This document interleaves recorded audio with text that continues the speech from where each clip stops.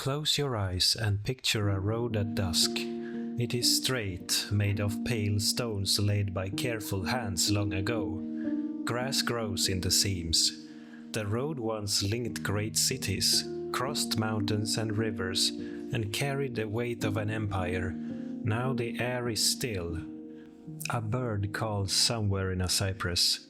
A cartwheel creaks in the distance, and then the sound fades. What remains is not the thunder of legions, not the bustle of merchants, but a long, soft silence. That silence is the feeling of the late 5th century. The Western Roman Empire has come to its end. A boy emperor has been led away, a general has declared himself king, and the purple robe that once meant dominion over the world has been packed into a chest and sent to Constantinople, far away across the sea. People do not all understand dates or titles, but they feel the change. The tax collector stops coming. The post rider does not arrive. The stones on the road sprout weeds. The great machine has slowed and then stilled. If we walk this road together, slowly and gently, we will see how the old world faded and a new one began to take shape. We will not rush. This is a story for sleep, a story to drift with, like a leaf on a calm river at evening. First, let us go to Ravenna, the marsh-ringed city where emperors once hid from danger. In a dim hall there, a child sits on a carved chair. His name is Romulus, called Augustulus, Little Augustus. His father, Orestes, is the true power, but even he cannot make the empire whole again. Far from the hall, the provinces have slipped away like islands after a flood. Spain answers to Visigothic kings, Gaul fractures under Burgundians and Franks. Africa belongs to Vandals who rule the waves with fast, hard-hitting ships. Britain, once bridged by Roman forts and roads, is already a place of memory. Its garrisons recalled and its people left to their own devices. Romulus is not cruel. He is simply small. Outside the city walls, men who call themselves federates sharpen blades and talk about land. They have fought for Rome for years, but their pay is uncertain, and they want fields in Italy for their children. Their commander is a tall man with sharp eyes named Odoacer. He asks for what his soldiers believe is owed. Orestes refuses. Swords are drawn. Orestes falls. The boy is spared, led away to a villa to live quietly. The men who carry the purple robe do not hail a new emperor in the west. They send the regalia east to the emperor in Constantinople, saying in effect that one emperor is enough for a world that has changed. What does the fall feel like for ordinary people? Not a single crash, not a day when the sky turns black, but a thinning. The baker still rises before dawn to heat the oven. The shepherd still counts his sheep, yet the safety net below them is gone. A bridge on the road to the next town collapses, and no imperial engineer comes to repair it.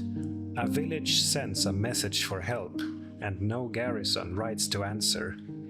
Bandits begin to test the edges of things, and farmers build low walls around their homes.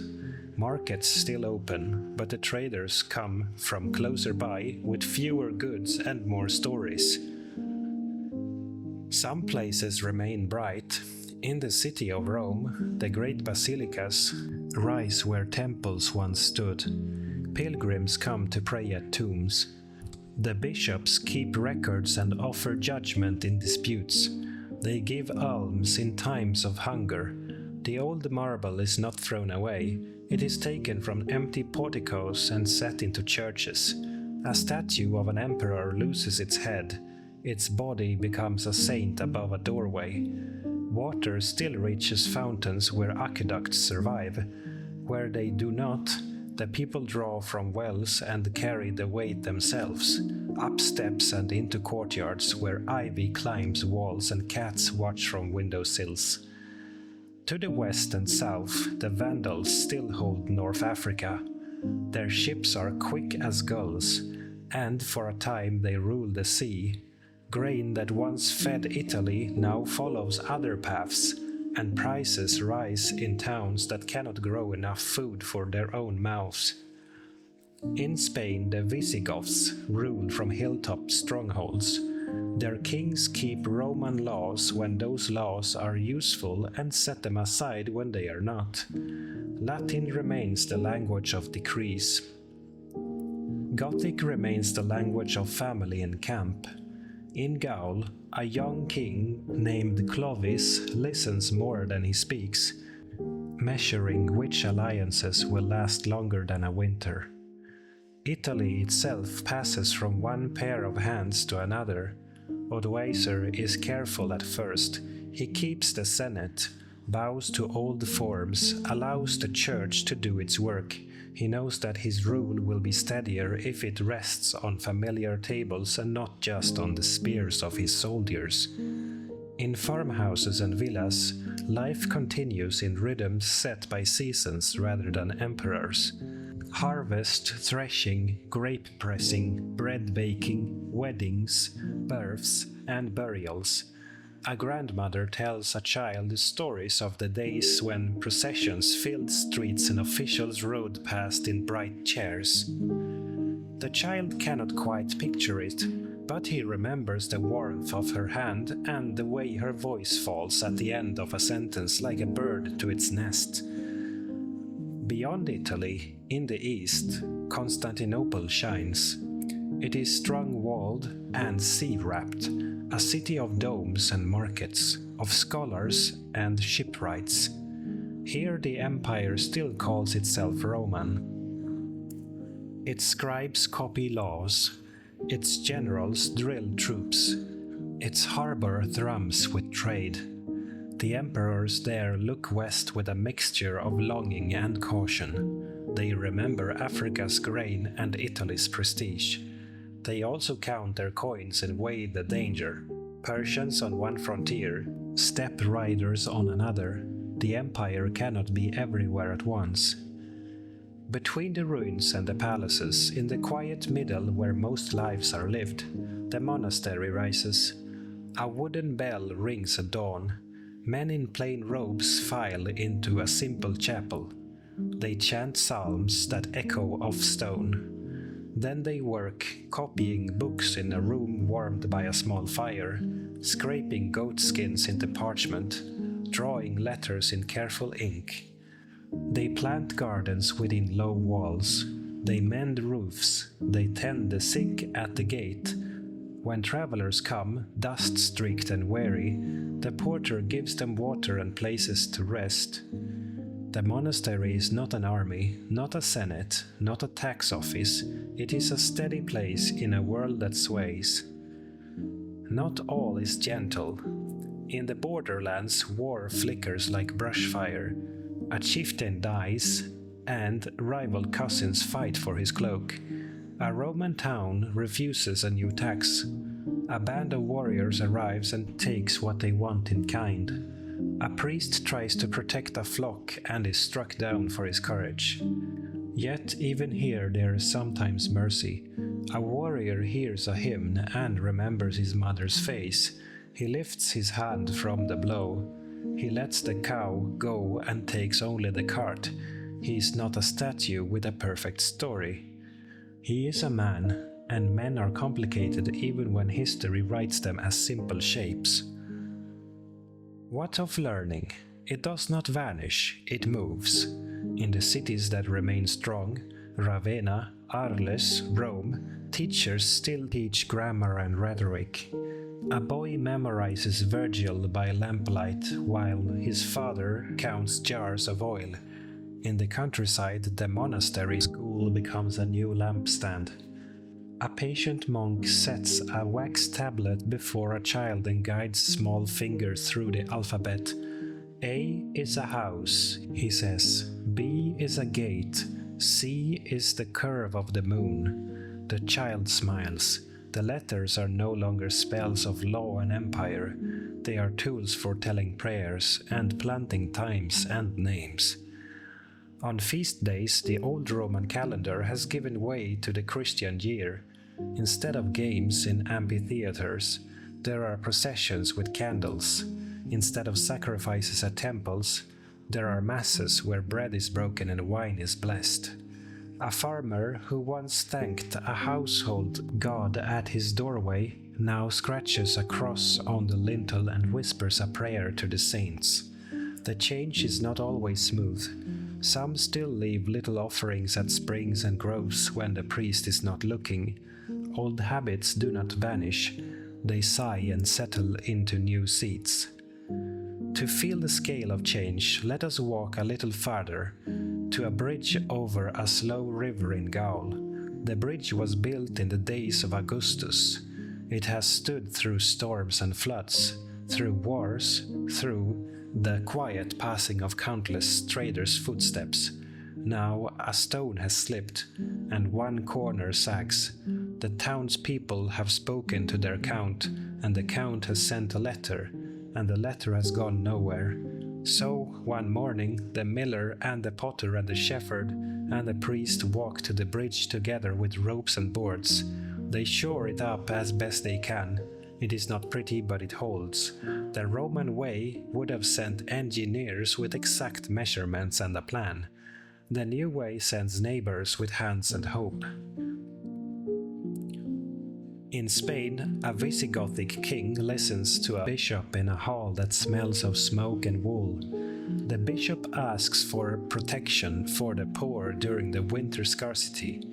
The king nods and issues a decree in Latin, the language of law, and then speaks to his household in his own tongue. Two worlds share a table. In the same land, a farmer hears the bandits have been hanged on the road and breathes easier. Another farmer hears that a levy of grain will be taken and tightens his belt. Power is close now, not far away in a distant marble city, and that closeness is both comfort and worry. In North Africa, the Vandals' confidence begins to fray. Their navy is proud, but the sea is not a wall, it is a door, and doors open both ways. Across the water in the east, plans are drawn on wax tablets. A general traces the coastline with his stylus and taps a harbor with the point. He talks about winds, about supply, about how to befriend the local towns once the ships arrive. He is thinking like a Roman of old, though he serves an emperor who now speaks Greek at court and signs decrees with a different flourish. Back in Italy, Odoacer rules with a certain plainness. He eats at simple tables, rides on muddy roads, listens more than he speaks. The Senate appreciates this. Many families keep their estates and their dignity. They write him letters that sound like the letters they once wrote to emperors. They address him with honorifics that feel comfortable on the tongue. In distant villas, an old mosaic floor grows new cracks, and grass pushes up in the atrium. A child finds a loose blue stone there and carries it in his fist all day, feeling its coolness and its weight.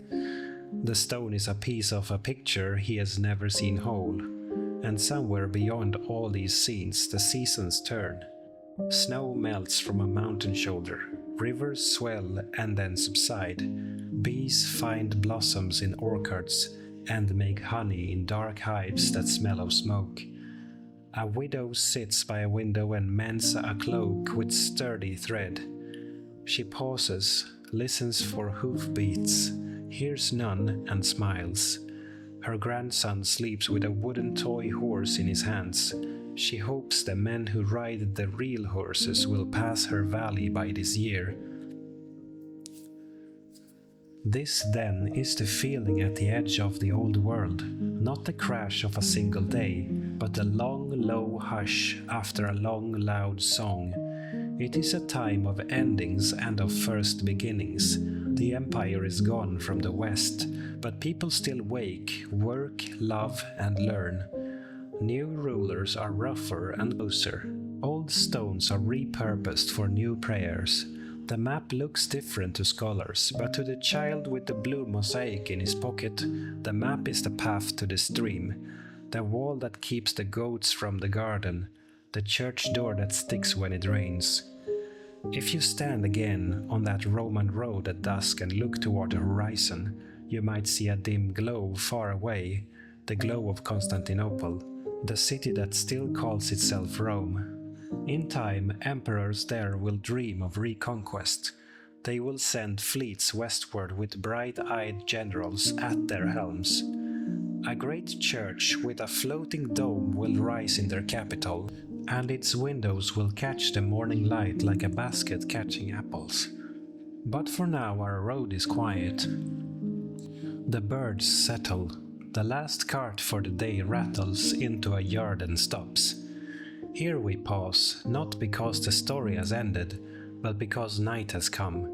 In the morning we will walk on, to the halls where Franks make vows, to the scriptoriums where monks sharpen quills, to the harbors where sails are trimmed for journeys that will tie this broken world together again, thread by patient thread. When morning comes in our imagined 5th century world, dew lies in silver beads on barley stalks, and smoke lifts in slow ribbons from cottage hearths. Roosters call, a dog thumps its tail against a door. A farmer pulls on boots still damp from yesterday and steps into a lane that was once an imperial street. He does not speak of emperors, he speaks of weather. He watches the sky and guesses when to sow. His village lies where an old Roman villa once stood. The grand peristyle is gone, its columns broken and stacked to make a church wall. But the well still draws sweet water. The new church has a small apse and a squared tower where a bell hangs from an iron bracket. On Sundays they ring it, and the people gather. The priest's Latin is careful and learned. His homily is simple and kind. He blesses seeds in spring and candles in winter. And in times of fear he walks the boundary paths and prays for peace. In a house with shuttered windows near the church, a window keeps a small chest with letters tied in a faded ribbon. One letter describes a wedding under painted rafters. Another lists debts owed by tenants who are now only names. She does not expect answers to the letters she sends. Post riders no longer thunder into the courtyard and ask for fresh horses. Still she writes, and the very act of setting words on a page keeps the past from slipping entirely through her fingers. A boy she teaches can now make his letters and read the first lines of the Psalms. When he finishes, he bows, smiles shyly, and carries in wood for her stove. The world has narrowed, but it has not stopped. A peddler arrives with needles and bright thread and a handful of glass beads the color of rain. He says he has come from 3 valleys away. He says a new count judges fairly and punishes theft quickly. He says the market town weighs coins carefully now and that some coins are clipped thin at the edges. He sells the beads to a girl who pays him with a small sack of barley. He smiles, tucks the barley into his pack, and promises to come back in autumn. Far to the north, in a place of deep forests and cold rivers, men who will one day be called Franks meet in a hall blackened by smoke. They are tall, their hair plaited and tied.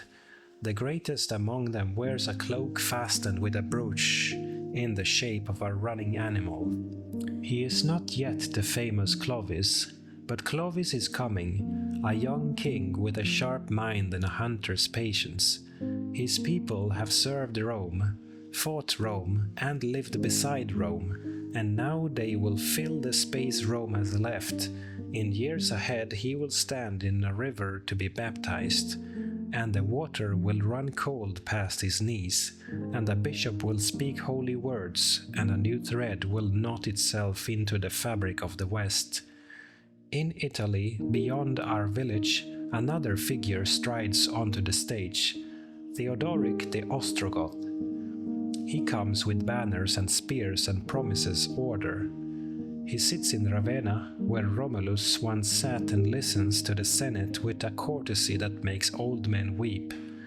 He repairs roads and aqueducts, keeps grain moving, and pays soldiers on time. He wears a sword, but he also wears patience, for he knows that to rule a Roman land, one must respect Roman ways. When he dies, many will say, for a time under a Gothic king, Italy felt Roman again. Let us walk in imagination to Ravenna's churches to see what it meant to be Roman after Rome. Their ceilings sparkle with tiny glass cubes of blue and gold.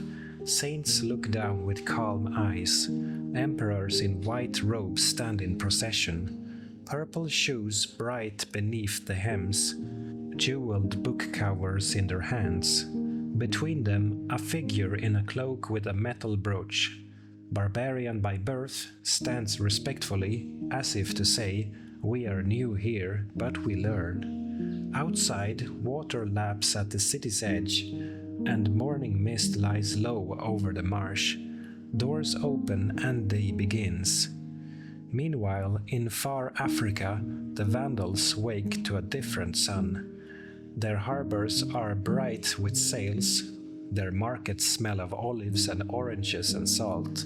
They speak of Rome with a mix of pride and suspicion, like someone remembering an old employer who paid well and scolded often. Their kings worship in Arian churches and argue doctrine with Catholic bishops in town squares.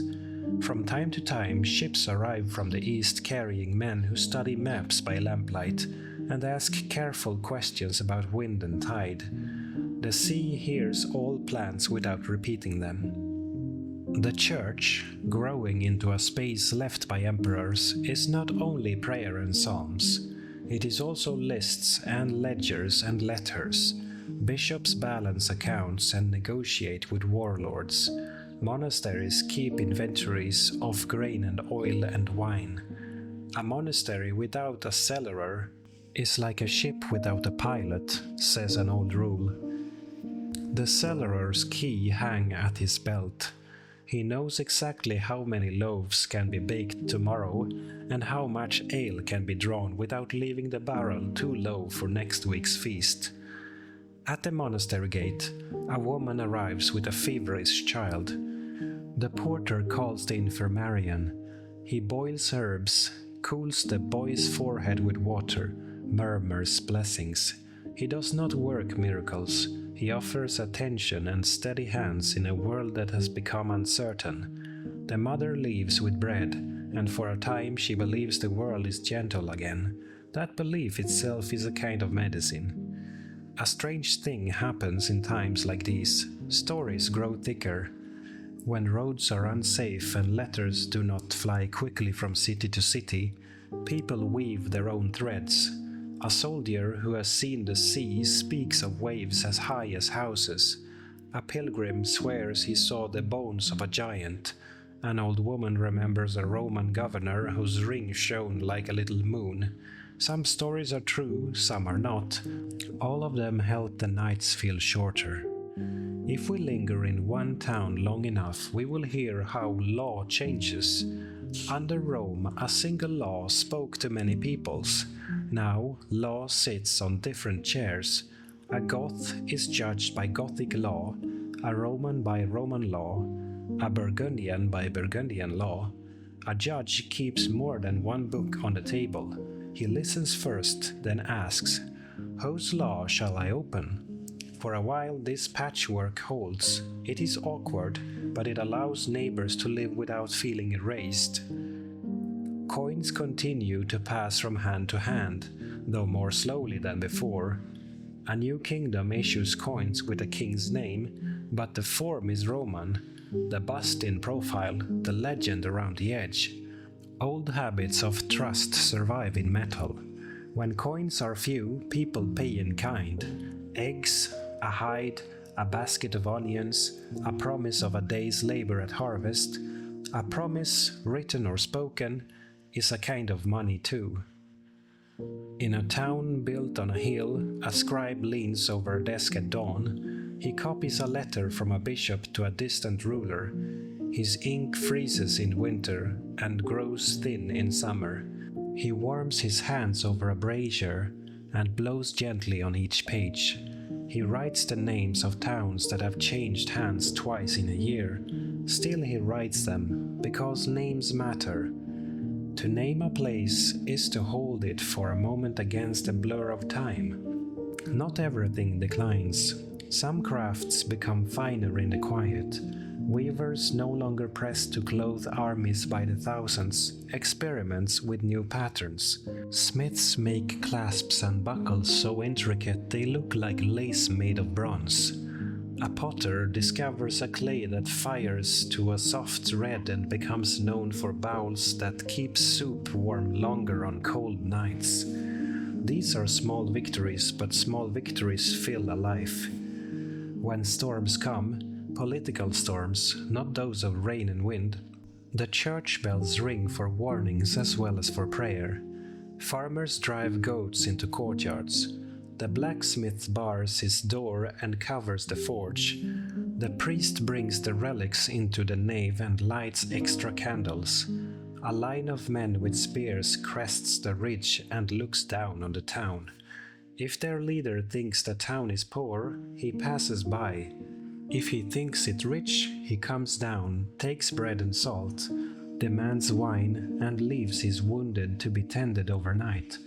In the morning he ties a brooch to the priest's belt as payment and rides on. Sometimes after the men are gone, a town takes stock and discovers kindness it did not know it had.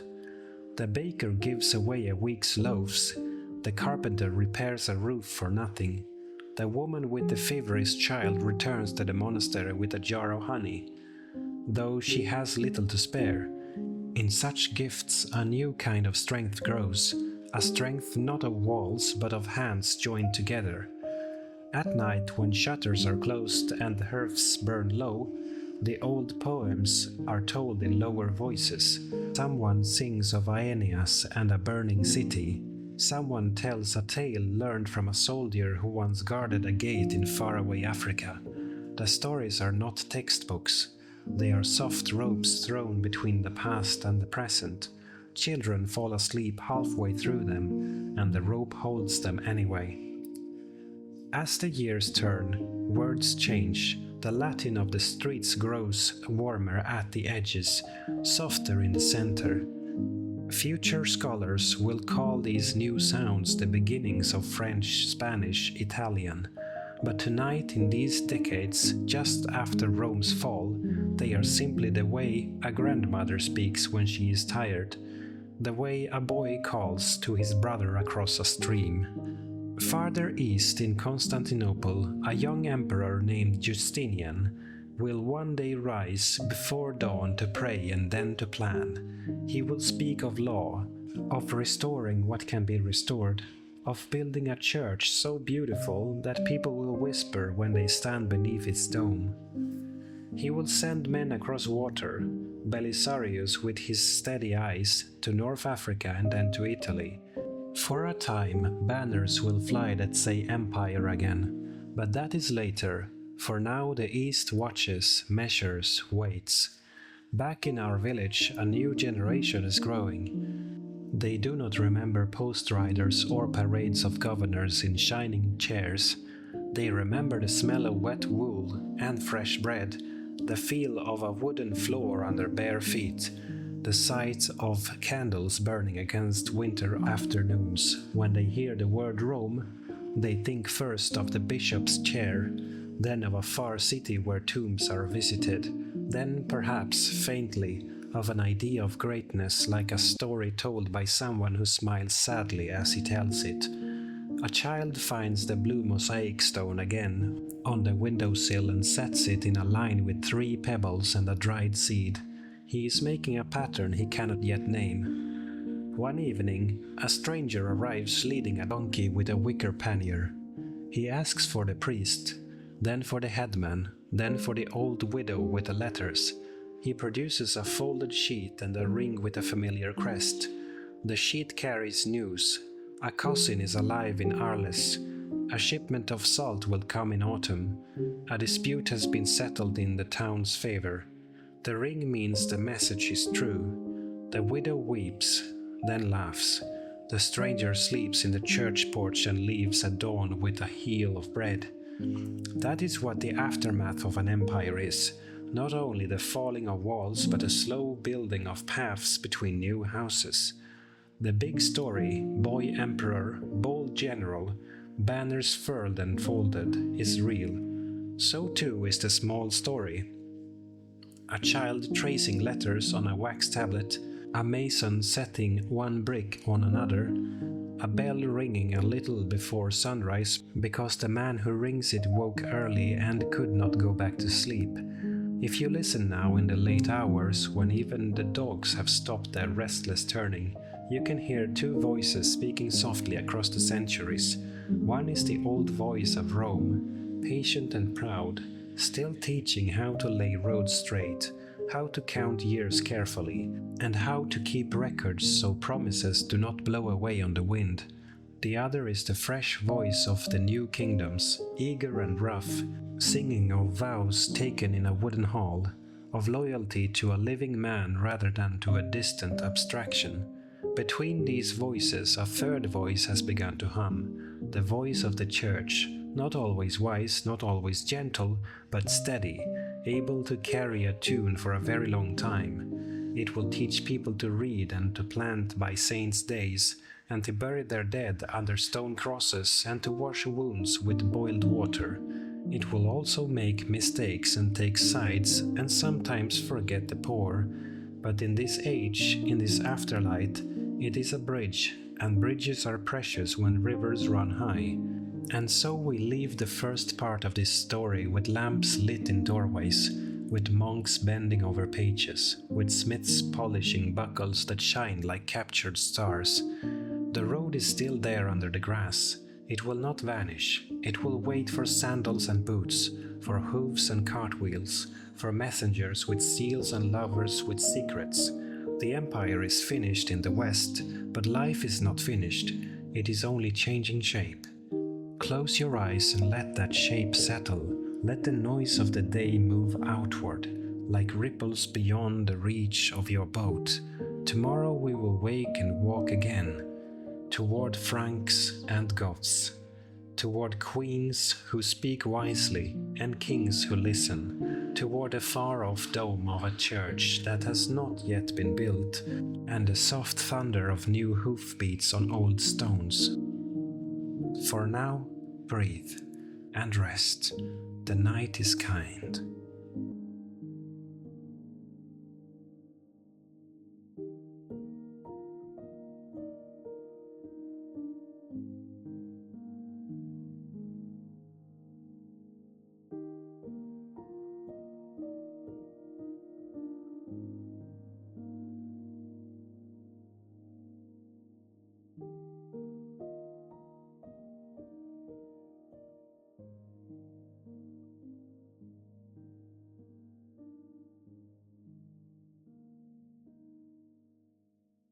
The empire had ended in the West, but life did not.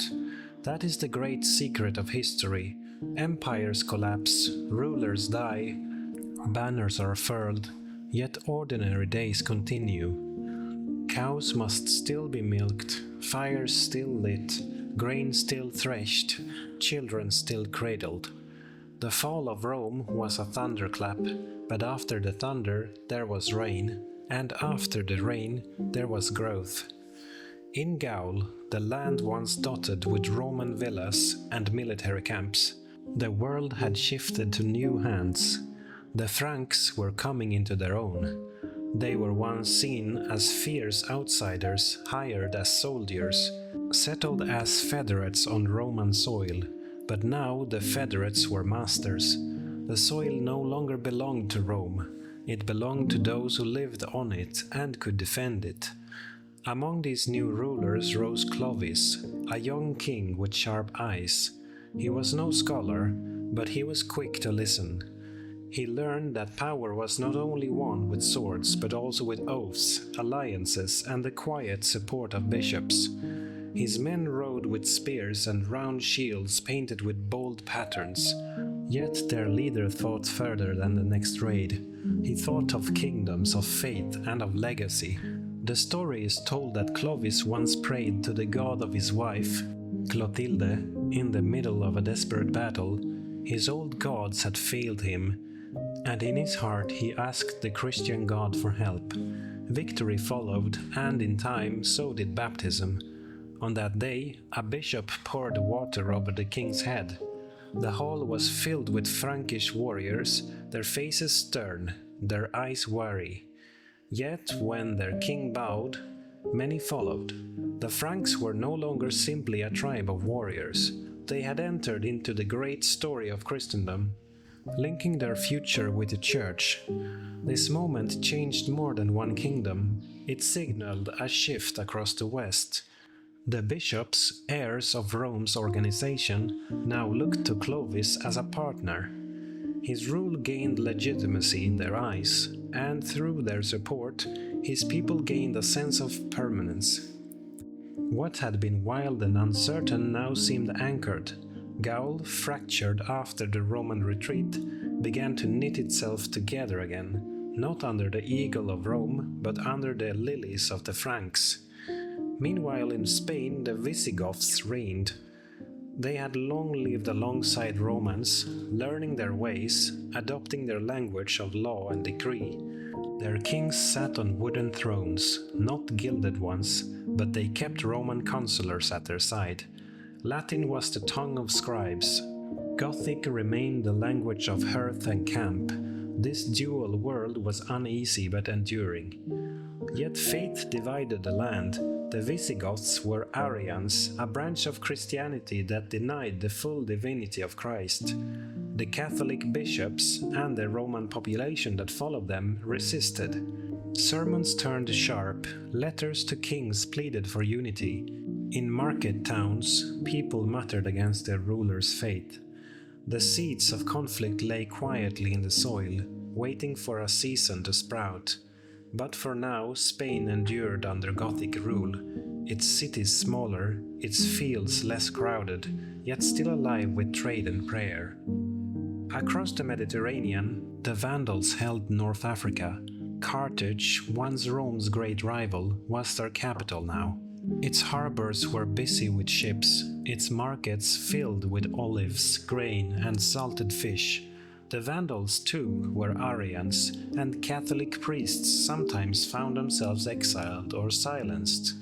Yet the city thrived for a time. The fountains still ran, the walls still stood, the harbor still welcomed sails from Sicily and beyond. The Vandals, fierce at sea, had once captured even Rome itself. Now they ruled the breadbasket of the empire. But across the water in Constantinople, eyes watched carefully. For the Eastern Empire, Africa was not forgotten. Plans formed in the minds of emperors and generals, plans to one day restore these lost lands to Roman order. For the ordinary farmer in Africa, Spain, or Gaul, such thoughts were distant. He rose at dawn, tended his goats, worried about the weather, and prayed for his children. The fall of emperors mattered less than the price of salt or the safety of the path to market.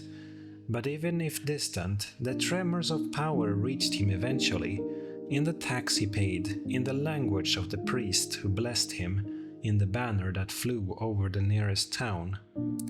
In Italy, the tremors were sharper. Odoacer, the man who had ended the boy emperor's reign, ruled carefully but without lasting strength. Into this stage marched Theodoric, leader of the Ostrogoths, tall, commanding, and raised for years as a hostage in Constantinople. Theodoric knew both the ways of his Gothic kin and the polish of Roman courts. He was a bridge between worlds.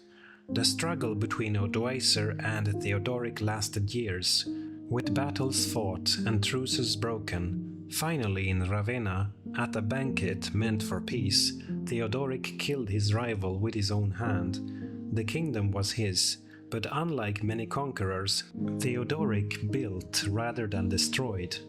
He respected the Senate, listened to Roman advisors, restored aqueducts, and repaired roads.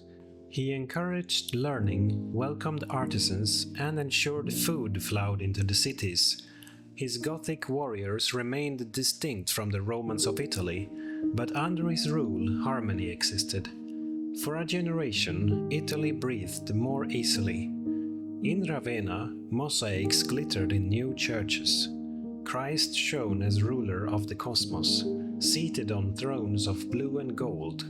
Saints gazed with calm eyes from walls covered in glass and stone. Even Theodoric himself was shown, not as a barbarian king, but as a guardian of Roman tradition. Farmers sowed grain, children played in streets, merchants carried cloth and oil to market. For a time, Italy felt whole again. But peace is always temporary. When Theodoric died, his heirs could not hold the balance.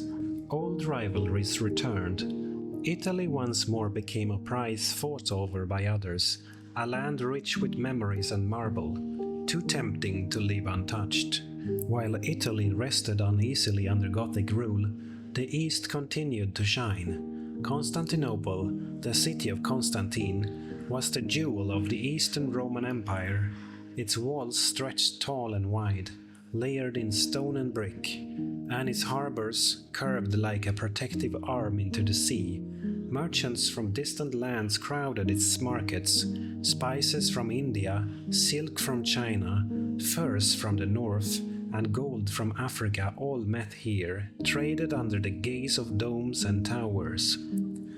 The people of Constantinople still called themselves Romans. They wrote in Greek more often than Latin, but in their hearts they were heirs of Augustus and Constantine. Their emperors wore crowns, their armies drilled on parade grounds, and their judges quoted old Roman law. In their courts, debates rang not only about taxes and trade, but about faith. For in these centuries, theology and empire were woven tightly together. It is in Constantinople that Justinian would rise. He would dream of restoring the empire to its former glory. And though his time belonged to the 6th century, already the foundations were being laid. Lawyers gathered old statutes into codices, organizing the wisdom of Roman law for future generations. Builders sketched plans for new churches. Generals drilled soldiers who would one day march west again, bearing banners of the double-headed eagle. But in the West, life took on a different rhythm. The old order of governors and legions was gone. In its place, bishops grew in stature. A bishop in a city like Arles or Toledo might be more powerful than a count. He spoke not only in churches but in town councils, judged disputes, and sometimes negotiated with kings. His words carried weight, for he stood as a symbol of permanence. Where rulers died in battle or were murdered in banquet halls, bishops often lived long, steady lives, shepherding their communities through storm after storm. The Pope in Rome gained more respect with each passing year. No emperor ruled in the West, yet the Pope's voice echoed through its lands. Pilgrims came to Rome not to speak to senators or generals, but to kneel at shrines of saints and seek the Pope's blessing. Letters passed between Rome and kings, and slowly the Pope became a figure no ruler could ignore. At the same time, monasteries grew. Small at first, they spread like seeds in fertile ground. Men and women withdrew from the chaos of cities and the bloodshed of kings, seeking lives of prayer and order. They rose at dawn to bells, prayed in cold chapels, worked fields, copied books, and sang psalms. Their lives were simple, but their influence stretched far. Monasteries became centers of learning, preserving not only the scriptures but also the works of Roman poets, Greek philosophers, and Latin historians. The scratching of quills on parchment, hour after hour, preserved knowledge that might otherwise have been lost forever. Imagine a quiet scriptorium. A monk bends over a desk, lit by a small oil lamp. His quill dips into ink, then scratches letters carefully across smooth parchment. Outside, wind rattles the shutters.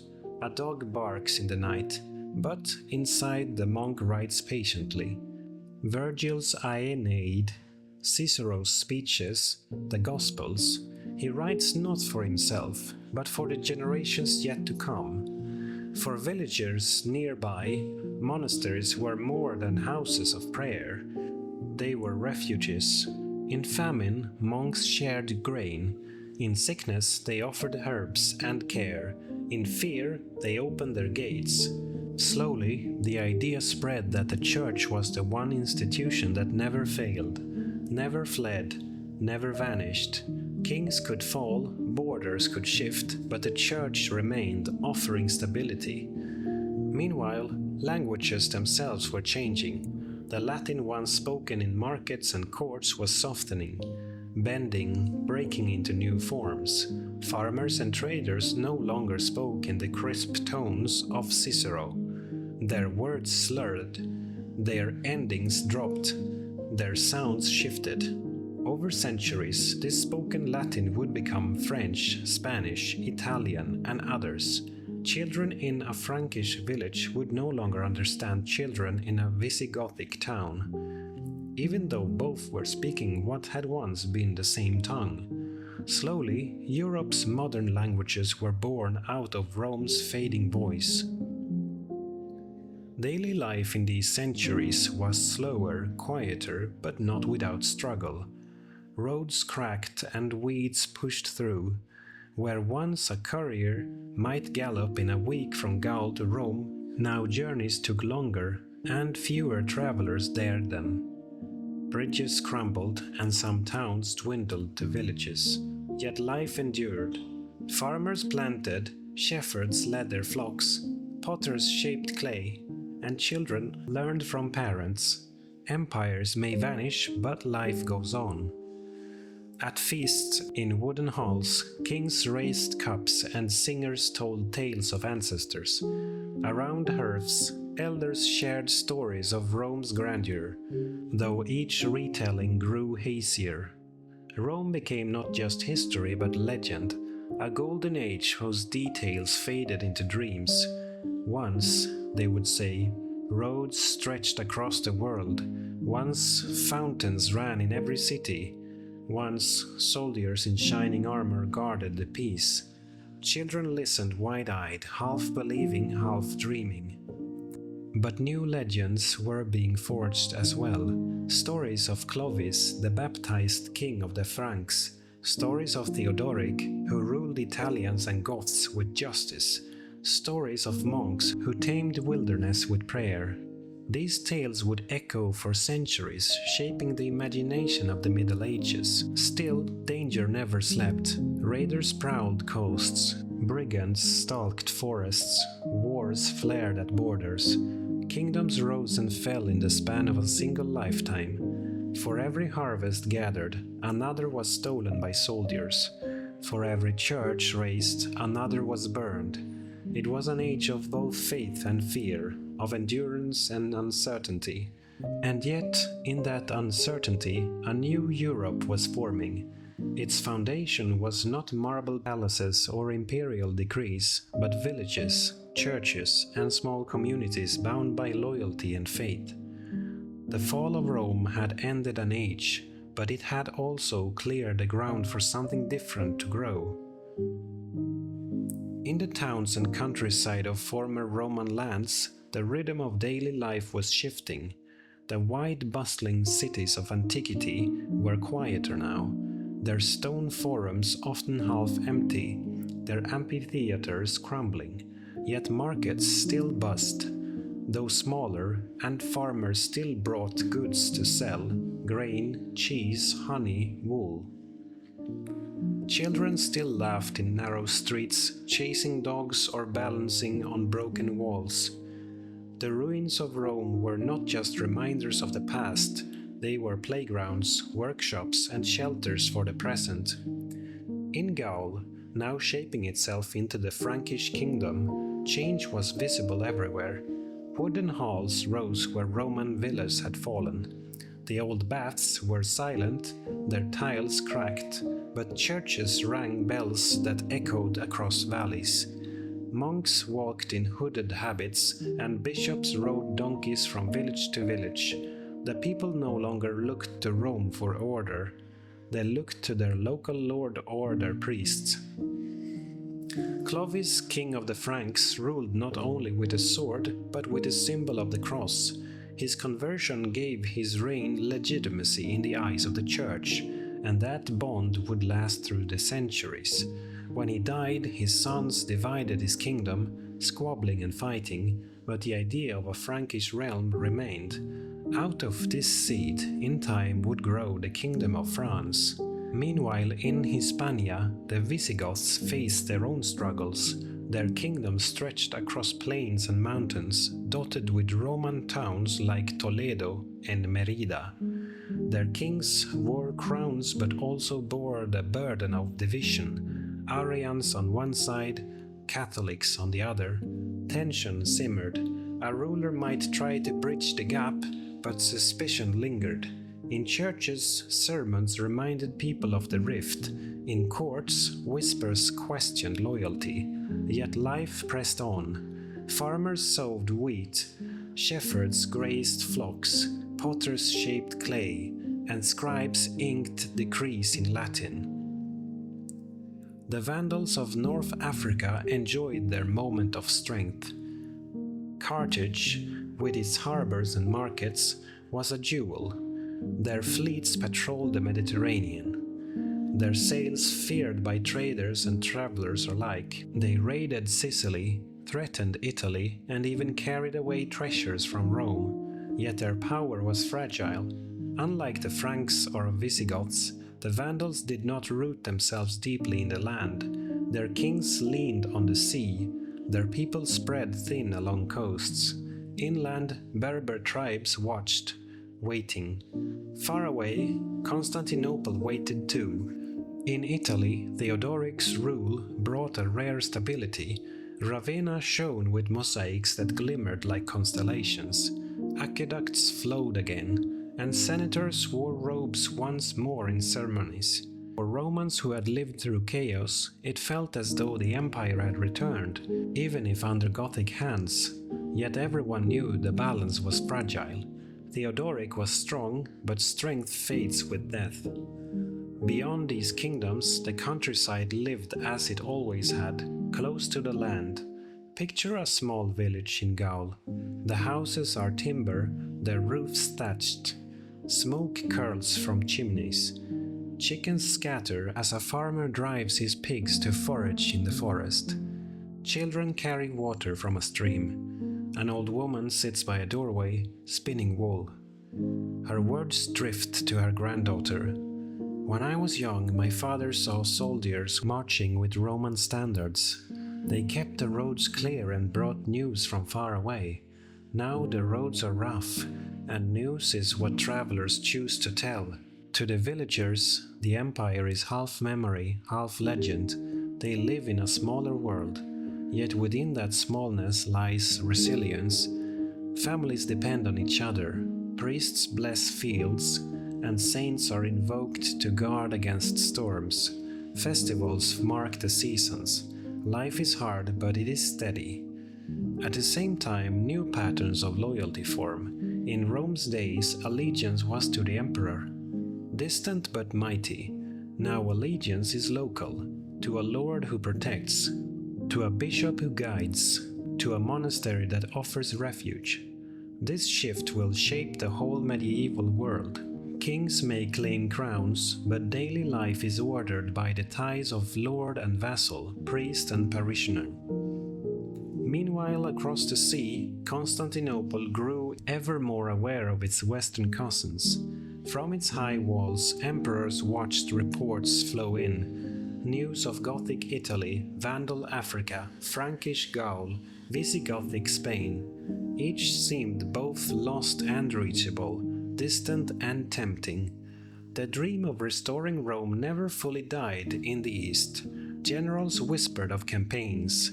Courtiers urged patience. For now, Constantinople bided its time, but its eyes were fixed on the West. In monasteries, knowledge was being preserved quietly, without trumpets or fanfare. In one abbey, a young monk carefully copied the letters of a psalm. In another, an elder corrected a student's shaky script. The air smelled of ink and parchment, of candle smoke and woolen robes. Outside, fields of barley swayed, and bells marked the hours. These places became islands of order in seas of uncertainty. Travelers sought them for food and shelter, pilgrims for blessing and rulers for counsel. Slowly a new culture was emerging, neither Roman nor purely Gothic, but something in between. A Frankish lord might wear a Roman brooch. A Gothic king might issue laws in Latin. A Roman senator might send his son to serve a barbarian court. Cultures blended, languages shifted, faith deepened. From these mixtures, the medieval world was forming, brick by brick, prayer by prayer. The people of the 6th century did not know they were in the Middle Ages. They did not think of themselves as waiting for Renaissance or modernity. They simply lived, building homes, raising children, fearing raids, rejoicing at harvests. Yet, as they lived, they laid the foundations of centuries to come. The world after Rome was fragile, but it was not empty. In every corner of the old empire, people built lives from what remained. Roads cracked, but they were still walked. Statues toppled, but stones were reused to build churches. Latin faded, but new tongues grew in its place. Out of loss, something new was being born. In Gaul, the legacy of Clovis and his baptism lingered.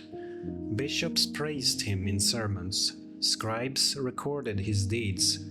His successors quarreled, but the idea of a Frankish kingdom tied to Christianity endured. Over time, it would become the backbone of medieval Europe, but in these early days it was still fragile.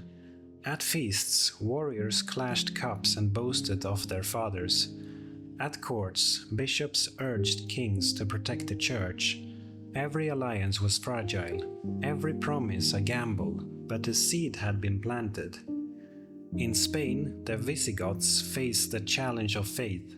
The rift between Arian rulers and Catholic subjects grew harder to ignore. Councils debated, priests argued, kings worried. A solution would come, but only in centuries ahead. For now, the Visigothic kingdom was both strong and brittle, rich in culture yet divided at its core. Still, life in towns like Toledo and Cordoba carried on. Markets sold olives and wine, travelers crossed mountains, and bells rang from churches. Across the Mediterranean, the Vandals stood watch over their coasts. Carthage glittered with wealth, its harbors filled with ships, yet their kingdom was shallow-rooted. Berber tribes pressed from the deserts. Byzantines threatened from the seas. The Vandals had taken much, but they had not built deep. Their days of power, though bright, would prove short. In Italy, after Theodoric's death, the Gothic kingdom wavered. Senators whispered, bishops prayed, generals schemed. The balance Theodoric had held between Romans and Goths began to crack. Into the crack would step the armies of Constantinople, seeking to reclaim what had been lost. But for the moment, Italians lived in uneasy peace, watching the future with wary eyes. Meanwhile, in the countryside, life had its own rhythm. Picture a farm on the edge of Gaul. The house is timber, the floor of packed earth. A family rises before dawn. The father leads oxen to plow. The mother bakes bread on a clay hearth. Children carry water, chase geese, gather wood. Their lives are tied to the land, to the harvest, to the seasons. Stories of emperors and kings may reach their ears, but their hearts are occupied with simpler matters. Whether the wheat will grow, whether the winter will be kind, whether their children will live to marry. In towns, artisans carried on crafts handed down for centuries. A blacksmith hammered iron into plowshares, horseshoes or swords. A weaver stretched wool across a loom, her shuttle tapping like a heartbeat. A potter spun clay into jars for oil and grain. The empire had ended, but work did not. The skills of Rome lived on in hands and tools, in crafts and trades, in the quiet persistence of ordinary people. The church, even more central, gave structure to this world. Priests baptized children, married couples buried the dead. Bishops judged disputes when kings were far away. Monks prayed and copied, their days marked by bells. The rhythm of prayer became the rhythm of life, binding people to something larger than themselves. In the silence of chapels, under the glow of candles, faith offered meaning. Legends of Rome lingered, but new legends were forming. Tales of saints filled the void once held by emperors. Children heard stories of martyrs who braved lions, of monks who faced demons, of bishops who confronted kings. These tales shaped imagination, turning the Middle Ages into an age of faith as much as an age of swords. Yet even faith could not banish fear. The world was dangerous. A family might pray for safe harvest, yet a raid could strip their barns. A town might ring church bells, yet plague could still sweep through its streets. Life was fragile, precious, uncertain. Perhaps that is why people clung to prayer so fiercely, because it gave them hope in a world they could not control. Meanwhile, the East prepared. Constantinople did not forget the West. It dreamed of reconquest. Its emperors studied maps. Its generals sharpened plans. One day they would march again, bearing banners of the empire. One day the eagle would return. But that is another chapter still to come. For now the fractured West drifted forward, piece by piece. Villages grew around churches. Towns shrank but endured. Kingdoms squabbled, but roots deepened. The Middle Ages had begun, not with sudden brilliance, but with slow persistence. Imagine walking along an old Roman road in the 6th century. Grass pushes through cracks, but the stones are still there. Along the road a traveler walks, cloak wrapped tight, staff in hand. He passes fields, forests, villages. He hears bells in the distance, the bark of dogs, the voices of farmers. Once this road carried legions. Now it carries pilgrims, merchants, wandering monks. Rome is gone, but life goes on. So the West after Rome was not empty, nor was it peaceful. It was a landscape of kings and bishops, of farms and monasteries, of raids and prayers. The empire had fallen, but in its ruins, new worlds were forming. The Franks in Gaul, the Visigoths in Spain, the Vandals in Africa, the Ostrogoths in Italy. Each carried pieces of Rome, each reshaped them in their own way. And while they ruled, the ordinary people endured. They tilled, prayed, sang, wept, and hoped. They built the quiet foundations on which all of medieval Europe would stand. The thunder of Rome had faded, but the rain had fallen, and in the soil, new seeds had begun to grow.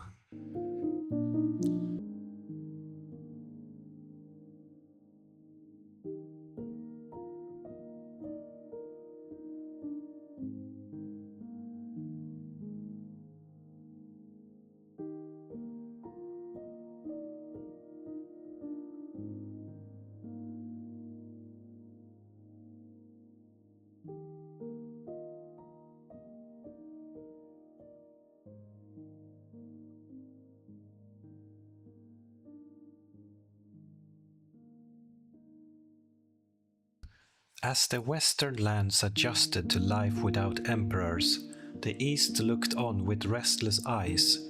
Constantinople, strong and radiant, was not content to let the world shrink. In its palaces, emperors dreamed of banners flying once more over Rome, Carthage, and Spain.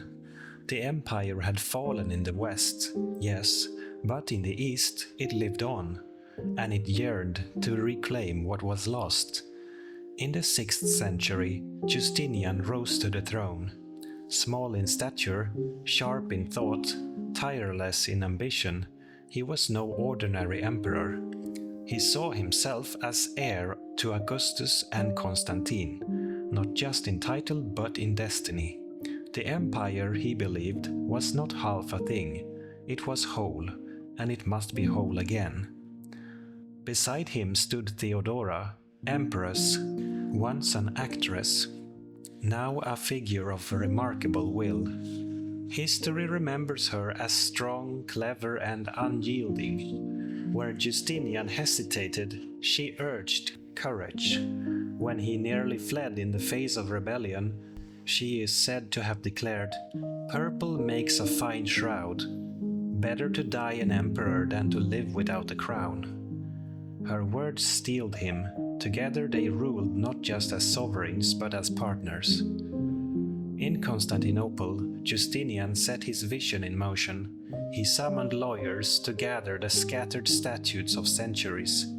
The result was the Corpus Juris Civilis, the body of civil law. It would shape Europe for 1,000 years, echoing in courts far beyond his reign. He summoned builders, and they raised Hagia Sophia, a church of domes and light. Its vast canopy seemed to float on air. Its walls glittered with golden mosaics. When Justinian first entered its completed halls, he is said to have whispered, "Solomon, I have outdone you." Yet even as laws were codified and churches rose, Justinian's gaze turned westward. He dreamed of reconquest, and to achieve it he needed soldiers, ships, and a general of genius. That general was Belisarius. Young, disciplined, and loyal, Belisarius had the courage to attempt the impossible. He trained his men with precision, drilled them with iron discipline, and inspired them with vision. With fewer troops than his enemies, he relied on cunning, speed, and faith in strategy. First came Africa. The Vandals, masters of Carthage, had grown complacent. Their fleets once terrorized the Mediterranean, but now their kings quarreled. Belisarius struck swiftly. In the year 533, his ships set sail. Crossing stormy seas, they landed on African shores, and in a matter of weeks the Vandal kingdom collapsed. Carthage, the jewel of Africa, was Roman once more. Imagine the sight: citizens of Carthage lining the streets, watching the eastern banners rise. Some wept, remembering old Rome. Others watched in silence, unsure whether this new Rome would endure. But in that moment, Justinian's dream seemed real. The West was not beyond reach. From Africa, Belisarius turned to Italy. The Ostrogoths, heirs of Theodoric, still ruled, but their unity was fragile. Wars of succession had weakened them. Belisarius marched north, capturing Sicily, then Naples, then Rome itself. For the first time in generations, the city of the Caesars was under imperial banners again. Bells rang, churches filled, and people rejoiced. The dream of Rome restored had come alive. Yet the Gothic war dragged on. The Ostrogoths fought fiercely, retaking Rome at times, besieging cities, refusing to yield. For years the peninsula became a battlefield. Farms burned, villages emptied, monuments crumbled. The reconquest was real, but it was costly. By the time the dust settled, Italy was scarred, its people weary, its cities diminished. Rome itself, once queen of the world, was a shadow, still holy, still revered, but no longer the heart of empire. Belisarius, loyal servant, returned to Constantinople hailed as a hero, yet even he felt the weight of exhaustion. Wars drained coffers, plagues swept cities, and dreams of empire always demanded more. Still, Justinian pressed on. In Spain, his armies seized a strip of land, a Roman foothold in Hispania once more. From Africa to Italy to Spain, the map of the Mediterranean seemed to glow with restored order. Yet holding these lands proved harder than taking them. Distance stretched supply lines, local peoples resented taxes and conscriptions. Enemies lurked at every border. And then came plague. Around the year 541, pestilence struck, what would be remembered as the plague of Justinian. Ships carried rats, rats carried fleas, fleas carried death. In Constantinople, corpses filled the streets, fires burned day and night to cleanse the air. Priests prayed, doctors despaired, some said half the city perished. Across the empire, villages emptied, fields lay fallow, armies thinned. For those who lived through it, the world seemed cursed. One year had brought reconquest and glory, the next brought silence and graves. Justinian himself fell ill but survived. His empire endured, but weaker, stretched, scarred. Still, the Eastern Empire remained the greatest power of its age. Constantinople's walls stood tall, its fleets sailed, its laws endured. While the West drifted in fragments, the East held steady, preserving the Roman name for centuries more. Yet the West was not abandoned entirely. Seeds had been planted. The Franks grew stronger, tied to Catholic faith. The Visigoths would eventually embrace the same faith, uniting rulers and people. The Church bound regions together, creating a network of belief that no army could conquer. Rome had fallen, yes, but Christendom was rising, and with it, the Middle Ages began to take clearer shape.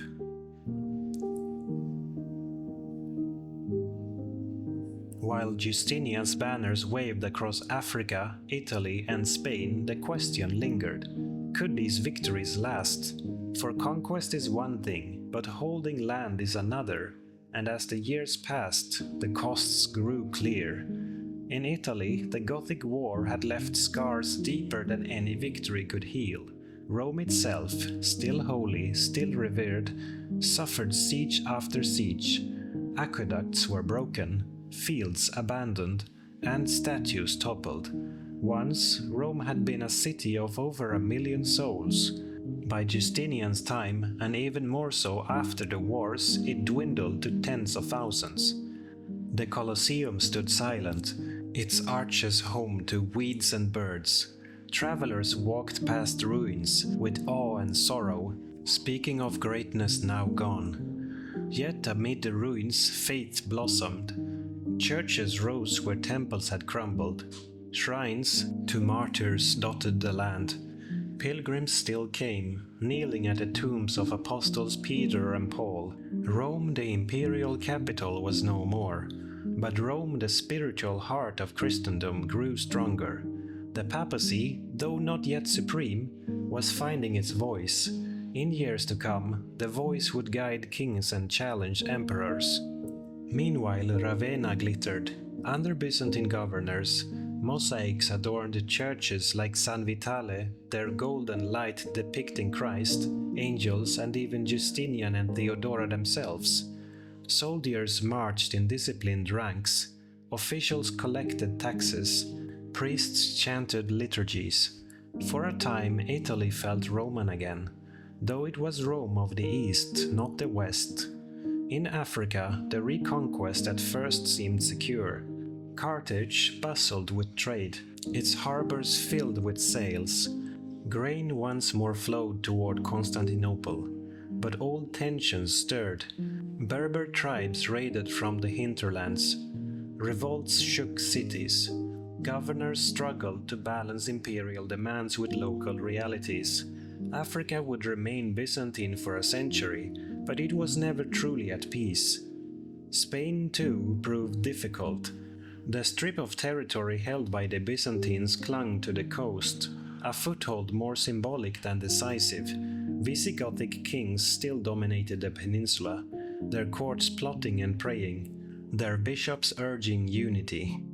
The Byzantine presence was a reminder of old Rome, but only a faint one. Back in Constantinople, Justinian's reforms echoed louder than his conquests. The Corpus Juris Civilis, his great law code, outlasted every battle. Scholars in future centuries would study its clauses, weaving them into medieval law, Renaissance thought, and even modern justice. In a world of shifting borders, the written word endured. So too did Hagia Sophia, the great church. When sunlight streamed through its windows, worshippers felt as though heaven itself had opened above them. Candles glowed against marble, incense curled through domes. Choirs sang in harmonies that shook the soul. Centuries later, travelers would still gasp at its beauty. Justinian's empire might rise and falter, but Hagia Sophia stood as a promise of eternity. But if Constantinople reached for eternity, its people lived through fragility. The plague returned again and again, thinning families, emptying homes, silencing markets. Survivors spoke of neighbors buried in haste, of fields untended, of silence in streets once full of noise. Priests preached repentance, doctors searched in vain for cures, mothers held their children tightly. The empire did not collapse, but it lived with a shadow over its heart. Beyond its walls, new powers stirred. To the north, Slavs pressed into the Balkans, settling villages and carving out new homes. To the east, Persians clashed with Roman armies on old battlefields. To the west, Franks grew bolder, and in their new halls, new dynasties dreamed of crowns. The west, though fractured, was not lifeless. In Gaul, Merovingian kings, descendants of Clovis, ruled from Paris and Metz. Their long hair was a symbol of power. To cut it was to strip them of kingship. Their courts were filled with nobles, warriors, and bishops. At feasts, songs praised their ancestors. At councils, scribes inked laws on parchment. They were rougher than Roman emperors, less polished, but their rule was real. The Franks were no longer just war bands, they were becoming a kingdom. In Spain, the Visigoths slowly drew closer to the faith of their people. Arian kings resisted, but Catholic bishops persisted. Councils met in Toledo, drafting laws, debating doctrine. Eventually, the rift would close, and Spain would be united under one faith. But in Justinian's day, that unity was still ahead. In Britain, beyond the reach of Rome or Byzantium, a different story unfolded. After Rome withdrew, waves of Angles, Saxons, and Jutes settled the land. Old towns decayed, but new kingdoms sprouted. Kent, Wessex, Mercia. Druids faded, priests preached, and stories of Arthur, whether myth or memory, spread by firelight. To travelers from Gaul, Britain seemed distant, broken, wild, but alive in its own way. Everywhere the memory of Rome lingered. Roads, though cracked, still stretched across landscapes. Aqueducts, though dry, still spanned valleys. Amphitheaters, though silent, still stood as reminders. People lived among ruins, their daily lives woven with relics of the past. Children played where senators once spoke, farmers plowed fields where legions once marched. And through it all, the church grew. Priests baptized children in stone fonts. Bishops argued theology with passion. Monks bent over manuscripts, copying letters stroke by stroke. They did not think of themselves as saviors of civilization, but they were. Without their patient work, so much would have been lost. The dream of restoration was never fully real. Justinian had stretched the empire's arms, But those arms grew weary. The lands he claimed often slipped away in time, yet his ambition left marks that outlasted his life. Laws, churches, legends, and the idea that Rome was never truly gone. For the people of the 6th century, it was an age of both wonder and worry. In Constantinople, golden domes shone. In Italy, armies clashed. In Gaul, kings feasted. In Britain, bards sang. The world was fragmented, but alive. And in that fragmentation, medieval Europe was quietly forming. The dream of Justinian's restoration faded with time, but its echoes lingered across centuries. His reign was remembered as a high tide, law renewed, churches raised, lands reclaimed. Yet after the tide came ebb. The empire endured, yes, but the world was moving on. In Italy, the wars left the land exhausted. Fields were scorched, villages abandoned, families scattered. Once fertile valleys lay fallow, and famine whispered through the hills. Byzantine governors ruled from Ravenna, but their grip was fragile. The Ostrogoths had fallen, but others would come. The Lombards, fierce and hungry for land. In the years after Justinian's death, they swept into Italy, carving out kingdoms of their own. The peninsula once more fractured. Rome itself reduced to a city under papal care, while emperors ruled from afar. For ordinary Italians, the cycle of power mattered less than the cycle of seasons. Whether Gothic, Byzantine, or Lombard, the ruler was distant. What mattered was whether the harvest grew, whether raids spared their village, whether the priest blessed their children. They lived among ruins, but they lived. In Africa, Byzantine officials kept Carthage alive, its harbors busy with ships, yet inland tribes pressed harder. Rebellions simmered, and soldiers marched endlessly to keep order.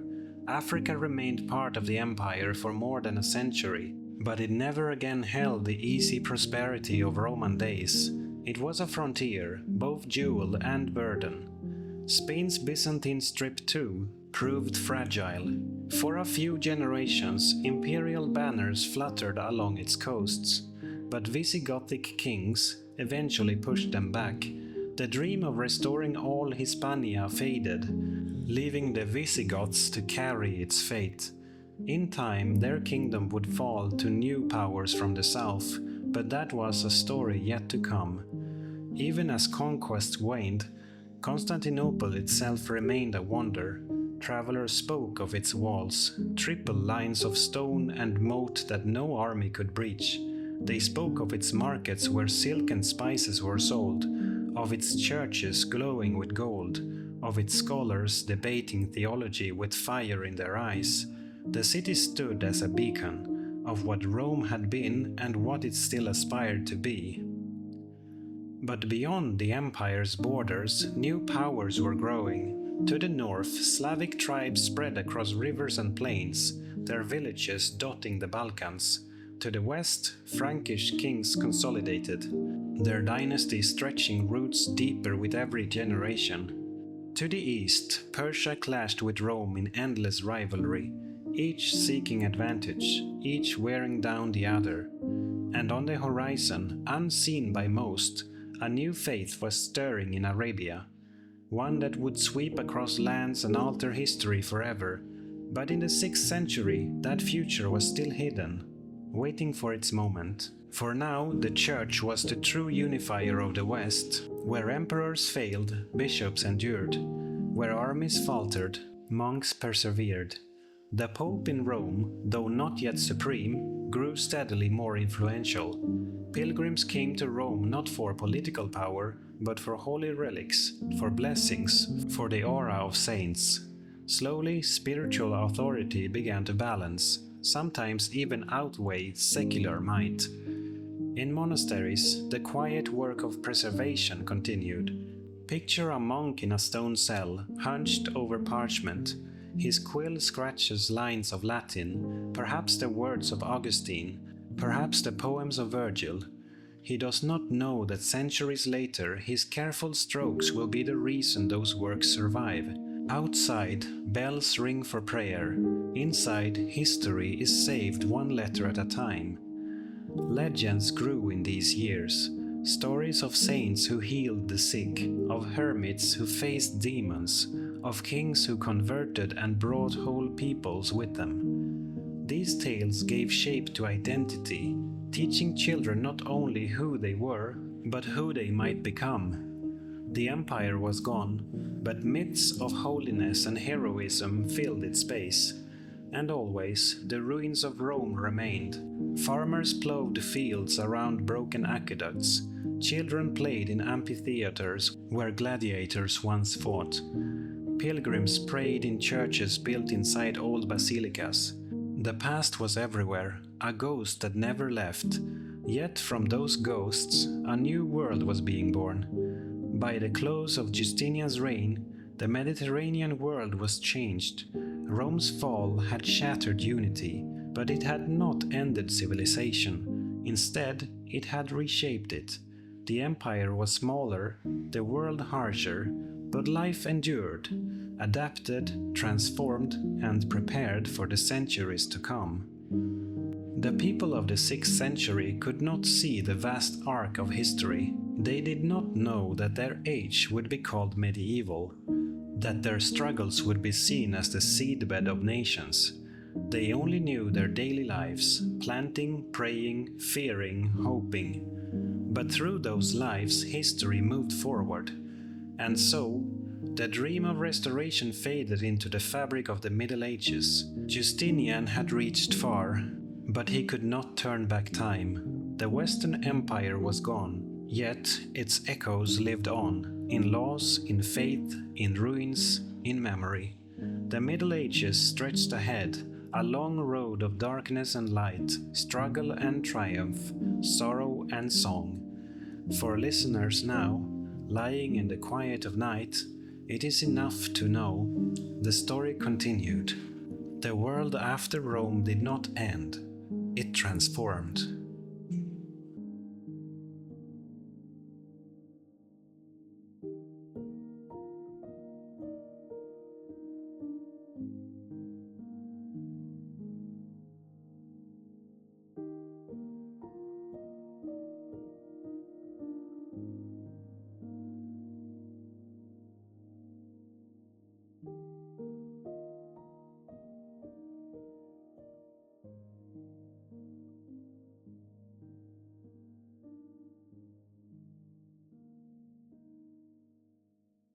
It seemed Rome had been reborn. In the reign of Justinian, the empire's armies had marched across the Mediterranean, reclaiming lost provinces that had once been the pride of Caesar and Augustus. North Africa wrested from the Vandals. Italy, retaken after centuries of barbarian rule. Even parts of Spain had briefly returned to imperial hands. In Constantinople, the Hagia Sophia rose like a crown of light, the largest and most magnificent church in Christendom. To stand beneath its dome was to feel the presence of heaven itself. To many Romans, it seemed that history had turned back, and that the old dream of empire had returned to life. But empires are not rebuilt by dreams alone. Behind the glory, Justinian had drained his treasury, stretched his armies thin, and left the countryside scarred by plague. The empire looked vast on a map, but its strength was fragile. And while the Mediterranean marveled at Rome's return, in the east an old enemy was waiting: Persia, proud, powerful, and patient.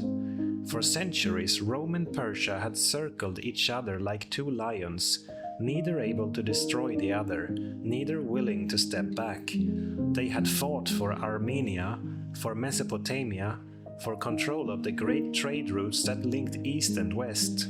They had signed treaties, exchanged prisoners, and even, at times, helped each other. But beneath the words and rituals, rivalry never died.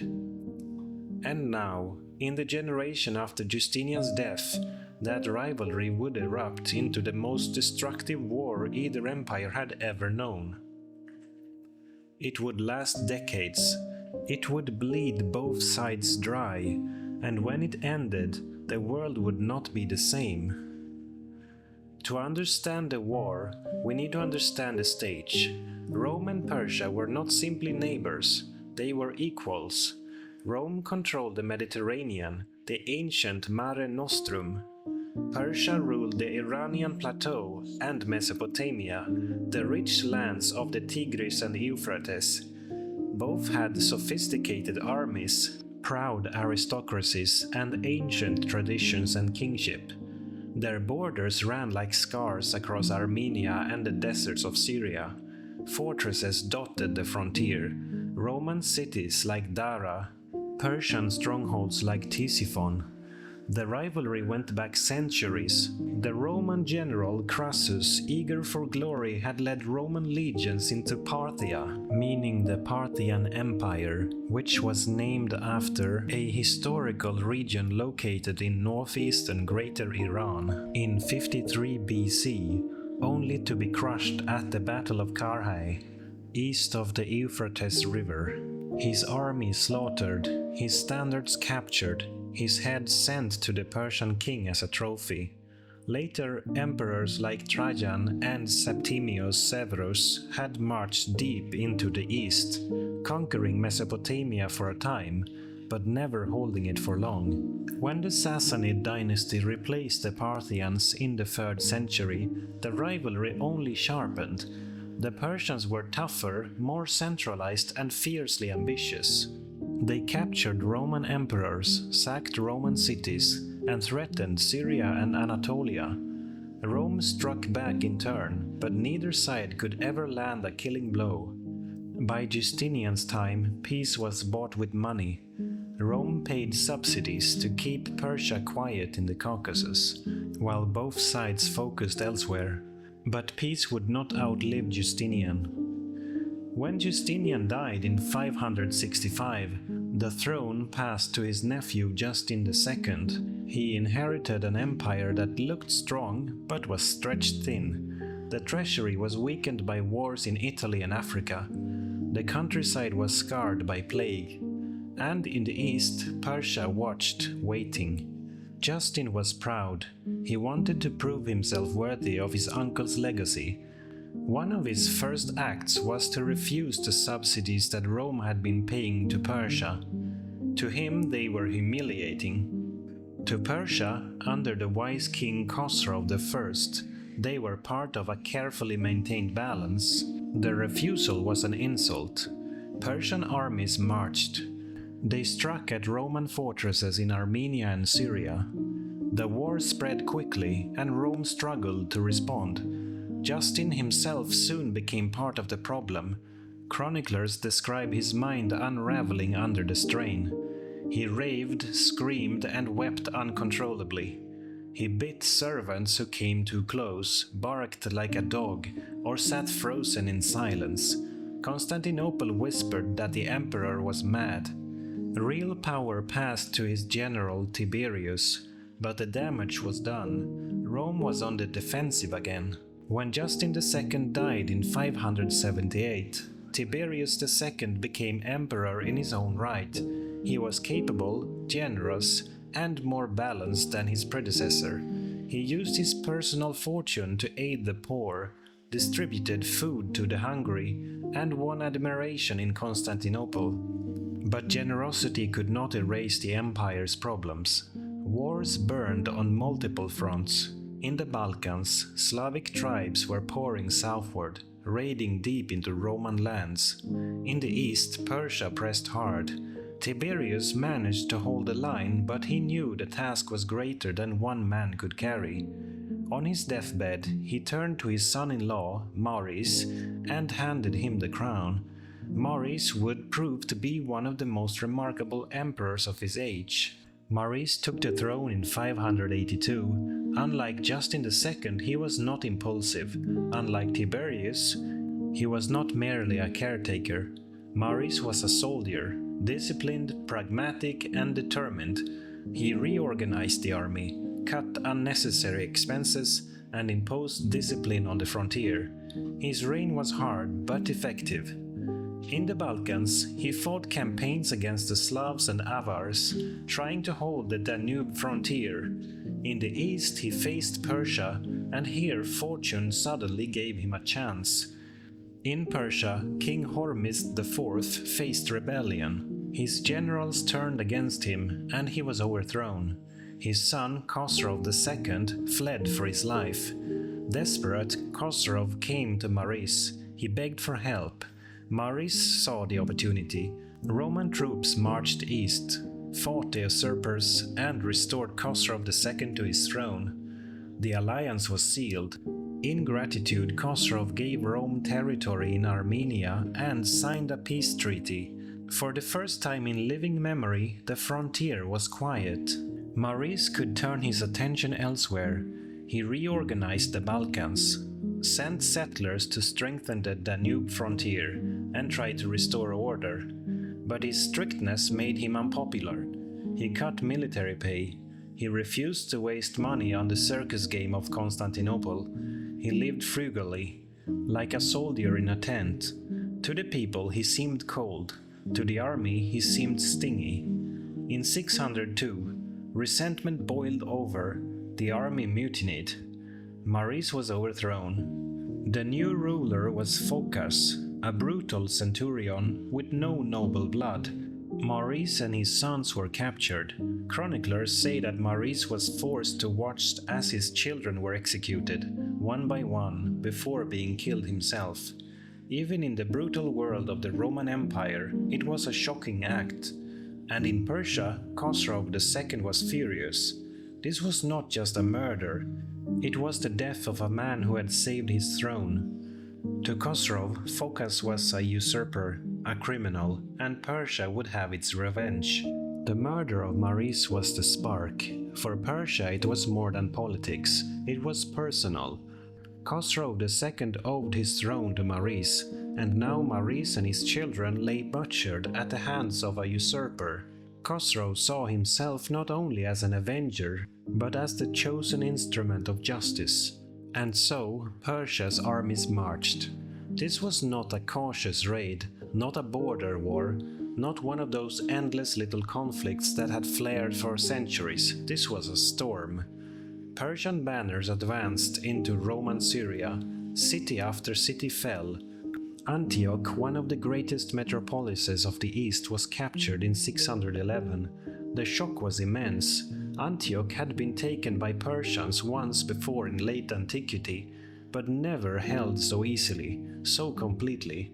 The city of golden streets and marble colonnades was reduced to another Persian garrison. 2 years later, in 613, Damascus was lost. Roman defenses collapsed. Panic spread through the provinces. And then in 614 came the unthinkable. Jerusalem fell. The holy city, sacred to Jews, Christians, and to the empire itself, had stood through centuries of war. Pilgrims came from across the world to walk its streets, to pray at the Holy Sepulchre, to gaze upon relics said to be touched by Christ himself. Now it was aflame. The Persians stormed the city after fierce fighting. Thousands of defenders and civilians were massacred. Churches were torn apart. Monasteries plundered. The Patriarch of Jerusalem was taken prisoner. But the wound that cut deepest was the loss of the true cross. This relic, believed to be the very cross upon which Christ had been crucified, was the most sacred treasure in Christendom. Processions had carried it through Constantinople in times of need. Soldiers had marched into battle with it before them. To the faithful, it was not just wood, it was the living proof of salvation. And now it was in Persian hands. Imagine the shock in Constantinople. The empire had lost Jerusalem, yes, but more than that, it seemed to have lost the favor of heaven itself. Chroniclers speak of people wailing in the streets, fasting, weeping, begging for God's mercy.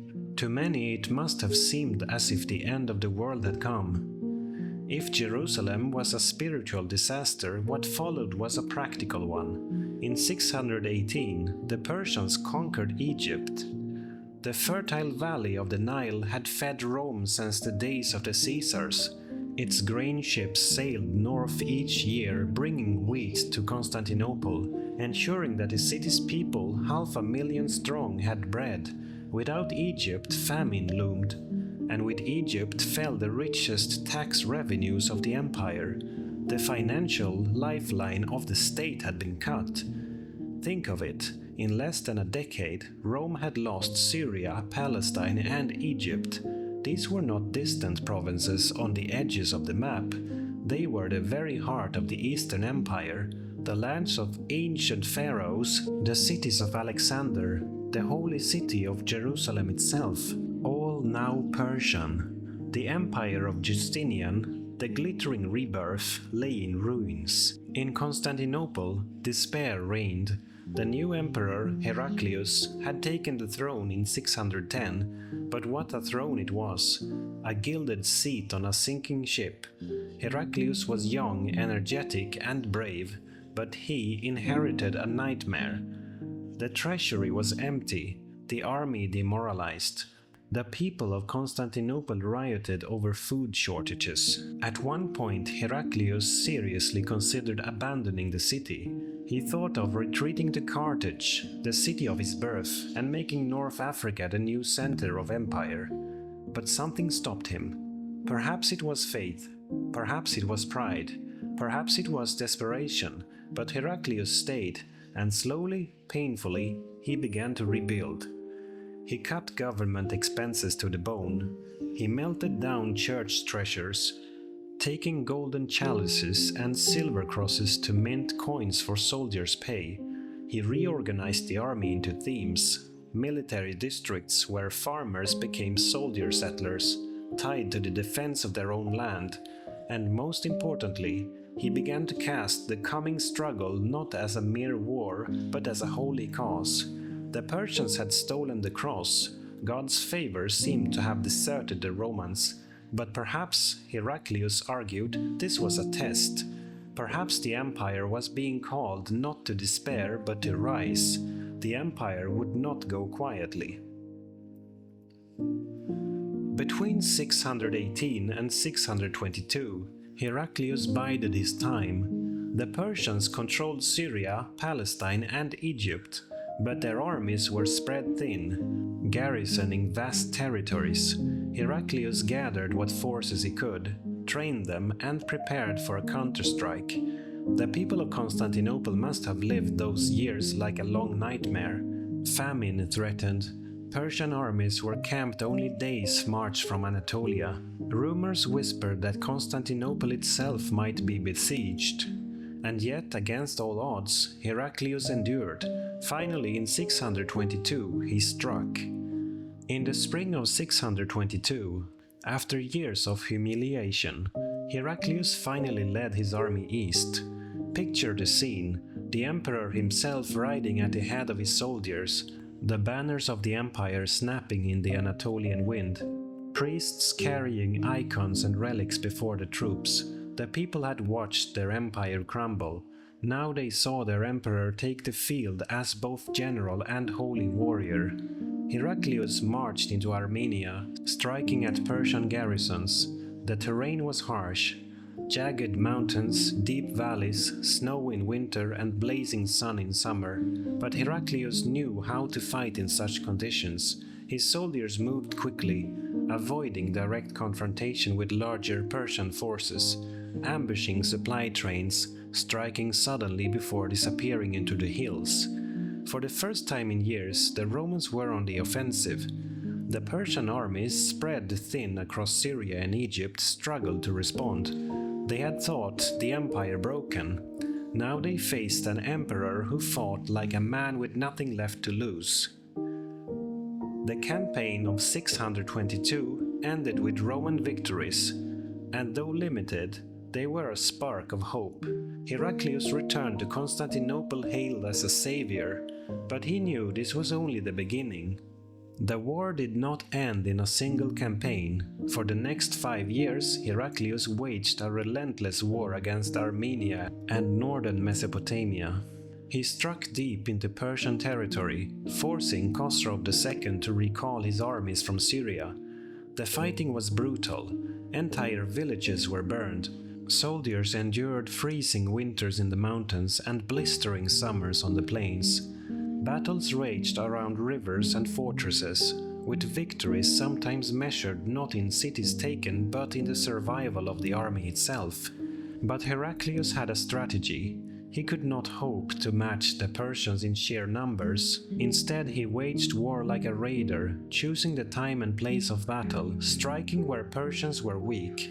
Slowly, year by year, he wore them down. Chroniclers describe how he inspired his men with fiery speeches, reminding them that they fought not just for land, but for the cross, for Christ, for the survival of their families. The war was framed as holy, and the soldiers believed it. Persia, once triumphant, was beginning to stumble. In 626, the war reached its most desperate moments. The Persians, allied with the nomadic Avars and Slavs, launched a bold plan. While Heraclius campaigned in the east, they would strike directly at the capital itself. A vast host gathered outside Constantinople. The Avars and Slavs attacked from the land side, while the Persians sent ships across the Bosphorus to join them. For the first time in centuries, the very heart of Rome was under siege. Inside the city, panic gripped the people. The emperor was far away. Supplies were limited. But Constantinople had one advantage no other city in the world possessed: the Theodosian walls. These colossal fortifications, triple layers of stone and towers, had stood since the 5th century. No army had ever breached them. Now they would be tested as never before. The defenders, soldiers, citizens, even monks, manned the walls day and night. Arrows, stones, and fire rained down on the attackers. Priests carried icons of the Virgin Mary through the streets, and people swore that she herself appeared upon the ramparts, protecting her city. The Persians tried to ferry troops across the water, but the Roman navy struck them down. The Avars launched massive siege towers, but the walls held firm. After weeks of fierce fighting, the allied host broke. The siege had failed. Constantinople, the queen of cities, had survived. It was a turning point. The empire had stared death in the face and endured. With his capital safe, Heraclius went on the attack. He gathered new allies, the Turkic Khazars of the steppe, and together they marched deep into Persian territory. Imagine it. Roman soldiers side by side with mounted steppe warriors, banners fluttering against the vast skies of Mesopotamia, advancing toward the very heart of Persia. The Persians, drained and divided, struggled to resist. Khosrow II had ruled with cruelty and arrogance. Now, as defeats mounted, his nobles began to whisper against him. In 627, the two great armies met near the ruins of Nineveh. The battlefield was bleak. Rolling plains, winter fog, the ground hard with frost. Heraclius, despite illness and exhaustion, led his men personally. He knew this could be the battle that decided the fate of empires. The Persians struck first, confident in their numbers, but Heraclius had chosen his ground well. The fog concealed his maneuvers, and when the Persians advanced, the Romans counterattacked with precision. For hours the battle raged. Chroniclers describe Heraclius himself riding into combat, sword in hand, fighting like a common soldier. His courage steadied his men, and slowly the Persians broke. By day's end, the Persian army lay shattered. Roman soldiers trampled the standards of their enemy into the frozen earth. It was a victory as decisive as it was unexpected. The empire that had seemed doomed now stood triumphant. The news of Nineveh shook Persia to its core. Khosrow II, once the conqueror of Jerusalem and Egypt, was now seen as a failure. His nobles, weary of war and angered by his tyranny, turned against him. Within weeks he was overthrown and executed by his own son. The war was over. Rome and Persia, exhausted beyond measure, signed a peace. The Persians would withdraw from all conquered lands. The true cross would be returned. The Roman Empire, against all odds, had survived. The year was 630. After nearly 3 decades of disaster and struggle, Heraclius returned to Jerusalem. It was a moment crafted for history books and for sermons. The emperor himself, clad in simple robes, walked barefoot through the gates of the holy city. Before him was carried the true cross, the relic stolen by the Persians 16 years earlier. Crowds lined the streets. Monks and priests chanted hymns. The people wept openly as their emperor carried the cross to the Church of the Holy Sepulchre. For them this was not merely a victory, it was the vindication of faith itself. God had tested his empire and it had endured. Heraclius was hailed as a new Constantine, the equal of the first Christian emperor. Chroniclers compared him to King David of the Bible, the warrior king who defeated mighty enemies through faith and courage. And for a moment it seemed the Roman Empire was reborn again, just as in Justinian's day. But beneath the glittering ceremonies, the empire was hollowed. The wars had lasted nearly 30 years. Both empires, Rome and Persia, were exhausted beyond recognition. For Rome, the losses were staggering. Syria, Palestine, and Egypt had been occupied for more than a decade. Their cities were scarred, their fields ruined, their populations displaced. The treasury was empty. Years of melting church plate and confiscating private wealth had barely kept the armies paid. The countryside of Anatolia had been stripped bare to feed troops on campaign. Farmers struggled to recover. For Persia, the situation was even worse. Their king was dead, executed by his own nobles. The nobility was fractured, with rival princes and generals seizing power. Their armies were broken, their fortresses abandoned, their confidence shattered. Rome had won, yes, but it was a Pyrrhic victory. A triumph so costly it nearly amounted to defeat. The two great lions of the ancient world had fought to exhaustion, and in the deserts of Arabia a new predator had been sharpening its claws. While Romans and Persians bled each other dry, something remarkable had taken root to the south. In the oases and caravan towns of Arabia, a prophet named Muhammad had begun to preach a new faith. When Heraclius marched barefoot into Jerusalem in 630, Muhammad was still alive, but within 2 years the prophet would die, leaving behind a united Arab community inspired by his message. For centuries the Arabs had been the overlooked neighbors of the great empires, useful as mercenaries, troublesome as raiders, but never a true threat. Now, driven by faith, discipline, and the hunger of a people long excluded from the wealth of empire, they exploded outward. In 633, Arab armies struck the Persians. Within a few years, Persia collapsed completely. The Sassanid dynasty, centuries old, was swept away.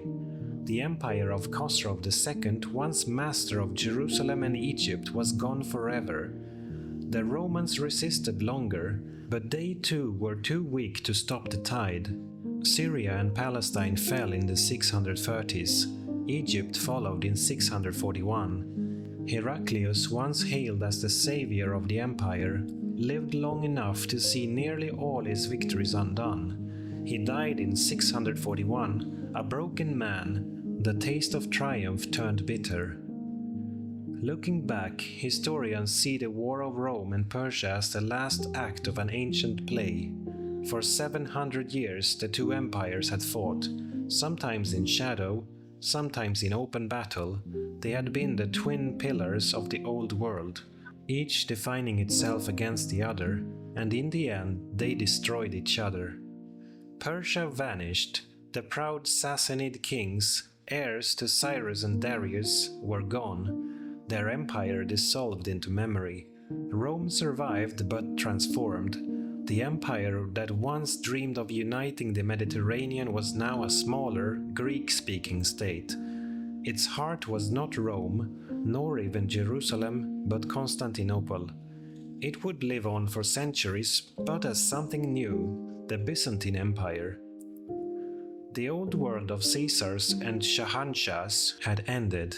In its place, a new world had begun, a world of caliphs and sultans, a world where the Mediterranean was no longer the center of power, but just one part of a far larger stage.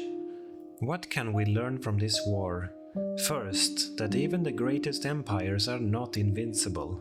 Rome and Persia were the superpowers of their day, unmatched in wealth, armies, and prestige, yet they bled each other dry until neither could stand.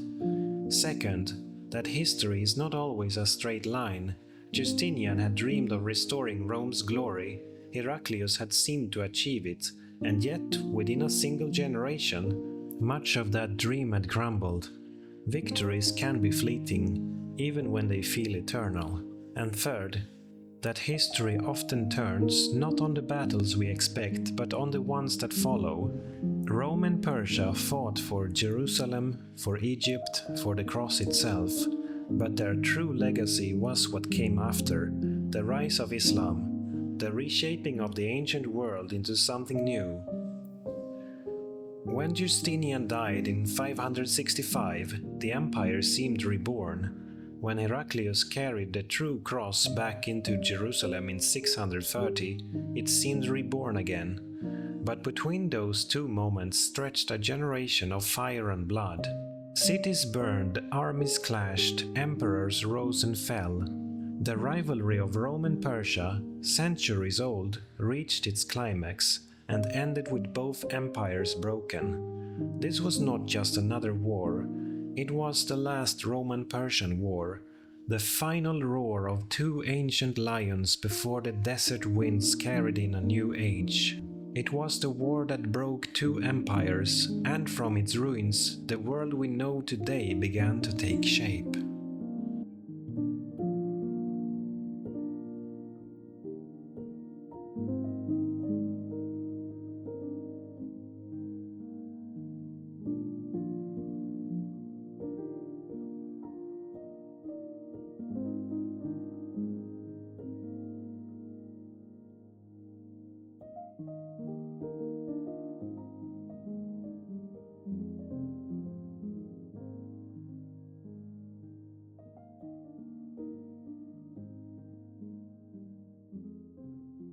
What happens to a world after an empire that lasted for centuries finally falls? When the Roman legions no longer march, when aqueducts crumble, and when cities that once glittered with marble fall silent, what takes their place? This is the story of Europe in the early 600s, a land caught between memory and survival, a place where the shadow of Rome still lingered, but new peoples and new powers were beginning to rise. It was the year 600. More than a century had passed since the last emperor in the West had been deposed. Yet the memory of Rome was everywhere. Roads still cut through hills and valleys, though many were broken and overgrown. Old Roman towns still stood, their walls weathered, their amphitheaters abandoned, their forums turned into grazing grounds. But life had not disappeared. In these ruins, people built huts from timber and stone. Farmers plowed the same soil their Roman ancestors had once worked, though the grand villas and estates had often collapsed. The empire was gone, but the habits of survival remained. In the east, the Roman Empire had not vanished at all. It lived on in Constantinople, the Byzantine Empire. But for Western Europe, the old Roman world had splintered into many kingdoms. The order of emperors and governors had been replaced by warlords and kings, each ruling over smaller lands. In what had once been Roman Gaul, a new dynasty had risen, the Merovingians, the kings of the Franks. Their long hair was said to mark their sacred power. They ruled from cities like Paris and Reims, blending Roman traditions with their old Frankish customs. Yet Merovingian rule was often unstable. Kings died young and their kingdoms were divided between sons. leading to rivalry and feuding. Still, they kept alive the memory of kingship, and under them the Franks remained one of the strongest forces in Western Europe. In the countryside, Roman villas had turned into small villages. Latin was still spoken, though slowly it was changing into the early forms of French. Christianity had spread widely here, though many old pagan customs lingered. Priests and bishops guided not just faith, but often daily order. Across the Channel, Britain had been cut off from Rome for more than 200 years. Roman legions had left in the 400s, and since then waves of Germanic peoples, Angles, Saxons and Jutes had settled. They brought their own language, which would eventually become English. By 600, several Anglo-Saxon kingdoms had formed: Northumbria in the north, Mercia in the center, Wessex in the south and Kent in the southeast. These kingdoms often fought each other, but they were also building the foundations of a new culture. Christianity, once strong under Rome, had nearly disappeared in much of Britain. But now missionaries were returning. Pope Gregory the Great had sent monks to convert the Anglo-Saxons, and in Kent, King Ethelbert welcomed them. Slowly new churches were being built, and the faith was returning. South of the Alps, Italy itself was no longer the heart of empire.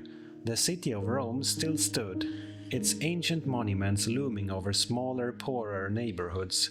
The Senate was gone, the emperors long departed. Now Rome was a city of bishops and pilgrims. Most of Italy was controlled by the Lombards, a Germanic people who had invaded in the late 500s. They ruled from Pavia, carving the peninsula into duchies. Their power was great but not absolute. Parts of Italy were still held by the Byzantines, including Ravenna and a few coastal areas. This meant Italy was divided, with two different rulers laying claim to the old Roman lands. The Lombards were fierce warriors, but like many Germanic peoples, they were slowly converting to Christianity. Their courts mixed Roman law with their own traditions, producing a patchwork society. Further west, in the Iberian Peninsula, the Visigoths ruled. They had once been Arians, a Christian sect that clashed with the Catholic Church, but in 589 King Recared had converted to Catholicism, bringing his people with him. This gave the Visigoths stronger ties to the rest of Christian Europe. The Visigothic kingdom stretched across most of modern Spain and Portugal. Toledo served as its capital, with councils of bishops playing a large role in law and government. Yet beneath this order, the kingdom was fragile, troubled by noble rivalries and succession crises. Within just a few generations, the Visigoths would face an invasion unlike any before, but in 600 they still believed their rule was secure. In Central and Eastern Europe, new peoples were moving. The Slavs, once scattered tribes, were expanding across the lands east of the Elbe and south into the Balkans. They cleared forests, built wooden villages, and spread their language across vast areas. Alongside them came the Avars, a nomadic people who built a khaganate in the Carpathian Basin. From their strongholds, they launched raids into Byzantine lands. To Constantinople, the Avars and Slavs were a constant threat on the northern frontier. Through all of Europe's fragmentation, one institution tied much of it together: the Christian Church. Bishops and monasteries carried on learning and preserved books. Monks copied manuscripts in candlelit rooms, keeping alive knowledge of the Bible, Roman law, and even classical authors. In Rome, the Pope was growing in importance. Though politically weak, the papacy held spiritual authority. Pope Gregory the Great, who died in 604, had sent missionaries to England and written widely, shaping medieval Christianity. So the year 650 approached, and Europe was still a place of shadows and survival. The Roman Empire was gone, but its ghost lingered in roads, cities, and laws. Germanic kings ruled over Latin-speaking peasants. New peoples like the Slavs were pushing in, while the Church quietly bound the continent with faith. Europe was fragile, divided and poor compared to its Roman past. Yet within this seeming weakness lay the seeds of the medieval world to come. The Franks, the Anglo-Saxons, the Lombards, the Visigoths, each would play a part in shaping the next centuries. What holds a continent together when kingdoms rise and fall, when invasions continue, and when wealth has faded? In the years between 650 and 700, Europe was no longer the world of emperors and legions, but of monks and bishops, kings and warlords, and ordinary people trying to keep faith and stability alive. This was the age when the Church became the heart of Europe's identity, while new powers slowly emerged from its fragmented lands. By the mid-600s, the Christian Church had become one of the strongest unifying forces in Europe. Kings ruled small territories, but bishops and abbots often held more influence than generals. In monasteries scattered across forests and valleys, monks lived quiet lives of prayer and work. They rose before dawn, copied texts in scriptoria, tilled the soil, and provided food and shelter for travelers. The most famous rule of life, the rule of Saint Benedict, spread widely. It emphasized discipline, prayer, and stability, qualities desperately needed in unsettled times. The monasteries became islands of learning. They preserved books of scripture and classical authors alike. In an age when war and famine often destroyed, the monks wrote, prayed, and kept knowledge alive.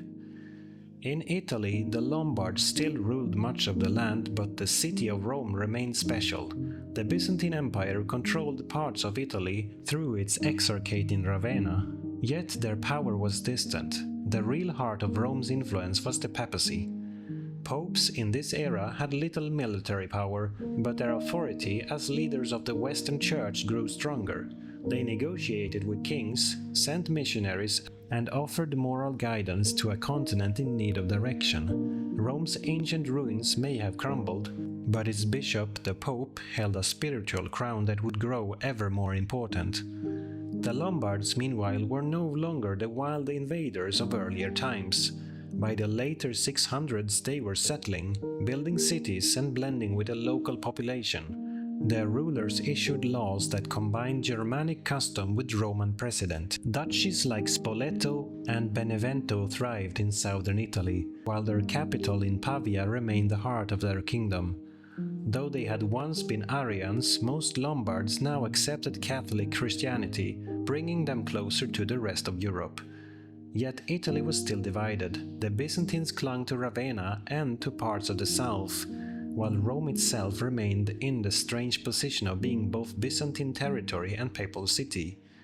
This patchwork would remain a source of conflict for centuries.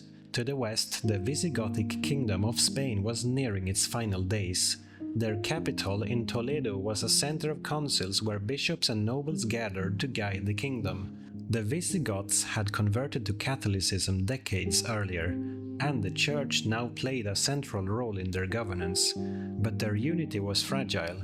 Rivalries among nobles, constant plots, and contested successions weakened the state. By the late 600s, when kings like Wamba and Egica tried to reform the realm, they faced deep resistance. The Iberian Peninsula seemed stable from the outside, but its cracks were widening. Within a generation, these cracks would break wide open. North of the Pyrenees, the Franks under the Merovingians continued to rule Gaul.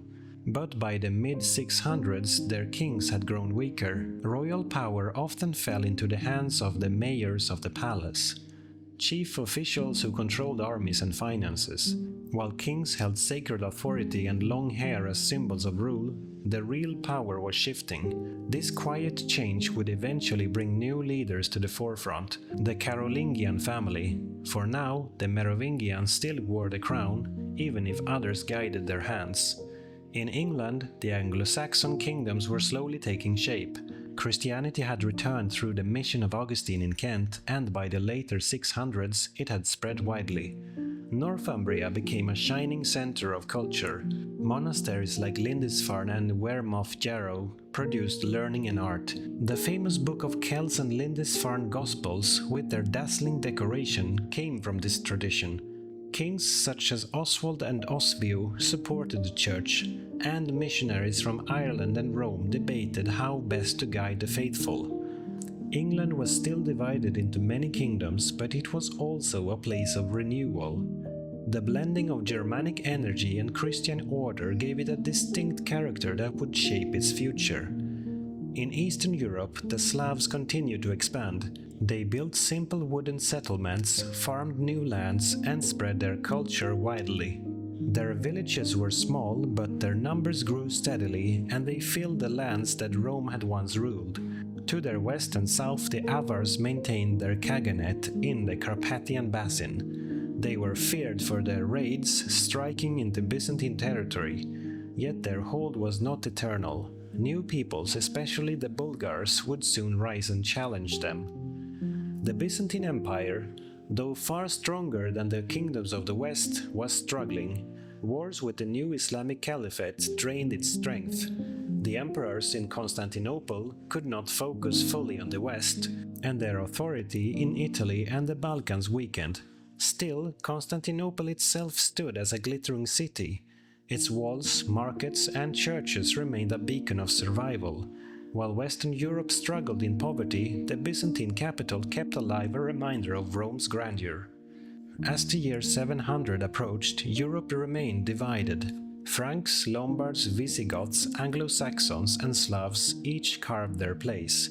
The Church bound them together in faith, even as kingdoms splintered and shifted.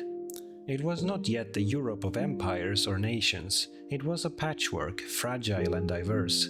But within its monasteries, its courts, and its villages, the seeds of a new order were quietly growing. Soon new leaders would emerge, and with them, Europe would take a step closer to the medieval civilization we recognize today. In Gaul, the Merovingian kings still wore their crowns, but their power had withered. They were sometimes called do-nothing kings, for real authority lay with their mayors of the palace. The most powerful of these was Pepin of Herstal, who had consolidated Frankish lands under his control. His son, Charles Martel, was now rising to prominence. Known for his energy and skill, Charles would soon reshape the destiny of the Franks. But in 700 this was only beginning. The Carolingian family, as they would later be called, was quietly gathering the threads of power.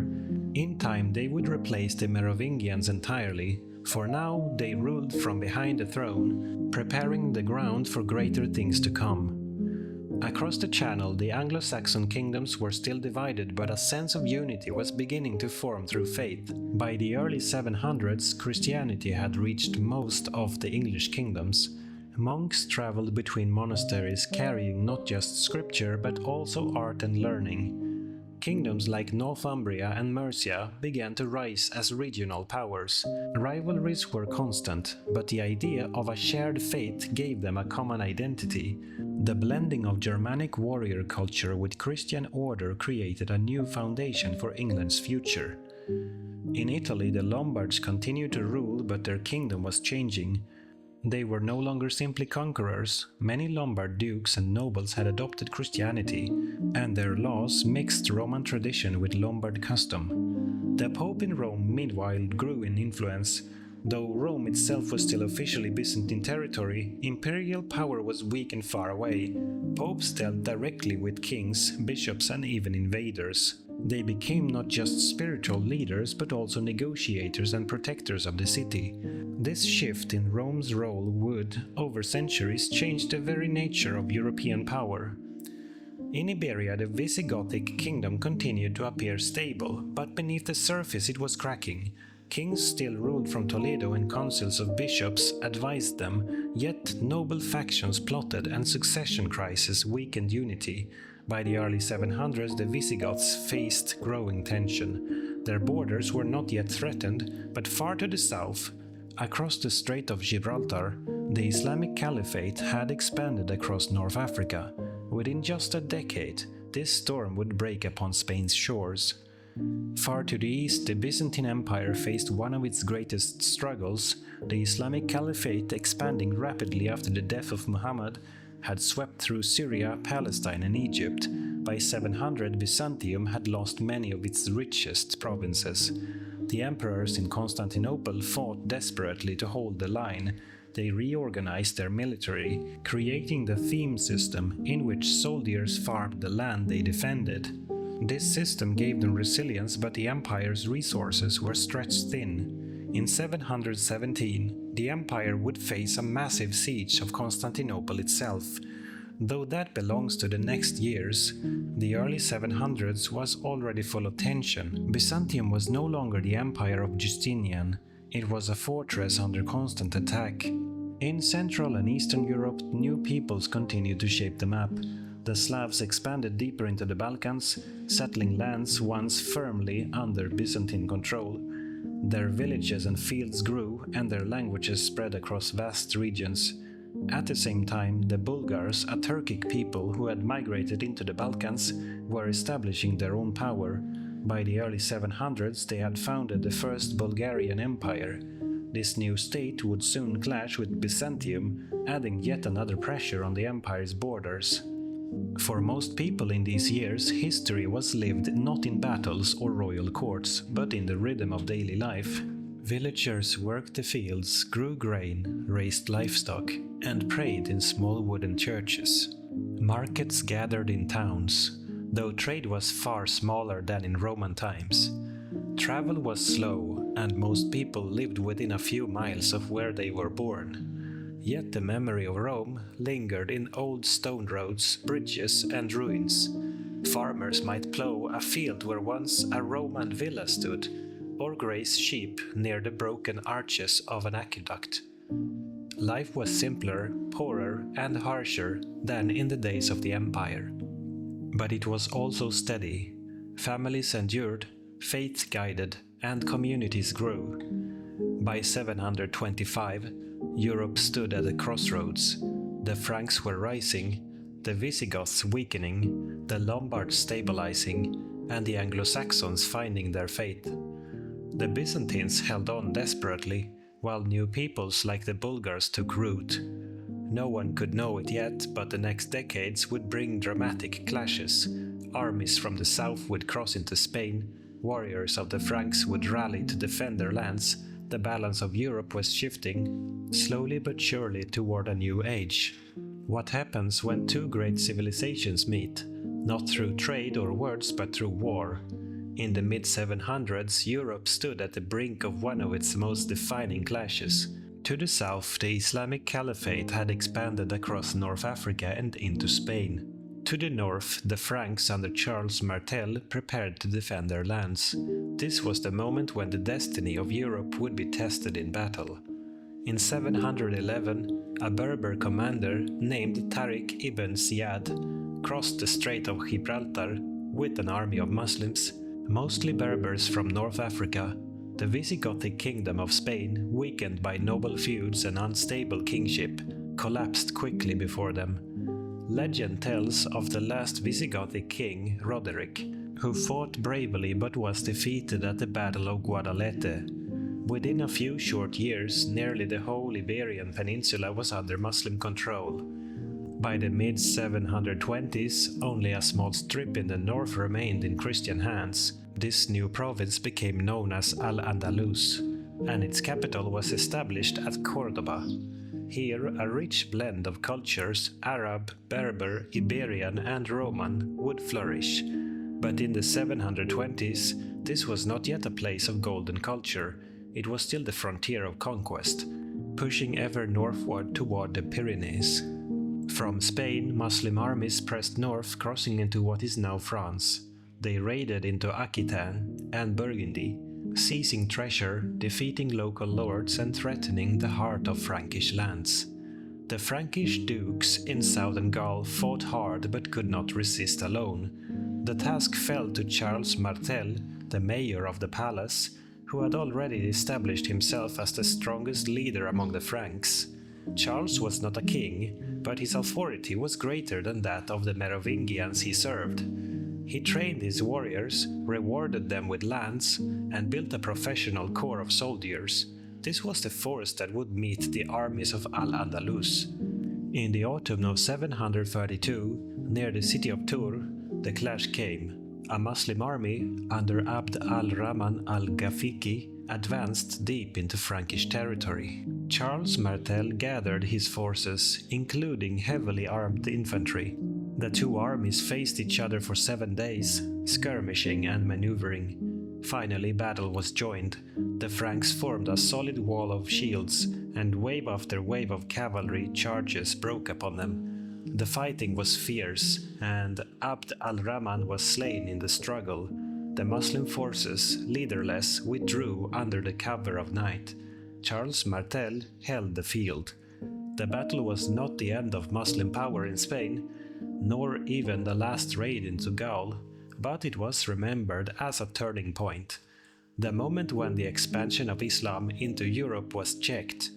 For Charles, it was the victory that earned him the name Martel, the Hammer.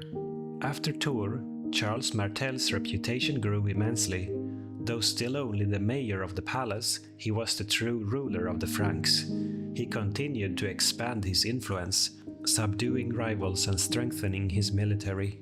Charles also forged ties with the church. He granted lands to monasteries and supported bishops, though he also took church lands to reward his warriors when needed. His relationship with the papacy was pragmatic, but it laid the groundwork for future alliances.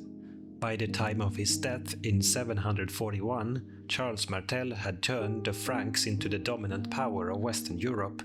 His descendants would build upon this foundation, leading to the rise of the Carolingian dynasty. While Charles rose in the north, Italy remained divided between the Lombards, the Byzantines, and the papacy. The Lombards still controlled most of the peninsula, but the Pope in Rome increasingly looked northward for alliances. The Byzantines could no longer provide strong protection, and the Lombards pressed hard against papal lands. This tension would eventually draw the Franks into Italian affairs, but in the mid-700s it remained unresolved. Rome was caught between two powers, the Lombards and Byzantium, while quietly cultivating friendships with the Franks. In Britain, the Anglo-Saxon kingdoms continued to grow in strength and culture. Missionaries from England traveled into Europe, spreading Christianity among the pagan tribes of Germany and beyond. The most famous was Boniface, an Anglo-Saxon monk who journeyed into the forests of Germania. He cut down sacred oaks, built churches, and organized dioceses, bringing large parts of Central Europe into the Christian fold. This missionary work tied England more closely to Rome and to the Frankish world. The Church was becoming a continent-wide network, binding Europe together in shared belief even as political borders shifted constantly. While the Franks fought in Gaul, the Byzantines faced their own crisis. In 717, the Islamic Caliphate launched a massive siege of Constantinople. For a year, the city held against overwhelming odds. The Theodosian walls, the fleet armed with Greek fire, and the courage of its defenders saved them. When the siege finally lifted in 718, Constantinople had survived. The empire was battered but still alive. This survival ensured that Byzantium would remain a key player in the centuries to come. By the mid-700s, Europe's map was changing. In Spain, Al-Andalus was firmly established, its power extending northward. In Gaul, the Franks under Charles Martel had emerged as the strongest defenders of the West.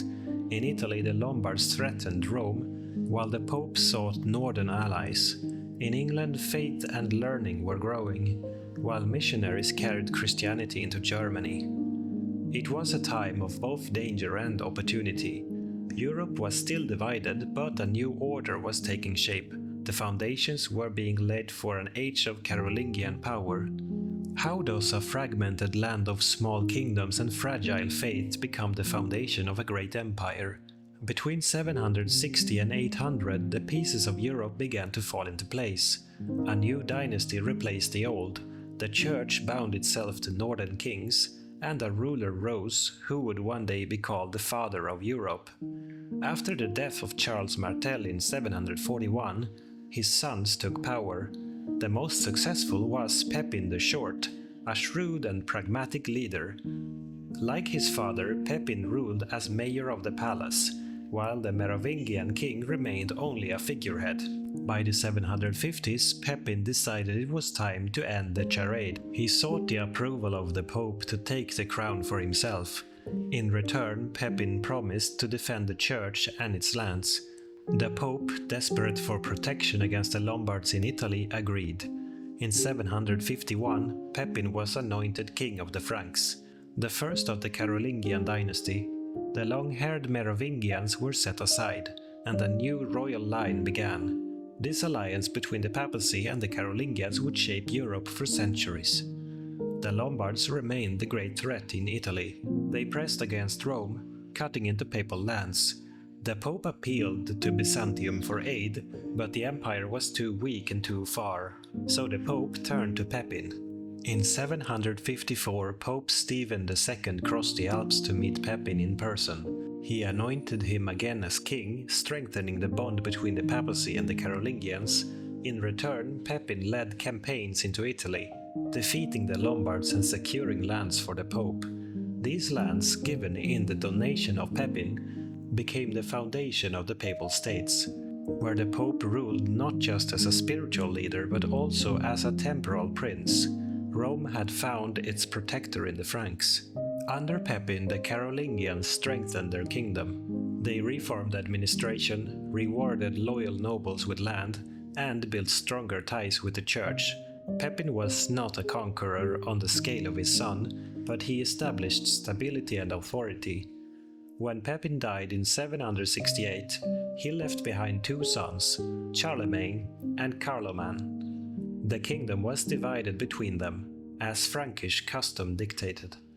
But Carloman died only a few years later, leaving Charlemagne as sole ruler. With this, the stage was set for one of the most remarkable reigns in European history. By the 770s, Europe was still a place of contrasts. In Spain, Al-Andalus had become a flourishing Muslim province, ruled by emirs and enriched by trade. Cordoba was growing into a great city. In Britain, the Anglo-Saxon kingdoms continued to develop, their learning and monasteries producing works of lasting beauty. In Byzantium, emperors like Leo III defended against external threats while promoting new policies at home, including the controversial iconoclast movement, which banned the veneration of icons. In Central Europe, the Bulgars had established a strong state, while the Slavs filled much of the continent with villages and farms. But the center of momentum was shifting toward the Franks. When Charlemagne became king in 768, he wasted no time. Tall, commanding and tireless, he embodied the warrior king ideal. His first campaigns were against the Lombards in Italy. At the request of the Pope, Charlemagne marched south, besieged Pavia, and defeated the Lombard king Desiderius. In 774, he took the Lombard crown for himself, becoming king of the Lombards as well as of the Franks.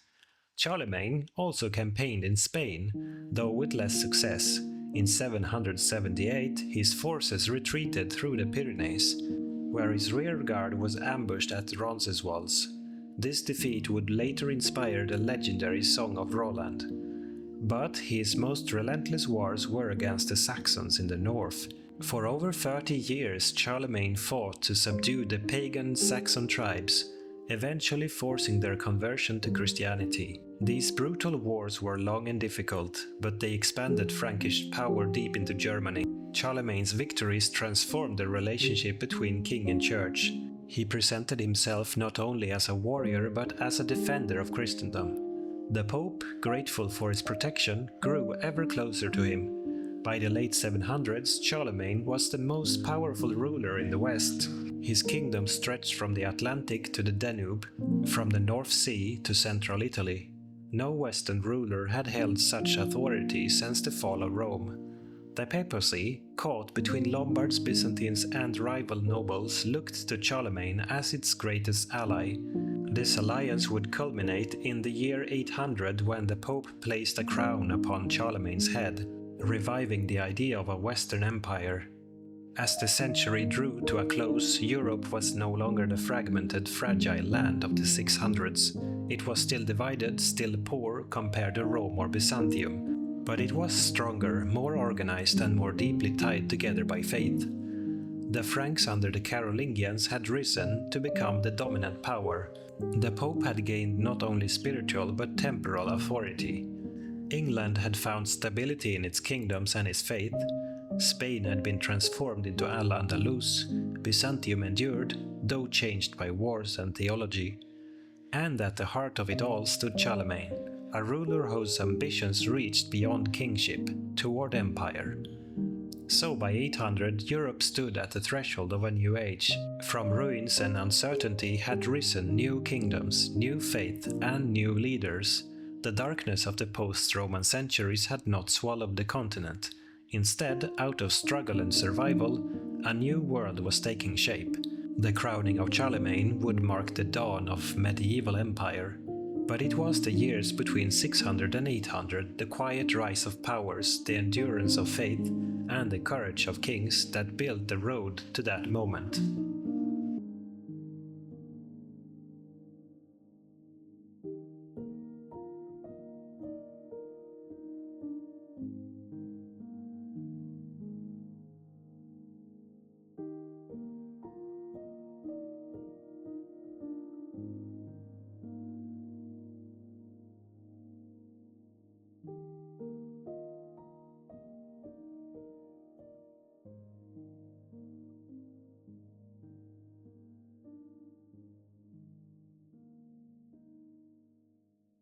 It was Christmas Day in the year 800.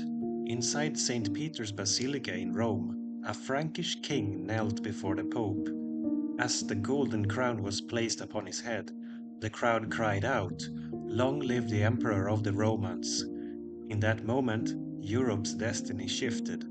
For centuries, the West had lived in the shadow of Rome's fall, plagued by invasions and division. But now, under Charlemagne, a new empire was born. Yet what began in glory would soon fragment. As brothers fought, Vikings sailed, and kings and popes wrestled for power. This is the story of Europe's rebirth. The Roman Empire in the West had fallen more than 300 years before, swept away by invasions, civil war, and collapse. Since then, the lands of Europe had been divided. Kingdoms rose and fell, tribes fought over territory, and cities shrank into shadows of their ancient glory. Yet now, in the year 800, the title of emperor was revived. To many, it was as if Rome itself had been reborn. But Charlemagne's empire was not Rome. It was a new creation, built not upon the marble of ancient forums, but upon wooden halls, monastic schools, and the bonds of loyalty between lords and warriors. The man who wore the crown was no Caesar. He was a king of the Franks, a people who had risen from the forests of Gaul and the banks of the Rhine. His authority rested not only on tradition but also on the sword, the cross, and his ability to command men across vast distances. Charlemagne, or Charles the Great, had inherited a powerful kingdom from his father, Pepin the Short, and his grandfather, Charles Martel, the victor of Tours. Through conquest and diplomacy, he expanded it into an empire that stretched across modern France, Germany, northern Italy, and beyond. He fought Saxons in the north, Lombards in Italy, and Avars in the east. With each victory, he gathered not only lands but also prestige. Yet his empire was not simply a realm of war. Charlemagne dreamed of renewal, a Christian empire where church and state worked together. He encouraged bishops and abbots to serve as administrators, spreading both learning and faith. He ordered the establishment of schools in monasteries and cathedrals so that young boys could learn to read, write, and copy texts. Out of this effort came what historians call the Carolingian Renaissance, a small but vital revival of learning that preserved much of classical knowledge. The script used by monks, Carolingian minuscule, was clear and legible, designed to avoid confusion. It is thanks to this writing that so many ancient texts survived, for without the patient work of scribes, much of Rome and Greece's wisdom might have vanished forever. Charlemagne's coronation by the Pope was more than a ceremony. It symbolized a new partnership. The Church gave legitimacy to kings, while kings defended the Church. For the Pope, crowning Charlemagne meant a protector against enemies in Rome. For Charlemagne, it meant that his rule was blessed by God and recognized as heir to the Caesars. But the empire he ruled was fragile. Unlike Rome, with its bureaucracy and roads, Charlemagne's empire relied on personal bonds. Counts and dukes governed provinces in his name, but their loyalty was never guaranteed. The emperor traveled constantly, holding assemblies, giving orders, rewarding followers, and reminding everyone of his presence. His rule was personal and direct, more like that of a great tribal king than a distant monarch. Even so, the idea of empire mattered. It gave Europeans a vision of unity, however imperfect. The memory of Rome, the promise of Christendom, and the figure of a crowned emperor bound together people who might otherwise have remained divided. For most people, however, the empire was distant. The lives of peasants in 800 AD were still marked by toil, seasons, and survival. They lived in wooden huts, worked the fields, and gave part of their harvest to their lords. Protection came from local warriors, while faith came from priests and monks. Monasteries dotted the landscape, offering not only prayer, but also safety, medicine, and education. In their scriptoria, monks bent over parchment by candlelight, copying gospels and classical works alike. In their cloisters, they sang chants that echoed through the stone walls, carrying faith into the silence of medieval nights. Life was harsh, but it was not without beauty. Festivals marked the turning of the year. Pilgrimages offered hope of healing or forgiveness. Tales and songs were told by firelight, celebrating heroes and saints. The Carolingian world was one of contrasts: violence and faith, hardship and learning, fear and renewal. Yet even as Charlemagne's empire shone brightly, shadows gathered. His wars were relentless and rebellions flared. In Saxony, pagan tribes resisted conversion, rising again and again.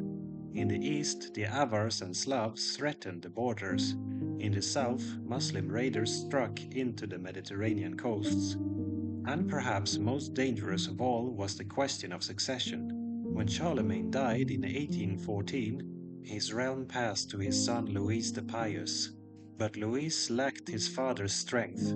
After him, the empire splintered between his sons, leading to civil wars and the Treaty of Verdun in 1843, which divided the Carolingian lands into three parts.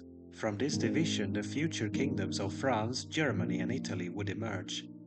Thus, the empire crowned in glory in 800 was already sowing the seeds of fragmentation. The dream of unity would not last, though the memory of it would linger for centuries. By the year 800, Europe was a patchwork of kingdoms, tribes, and faiths.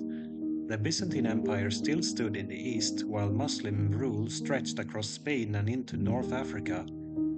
In the north, the Viking Age was just beginning, as long ships prepared to set sail. But in the heart of the continent, a Frankish king wore a crown of empire. Charlemagne's reign marked a turning point, a moment when medieval Europe began to find its shape, not as Rome reborn, but as a new civilization of its own. It was a fragile dawn, but it was a dawn nonetheless. When Charlemagne died in 1814, he left behind an empire that stretched from the Pyrenees to the Elbe, from the North Sea to central Italy. Few rulers had commanded so much land in Western Europe since the fall of Rome, but the strength of his empire rested upon him personally. His armies, his diplomacy, his presence, these held it together. Without him, the vast structure began to loosen. His only surviving son, Louis the Pious, inherited the crown. Louis was devout and well-meaning, more monk than warrior. He sought to maintain his father's empire and to live up to the title of Emperor of the Romans. Yet Louis was less skilled in holding the loyalty of dukes and counts, and he faced the impossible task of dividing the realm among his heirs while keeping unity. The Carolingian custom, inherited from Frankish tradition, was to divide the kingdom among sons. Unlike Rome, where primogeniture or adoption might secure one heir, the Franks believed that every son deserved a share. This practice was a recipe for division. Louis the Pious tried to balance between his sons, Lothair, Louis the German, and Charles the Bald. At times he granted more land to one, only to anger the others. Rebellions broke out, alliances shifted, and civil war tore through the empire. The climax came after Louis's death in 840. His sons fought for supremacy, until in 843 they signed the Treaty of Verdun. This treaty split the Carolingian Empire into three parts. West Francia, the realm of Charles the Bald, would evolve into the Kingdom of France. East Francia, the land of Louis the German, would become the foundation of Germany. Middle Francia, stretching awkwardly from the North Sea through Italy under Lothair, would soon fracture further, but from it the Low Countries, Burgundy, and northern Italy would take shape. What had been one empire was now a mosaic. Europe's future nation-states were being born, not in peace but in rivalry. Even as the Carolingians fought each other, a new danger arose from the north. In the year 793, raiders struck the monastery of Lindisfarne in northern England. The attack shocked Christendom, not only for its violence but for its sacrilege. Monks were slain, treasures seized, and holy places desecrated. Word spread quickly. The Northmen had come.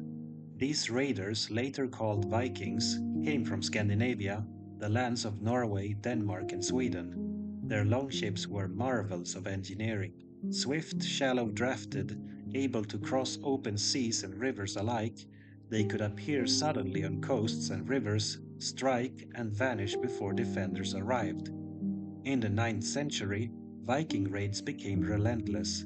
They attacked the coasts of Ireland and Britain, sailed up the Seine to Paris, and even reached Spain and Italy.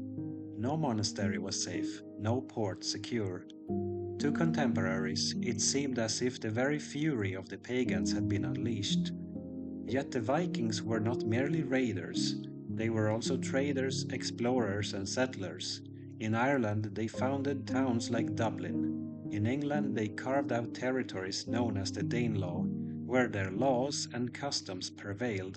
In France, they pressed so hard on the Seine that eventually the French king granted them land in Normandy, land that would one day produce William the Conqueror.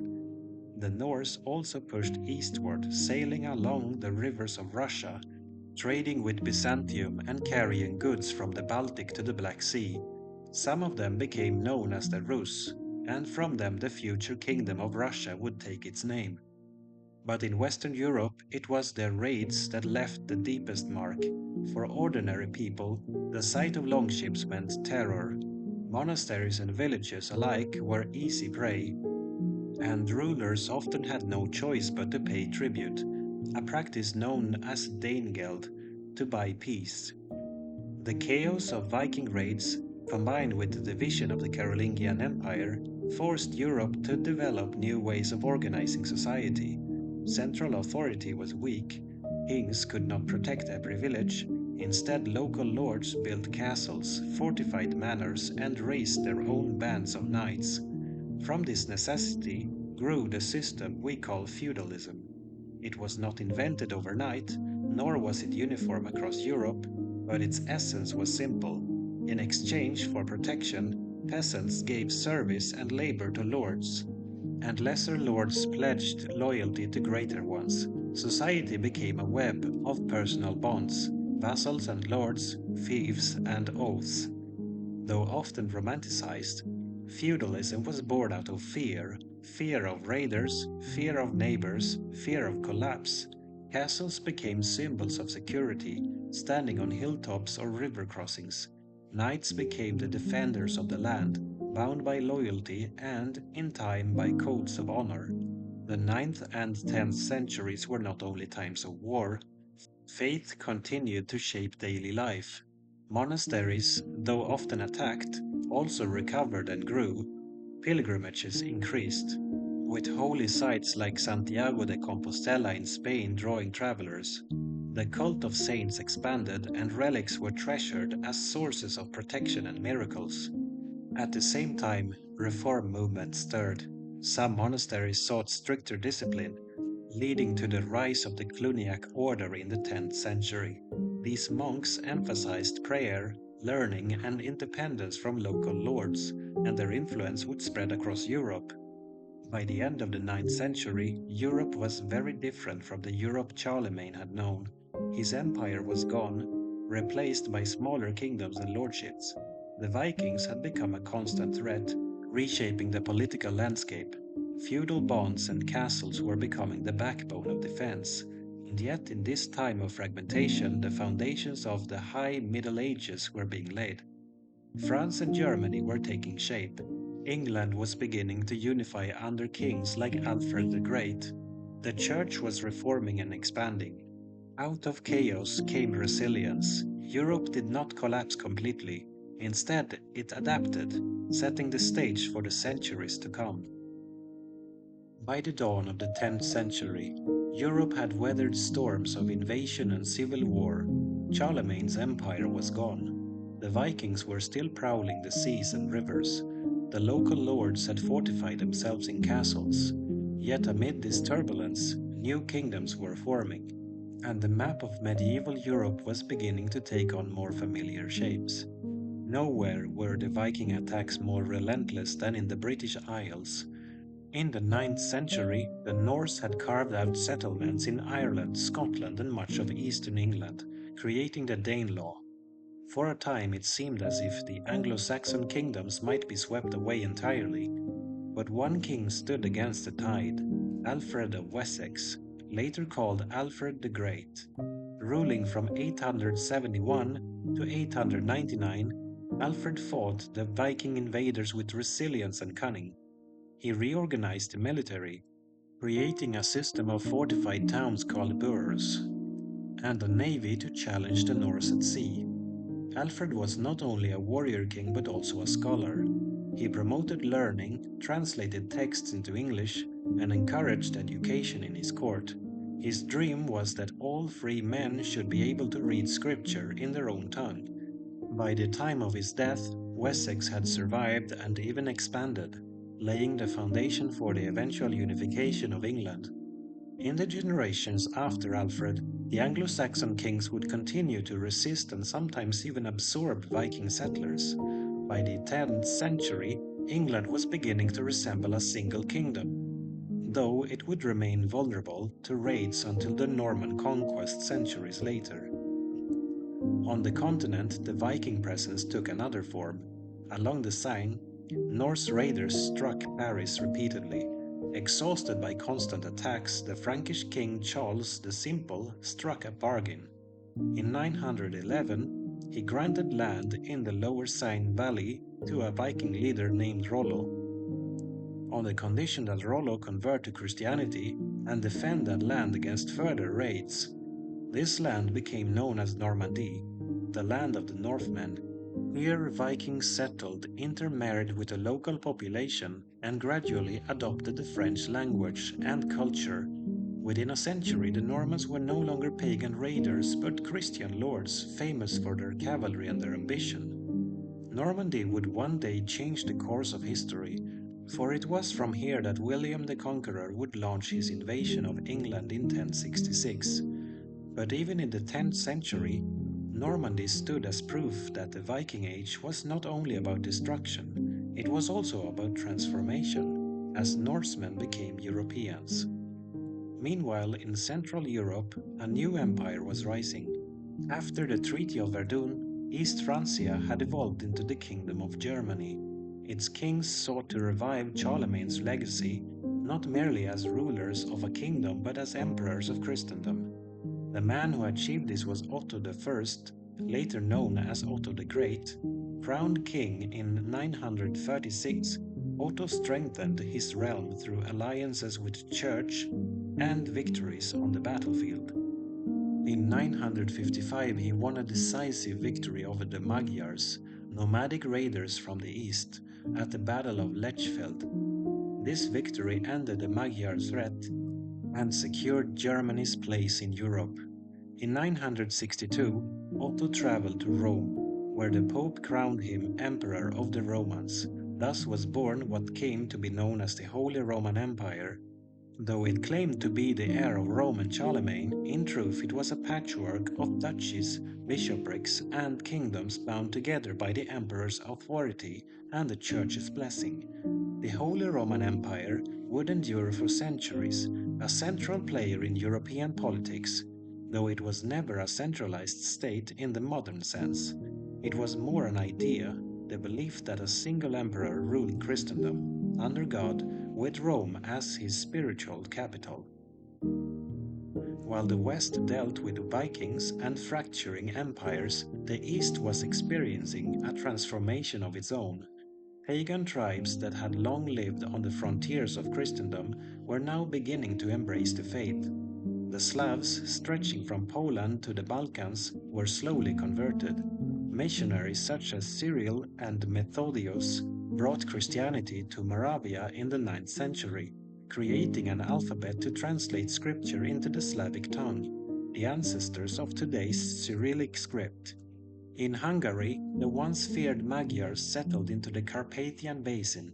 Under King Stephen I, crowned in the year 1000, they accepted Christianity and began building a kingdom that would endure as part of Christendom. Farther north, in Scandinavia, the process was slower. For much of the 10th century, the Danes, Swedes, and Norwegians still clung to their old gods, Odin, Thor, and Frey. But even here, kings began to convert, often for political advantage, tying themselves to the Christian kingdoms of Europe. By the end of the 10th century, Scandinavia was on the path to becoming Christian. By the close of the 10th century, Europe had changed profoundly.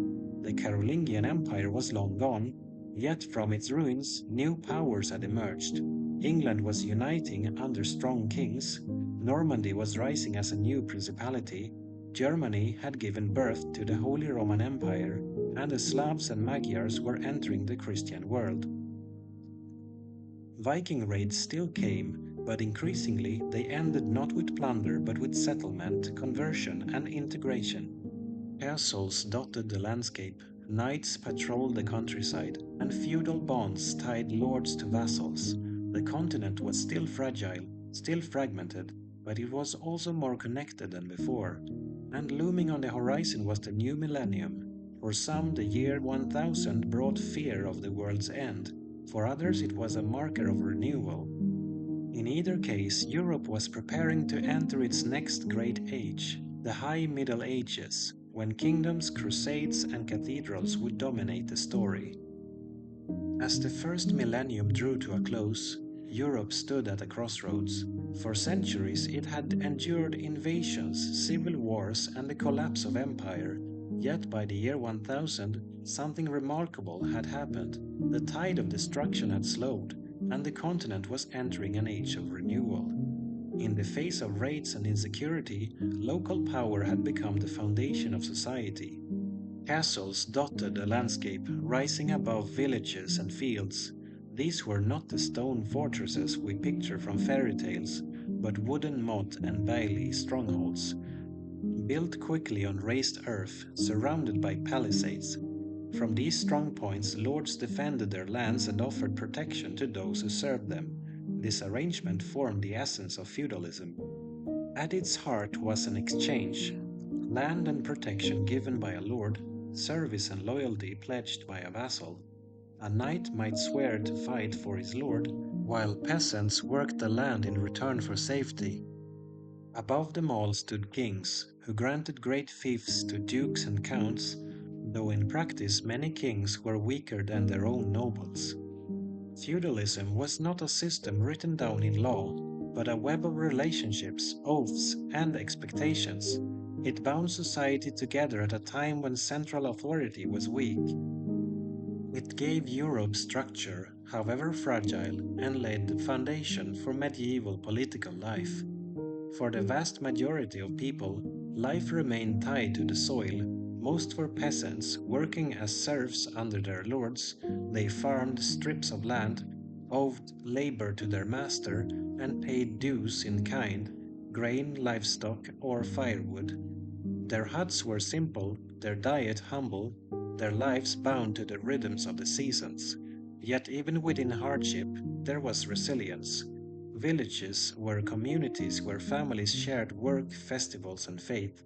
The church bell marked time for prayer, for mass, for planting and harvest. Saints' days brought moments of joy, with fairs, music, and feasts. Though life was short and uncertain, it was not without meaning. The church itself was undergoing transformation. In the centuries after Charlemagne, many monasteries and bishoprics had fallen under the control of local lords. Simony, the buying and selling of church offices, was widespread, and many priests married or lived in luxury. Reformers sought to change this, to restore purity and independence.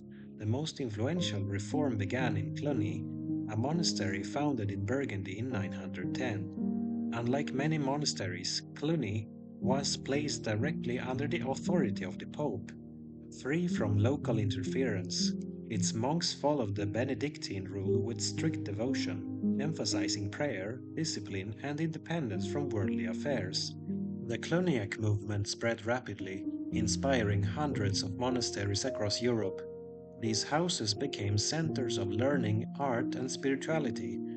Their churches rang with Gregorian chant, their scriptoria copied sacred texts, and their abbots guided kings and popes alike.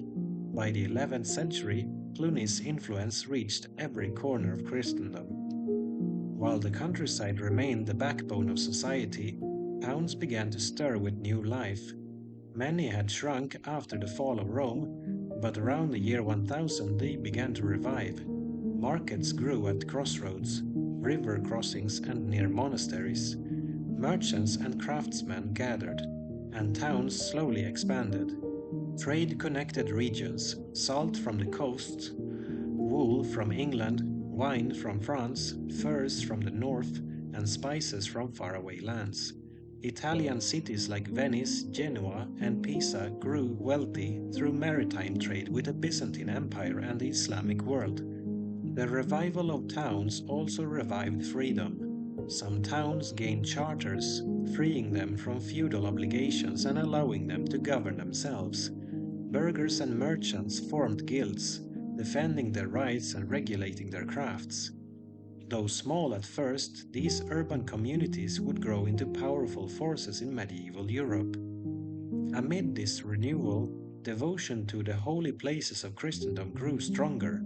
Pilgrimages became common, with travelers setting out to visit shrines and relics across Europe. Santiago de Compostela in Spain, believed to hold the remains of the Apostle James, drew pilgrims from across the continent. Rome, with the tombs of Peter and Paul, remained a beacon. Yet, the greatest destination of all was Jerusalem. For Christians, the holy city was the center of the world, the place of Christ's death and resurrection. Though it lay under Muslim rule, pilgrims continued to travel there, often with hardship and danger. Their stories brought the East into the imagination of the West, planting seeds of longing and zeal. By the mid-11th century, these currents, feudal warfare, church reform, pilgrimage, and devotion, began to converge into something new. A spirit of holy war was taking shape. Knights once seen as violent thugs were being called to channel their power into the service of God. The idea emerged that fighting could be a form of penance, that one might save the soul by defending the church. This idea would grow and by the end of the century erupt in the call for the First Crusade. But already in the decades after the year 1000, the mindset was forming that Europe was not only a patchwork of lords and peasants, but also a single Christendom, united by faith and mission. Thus, as the year 1000 passed, Europe was no longer the fragile, raided land of the Carolingians. It was still divided, still poor by comparison by Byzantium or the Islamic world, but it was stirring with energy. Castles and monasteries rose across the land, towns bustled, trade expanded, and faith renewed. The 11th century was a century of preparation for reform, for growth, for conflict. From its soil would rise the soaring cathedrals, the powerful kings, and the long wars of the High Middle Ages. The dawn that had broken with Charlemagne in 800 was now giving way to a fuller light. Medieval Europe was entering its stride.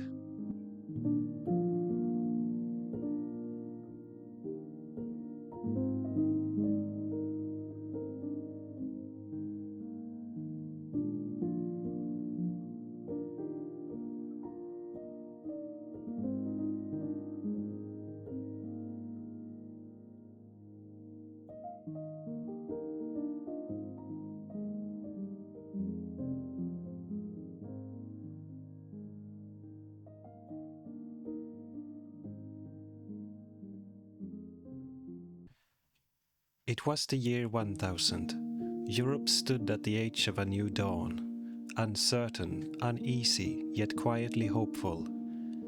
For centuries people had whispered of the world's end, believing the turning of the millennium might bring the final trumpet of Judgment Day. But the skies remained calm, the stars unmoved, and the fields once again filled with the familiar rhythm of life. The world had not ended, instead it was beginning again. Across the quiet valleys of France, stone towers rose above misty forests. In Germany and Italy, small towns clustered around ancient Roman ruins. The old empire was gone, but its bones still shaped the roads and cities of medieval life. It was a time of rebuilding and rediscovery. Warriors and monks, peasants and princes, all played their part in weaving the complex fabric of medieval Europe. The Viking raids that once haunted the coastlines had mostly faded. The Northmen were settling, farming, and converting to Christianity. The great waves of migration were slowing. What emerged was a continent learning how to govern itself again. Power now rested not in emperors, but in lords and vassals. It was a system born of chaos, simple yet deeply personal. A peasant worked the land belonged to a knight, and the knight served a lord, and the lord owed loyalty to a king. But these bonds were not fixed in law. They were made and broken through oaths, marriages, and war. At the center of this world stood the castle, both fortress and home. From its cold stone walls, the medieval noble could watch over his domain, protect his people, and command his knights. The clang of the blacksmith's hammer and the creak of drawbridges echoed across Europe, from Normandy to the Rhineland, from Spain to the Carpathian hills. Inside these walls, the idea of chivalry was taking shape. An unwritten code of honor that blended Christian virtue with warrior pride. Knights swore to defend the weak, to fight bravely, and to serve God and their Lord. In truth, many failed to live up to these ideals, but the stories and songs they inspired would live for centuries. Meanwhile, faith was the pulse of daily life. Monasteries dotted the countryside like islands of calm. Monks rose before dawn to pray, copied ancient manuscripts by flickering candlelight, and tended fields in silence. Their work kept knowledge alive. Latin texts, classical philosophy, and scripture preserved through patient hands. The church was everywhere, blessing crops, recording births, hearing confessions, and settling disputes. Bishops held lands as large as kings, and the Pope's word carried both spiritual and political weight. Europe was not a single nation, but the Church gave it a single soul. One faith, one calendar, one shared sense of divine purpose. And yet, beneath that unity, tensions brewed. The eastern and western branches of Christianity were drifting apart. The Great Schism of 1054 would finally divide Rome and Constantinople, creating two worlds of faith, Catholic and Orthodox. It was a quiet fracture at first, but one that would shape centuries of history. By the mid-11th century, Europe was stirring with new energy. Population grew, forests fell to the plow, and towns slowly expanded. Stone churches replaced wooden chapels. Trade routes opened between Italy, Flanders, and the Baltic. Pilgrims set out across the continent to visit holy sites: Compostela in Spain, Rome in Italy, Jerusalem in the distant east. And everywhere, builders dreamed higher. Romanesque arches curved across monasteries, great towers reached toward heaven. These early cathedrals were not yet the soaring marvels of later centuries, but their heavy pillars and dim light created a solemn beauty. They spoke of a people reaching upward after centuries of survival. In the north, a new breed of warriors carried this energy across the seas: the Normans. Descendants of Vikings who had settled in France, they were fierce, disciplined, and restless. In 1066, led by William the Conqueror, they crossed the Channel and changed England forever. The Battle of Hastings was not just a clash of kings, it was the collision of two ages. The Anglo-Saxon world met the Norman one, a fusion that would define English law, architecture, and language. Castles sprouted across the green hills, and a new aristocracy took root. But the Normans were not content with England alone. They carved out realms in southern Italy, Sicily, and even the edges of the Byzantine Empire. Everywhere they went, they built fortresses, churches, and ports, leaving a trail of stone and ambition that would reshape Europe's map. And then, one day, a single sermon changed the course of history. In 1095, at the Council of Clermont, Pope Urban II called upon the Knights of Christendom to take up the cross, to reclaim Jerusalem from Muslim rule, and protect Eastern Christians. His word spread like fire through the courts and villages of Europe. Tens of thousands took the vow. They sewed crosses onto their tunics, sold their lands, and marched toward the unknown. The first crusade had begun. For many it was a journey of faith, for others adventure or greed, but together they set in motion a movement that would echo through centuries, a mingling of zeal and brutality that revealed both the glory and darkness of the medieval heart. As the year 1100 approached, Europe no longer feared the end of the world. It had found a new mission, one that would carry its people beyond the seas, into deserts, cities, and legends. The road to Jerusalem stretched farther than any map could show, through forest and mountain, across the plains of Hungary and the deserts of Syria. Thousands walked and rode under the banner of the cross. They were knights and peasants, bishops and beggars, drawn together by faith, by hunger, by the promise of glory or forgiveness. Some went for God, some went for gold. Most went simply because the world was changing, and they did not wish to be left behind. The First Crusade was no single army, but a tide of peoples moving eastward. Many perished before reaching the Holy Land, to famine, to disease, to their own lack of discipline. But those who survived saw things no European had seen in generations. Vast cities, golden mosques, libraries filled with ancient learning, and markets overflowing with silks and spices.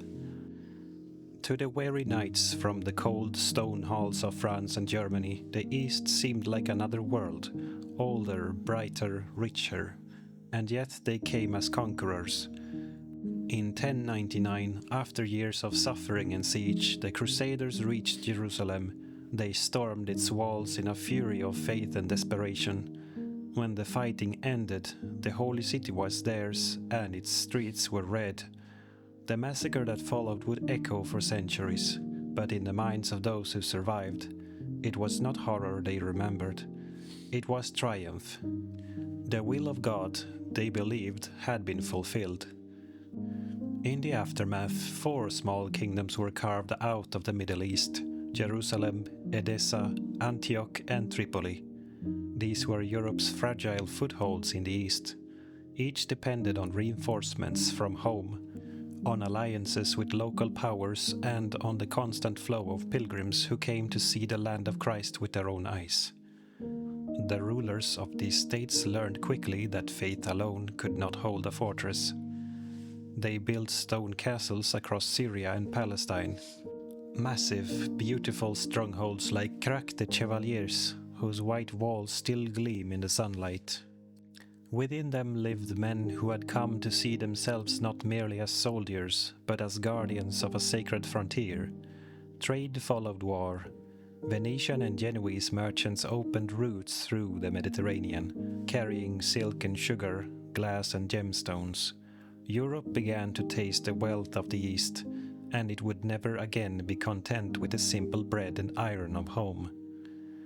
But it was not only treasure that traveled westward. Books crossed the seas too, ancient Greek and Arabic texts, preserved in the libraries of the East. From them, Europe rediscovered Aristotle, Galen, Euclid, the roots of philosophy, medicine, and mathematics. Monks and scholars translated these works into Latin, planting the first quiet seeds of what would one day become the Renaissance. It is one of history's small ironies, that a war of faith would awaken the mind, that violence could open the door to learning. As the Crusades continued, a new kind of knight appeared, the monk warrior. Men who took vows of poverty, chastity, and obedience, but bore swords. The Knights Templar, founded in Jerusalem, guarded pilgrims on the road and defended the holy sites. The Hospitallers cared for the sick and wounded. The Teutonic Order would later rise in the north, bringing the crusading spirit to the Baltic. These orders grew rich and powerful, owning lands across Europe. They were admired and feared, men of both prayer and steel, bound by a code that few could truly live by. To the common people, they seemed almost mythical, part saint, part soldier, serving a cause greater than kings. But faith and fortune are fleeting. In 1144, the county of Edessa, one of the first Crusader states, fell to Muslim forces.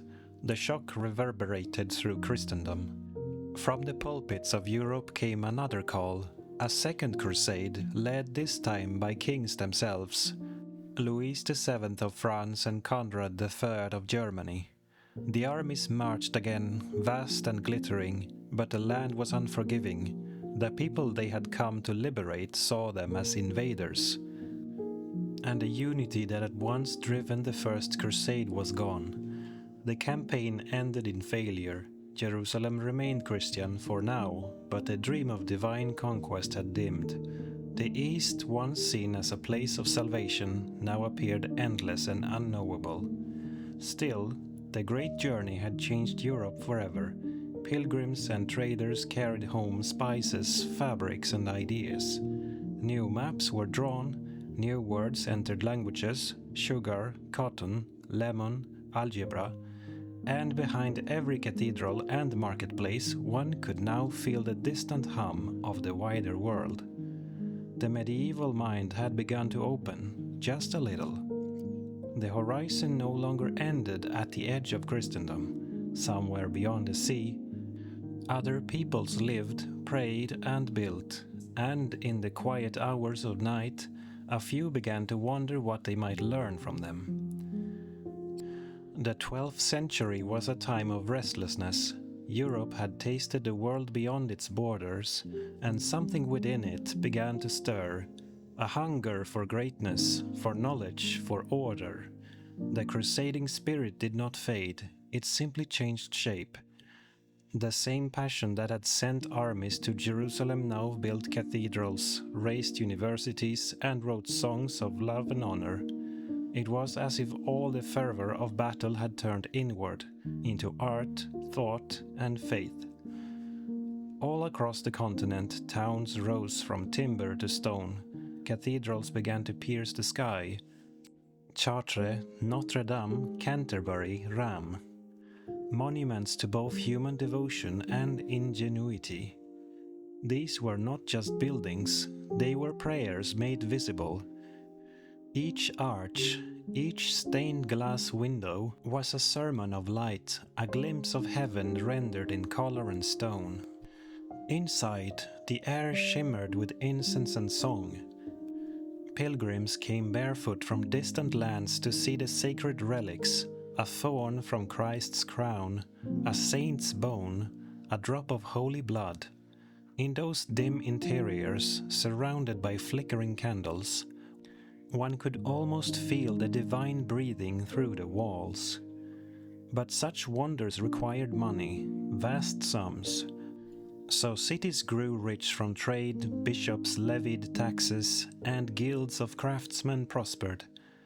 Europe, once scattered and poor, was becoming a web of wealth and power. With trade came knowledge, and with knowledge came questions. In Paris, Oxford, and Bologna, universities took shape, communities of scholars bound not by birth or title, but by curiosity. They studied the scriptures, but also Aristotle and Euclid, the medicine of Avicenna, the numbers of Al-Khwarizmi. For the first time in centuries, the old wisdom of Greece and the new discoveries of the Arabs shared the same parchment. To many, this seemed wondrous, to others, dangerous. Could human reason walk beside divine truth? The Church tried to draw the line, but thought, once awakened, cannot easily be chained. Not all learning was found in monasteries. In the courts of Aquitaine and Provence, poets sang of courtly love, of knights who served their ladies as faithfully as they served their lords. It was a strange, delicate world of idealized passion and impossible virtue.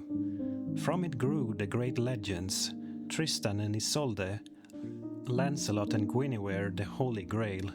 These stories spread across Europe, blending Celtic myth, Christian symbolism, and the moral code of the knight. They gave the rough warrior class a dream of nobility, a mirror to polish their steel and souls alike. And somewhere in these songs, one hears the first whisper of modern Europe, a society beginning to imagine love, conscience, and honor as forces greater than the sword. Yet the same faith that inspired beauty also demanded obedience. As the Church's power grew, so did its will to purify. New orders arose. The Cistercians, led by Bernard of Clairvaux, sought simplicity and poverty.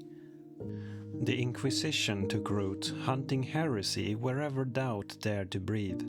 In southern France, the Cathars preached that the world was corrupt, that spirit and matter were eternal enemies. The Church saw them as a threat, and soon crusade was turned inward, Christian against Christian, a holy war in the very heart of Christendom. Such was the paradox of the age. The same fire that lit the cathedrals also kindled the stake. Beyond the seas, the struggle for the Holy Land continued. In 1187, Jerusalem fell once more, this time to Saladin, the great Muslim general whose courage and mercy would make him a legend even among his enemies. The news struck Europe like a thunderclap. Kings answered the call again. Richard, the Lionheart of England, Philip Augustus of France, Frederick Barbarossa of the Holy Roman Empire, they led armies eastward in what would be known as the Third Crusade, a campaign as magnificent as it was tragic. Frederick drowned before reaching battle. Philip quarreled with Richard and returned home.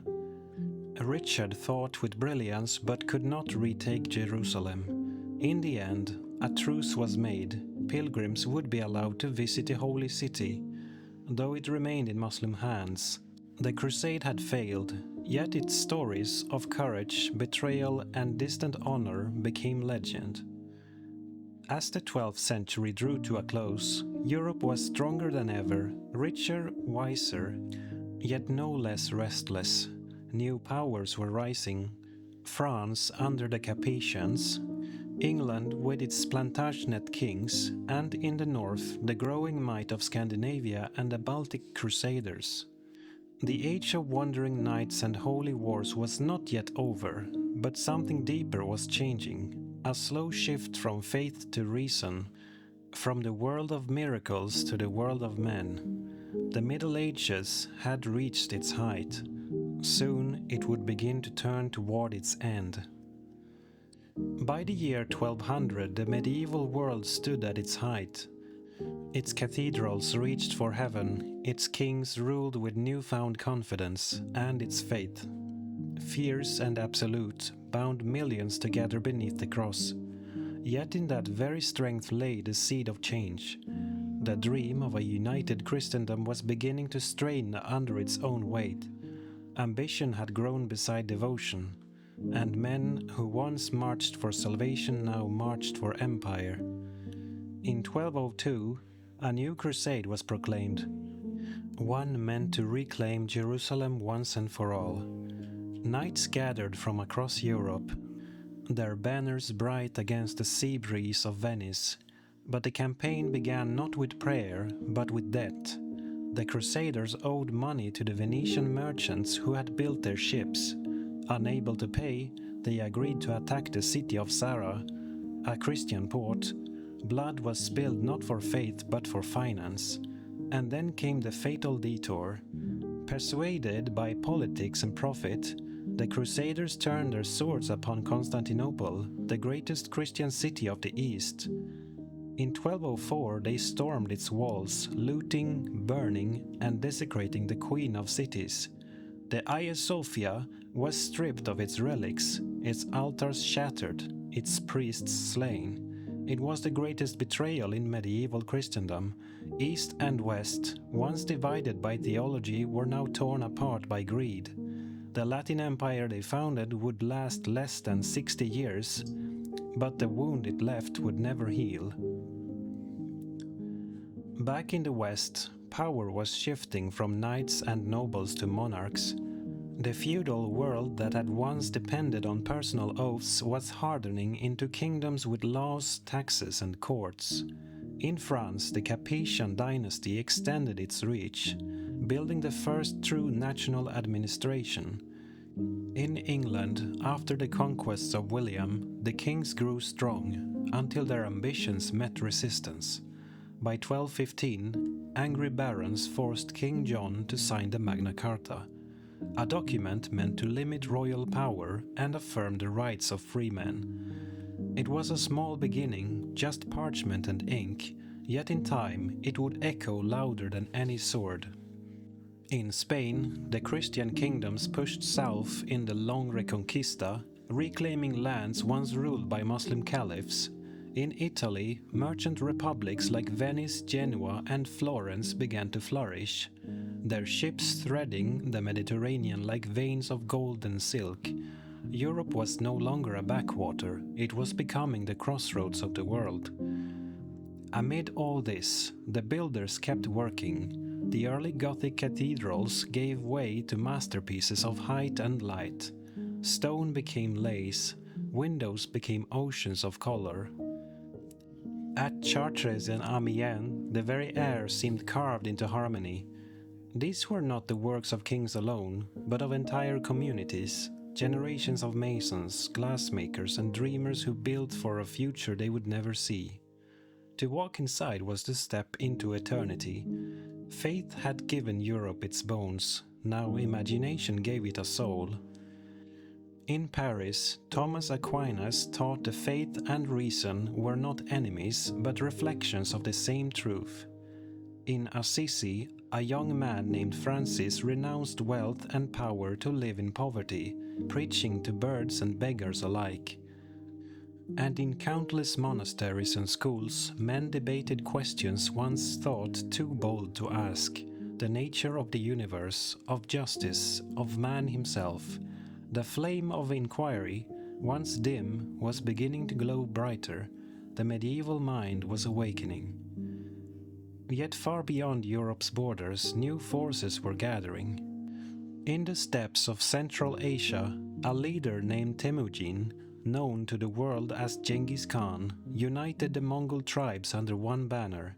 His horsemen would soon thunder across the world, reaching as far as Poland and Hungary. The peace of Christendom would tremble before a storm unlike any it had known. And still the Church called for more crusades, against Muslims, against heretics, even against other Christians. The word holy war had become familiar, perhaps too familiar. For every victory, a doubt crept deeper into the soul of Europe. What if the world was not meant to be conquered by faith, but understood? The 13th century began with confidence. Europe had survived famine, war, and betrayal, yet its heart still beat with a quiet faith. Cathedrals shimmered with new glass, universities buzzed with ideas. From the Atlantic to the Carpathians, it seemed that every field, every market, every city was alive with motion. But beneath that sense of order, the world was stretching, growing larger, stranger, and more connected than ever before. The spirit of holy war flickered on, but the fire was dying. The great crusader castles in the east stood like lonely islands in a hostile sea. The Islamic world had grown united under strong leaders, and one by one, the Christian states of Syria and Palestine began to fall. The Sixth Crusade of Emperor Frederick II reclaimed Jerusalem for a brief, bloodless moment through diplomacy, a curious peace in an age of swords, but it did not last. In 1291 the final fortress, Acre, fell. The Crusader banners were torn down, and with them ended 2 centuries of European presence in the Holy Land. There were no victors in the end, only lessons written in stone and memory.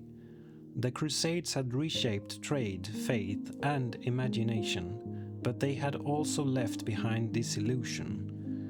The world seemed less holy now, more complex, more human. As pilgrims turned homeward, merchants took their place on the roads and seas. From Genoa to Bruges, from London to Lübeck, the pulse of Europe shifted from castles to marketplaces. Money replaced oaths, ledgers replaced swords, guilds formed, brotherhoods of weavers, masons, and traders. Their symbols hung over shop doors like family crests. Cities grew noisy and proud, their bells marking the hours of commerce as surely as the monasteries marked the hours of prayer. In Italy, bankers of Florence invented new ways to lend and invest, while Venice and Genoa built fleets that rivaled any army. In the north, the Hanseatic League bound Baltic ports into a web of trade, carrying salt, furs, and grain. A merchant could now grow richer than a baron, and a city's will could rival a king's. The old boundaries of Christendom began to dissolve. Traders returned from the east with stories of Persia, India, and China, their voices filled with wonder. Among them was Marco Polo, who traveled farther than almost anyone of his time, across deserts and empires to the court of the great Khan. When he returned to Venice around 1295, few believed his tales of golden cities, paper money, and vast armies, but they listened, and something in the European mind began to turn toward exploration, toward the idea that the world was far wider than any map. What began as a pilgrimage of faith was becoming a journey of curiosity. Within Europe, the Church still reigned supreme, yet cracks were showing. Popes claimed authority over kings. Kings began to resist. Theologians questioned, poets observed, and peasants murmured. Still, the 13th century was a golden one in its own way, a balance between heaven and earth. In art and thought, the human face appeared again, in the smiles of Gothic statues, in the measured reason of Aquinas, in the gentle mysticism of Hildegard of Bingen. Even in faith there was warmth. In towns and cloisters, people spoke not only of sin and salvation, but of love, divine and human, both reflections of the same eternal light. By the year 1300, Europe stood on the brink of change. The old world of knights and crusaders was fading. The new world of merchants, scholars, and travelers was awakening. Castles were giving way to courthouses. Monasteries were turning into schools. Faith was still strong, but reason was rising beside it like a twin flame. Across the seas, the Mongol Empire connected continents under a single vast peace, the Pax Mongolica, and through it, silk, paper, and ideas flowed faster than ever before. A man could now, in theory, travel from France to China, bearing the cross on his chest and the curiosity of the West in his eyes. The medieval world had reached its greatest breadth. Its people had built, fought, dreamed, and prayed for 300 years. Ahead lay new storms, plague, heresy, and empire, but also the slow birth of modern thought. For now, the bells of Christendom still rang through the valleys and over the fields, calling monks to prayer and merchants to trade. The air was full of voices, of faith, of reason, of song, and somewhere in that harmony of stone and wind, the world waited quietly for its next beginning.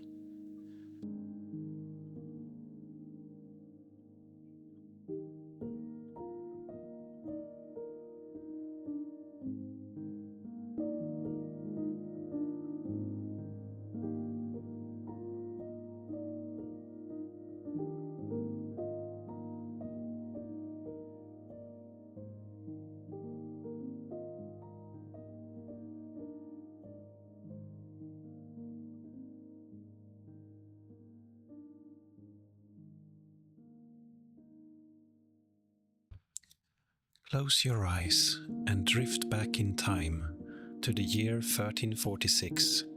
Europe is not yet the Europe you know. Cities are smaller, streets are narrower, and the night is darker than you can imagine, lit only by flickering torches of the faint glow of the moon. Villages are scattered across wide fields, where peasants toil from dawn to dusk, bent over the soil. A loaf of bread, a jug of ale, and perhaps a little cheese are the common meals. Chickens cluck in the yards, cows provide milk, and pigs root in the mud. Life is hard, but predictable. Children chase each other in the dirt. Priests ring church bells that mark the rhythm of the day. Matins, mass, vespers, compline. Merchants haul goods along dusty roads, their wagons creaking. Nobles sit in their manors, feasting on venison, honey, and spiced wine, while minstrels sing of distant battles and lost loves. The people live close to the earth and close to God. They fear famine and war, but they do not yet fear the shadow that is coming, a shadow so vast it will leave no village untouched, no family unscathed, no life unchanged. This shadow will later be called by many names: the Great Pestilence, the Great Mortality, the Black Death. Far away, beyond the horizon of Europe, in the bustling cities of Central Asia, traders are already whispering of a strange and terrible disease. It begins with fever, then swellings the size of apples appear beneath the arms or in the groin. Within days, the afflicted cough blood and die. Some say it comes from the steppes, carried by the wind. Others say it is born in the filth of cities, or that it is God's punishment for sin. The truth is more ordinary, yet more terrifying. It rides in the bodies of black rats, in the fleas that bite them, and in the blood those fleas suck, and wherever people travel, the rats follow. Caravans of camels cross the Silk Road, bringing silks, spices, and porcelain, and with them the unseen passengers. Ships leave the ports of the Black Sea, their holds filled with grain, wine, and cloth, and with rats scurrying in the darkness. War too spreads the plague. In 1346, at the Crimean port of Kaffa, a Mongol army besieges a Genoese trading colony. The attackers fall sick, their bodies covered in sores, their breath rattling. In desperation, they hurl the corpses of the dead over the city walls. Whether this act truly carried the plague into Europe or not, the story spreads. Whispered like a ghost tale, the disease itself is at war with mankind. By 1347, the plague has reached Constantinople, jewel of the Byzantine Empire. There, in the narrow streets filled with markets and churches, people begin to die in droves. Bells toll endlessly. The emperor orders processions and prayers, but the death carts roll on. From there, ships sail westward, carrying goods and doom. In October 1347, 12 Genoese galleys arrive at the Sicilian port of Messina. The sailors are sick, their skin covered with dark blotches, their bodies weak. They beg to be allowed ashore, but soon it is clear death has come with them. Within days, the plague spreads through Messina. Houses fall silent, doors are barred, and priests walk the streets clutching crucifixes. From Sicily, the plague sails on. Like a dark tide that no one can stop, it reaches Marseille in France, Pisa and Genoa in Italy. And from there, it spreads inland, carried by merchants, pilgrims, and beggars. By early 1348, the plague has reached the great cities of Europe. Florence, proud and beautiful, full of art and learning, is struck. Giovanni Boccaccio, a young man then, watches as half the city falls ill. He later writes in his book Decameron of how friends abandon friends, children are left by parents, and the sick are shunned in fear. In Paris, students of the university argue over its cause. Some say it comes from poisonous mists, from the alignment of the planets, or from foul vapors rising from the earth. Learned men draw charts of stars and write treatises, but none can halt the invisible enemy. In London, narrow streets echo with the cries of the dying. The air itself seems heavy, thick with dread. Priests hurry to give last rites, sometimes to whole families at once. Churchyards fill so quickly that new pits are dug outside the city walls. The disease shows itself in terrible ways. At first, a fever, sudden and fierce, then swellings, called buboes, appear under the arms or in the groin, painful and swollen, black or purple with blood. The name Black Death comes from these dark marks that spread across the skin. Sometimes the victim lingers for days, moaning in pain. Other times death comes within hours, swift and merciless.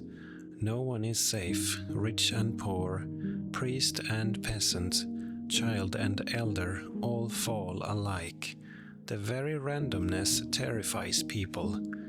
If wealth, prayer, or learning cannot save you, what hope remains? As the plague spreads, people flee, but flight only carries the disease further. Merchants leave the cities only to bring death to villages. Noble families retreat to their country estates, but soon the servants fall ill, and then the masters themselves. In some towns, doors are painted with red crosses to show the plague has entered. Neighbors avoid the marked houses, crossing themselves and hurrying past. In others, the streets grow eerily silent, shutters closed, markets empty. Yet even as death surrounds them, some live recklessly, eat, drink, and be merry, for tomorrow we die, they say. Taverns fill with those who drown their fear in wine and laughter, but laughter often turns to coughing and coughing to silence. By the summer of 1348, all of Europe whispers of the pestilence. Messengers bring news from afar. It has struck in Spain. It has reached the Rhine. It is moving toward England. Kings order days of fasting and prayer. Priests lead processions barefoot, carrying relics. People lash themselves in the streets, hoping their suffering will appease God. But the plague cares for none of it. It moves as it will, silent and unseen, and wherever it passes, graves multiply. By the spring of 1348, the plague no longer traveled as rumor. It was a living presence, a shadow that darkened every street. From Sicily it spread into Italy, and from there into the heart of Europe. In Florence, Boccaccio wrote of how death struck so fast that fathers abandoned sons, wives abandoned husbands, and even priests avoided the sick. Corpses lay in houses unburied, for no one dared to touch them. Dogs and pigs roamed the streets, gnawing at what had once been neighbors. In Avignon, where the Pope resided, the stench of death grew unbearable. So many died that barges floated down the Rhone River, piled high with bodies. The Pope himself was said to sit between two great fires, believing the flames would cleanse the air, and yet the disease leapt onward. Everyone now knew the signs: a fever, sudden and sharp, buboes swelling in the armpits or groin, dark and painful, black spots blooming across the skin, coughing blood, and then silence. Doctors, desperate and bewildered, wore long robes and strange masks shaped like birds' beaks, stuffed with herbs to ward off the poisoned air. They bled patients, burned incense, prescribed potions of gold, mercury, or crushed emeralds. Nothing worked. The richer could hire physicians, but the physicians died too. The poor turned to charms, prayers, or wandering preachers. As the plague deepened, a strange sight appeared in the towns of Germany and beyond. Groups of men called flagellants marched barefoot through the streets. They wore white robes marked with red crosses. They sang hymns, beat drums, and most of all, they whipped themselves with knotted cords until their backs ran red with blood.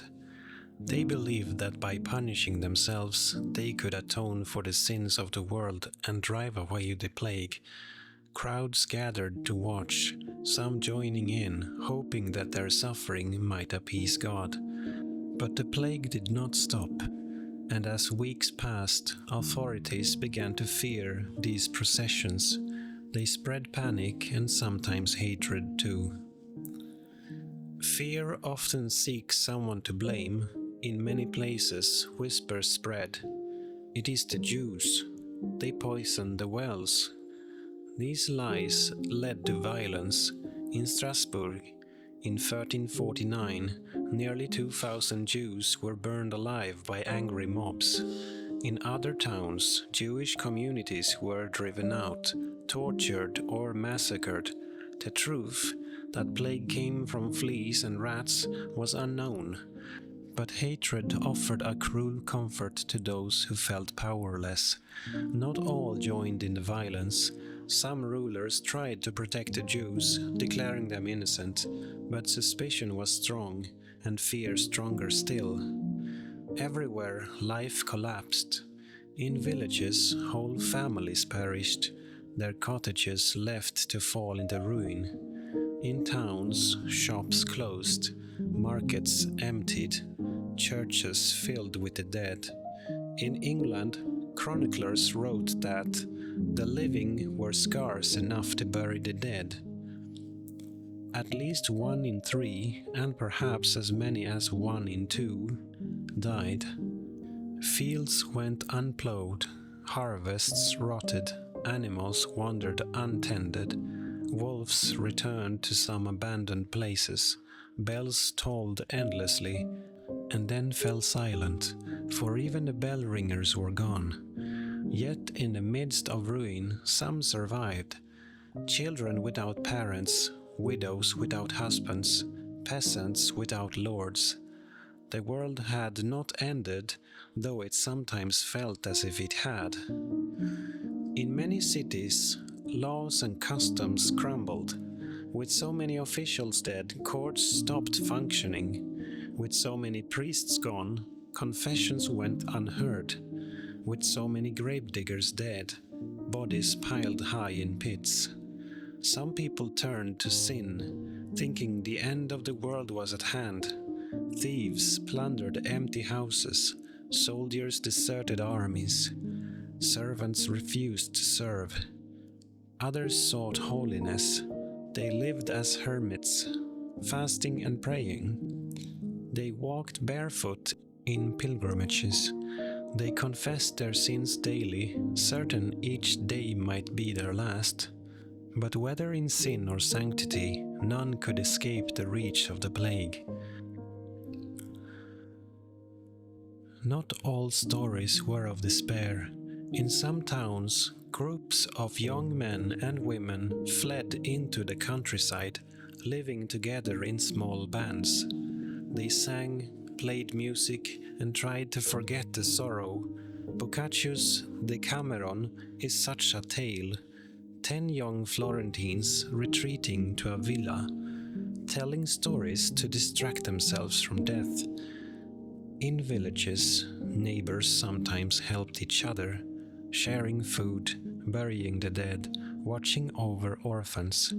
In monasteries, monks cared for the sick, even as they fell ill themselves. And in some places, the plague struck less fiercely, sparing pockets of life amid oceans of death. From Italy and France, the Black Death spread outward. In 1348, it reached Spain and England.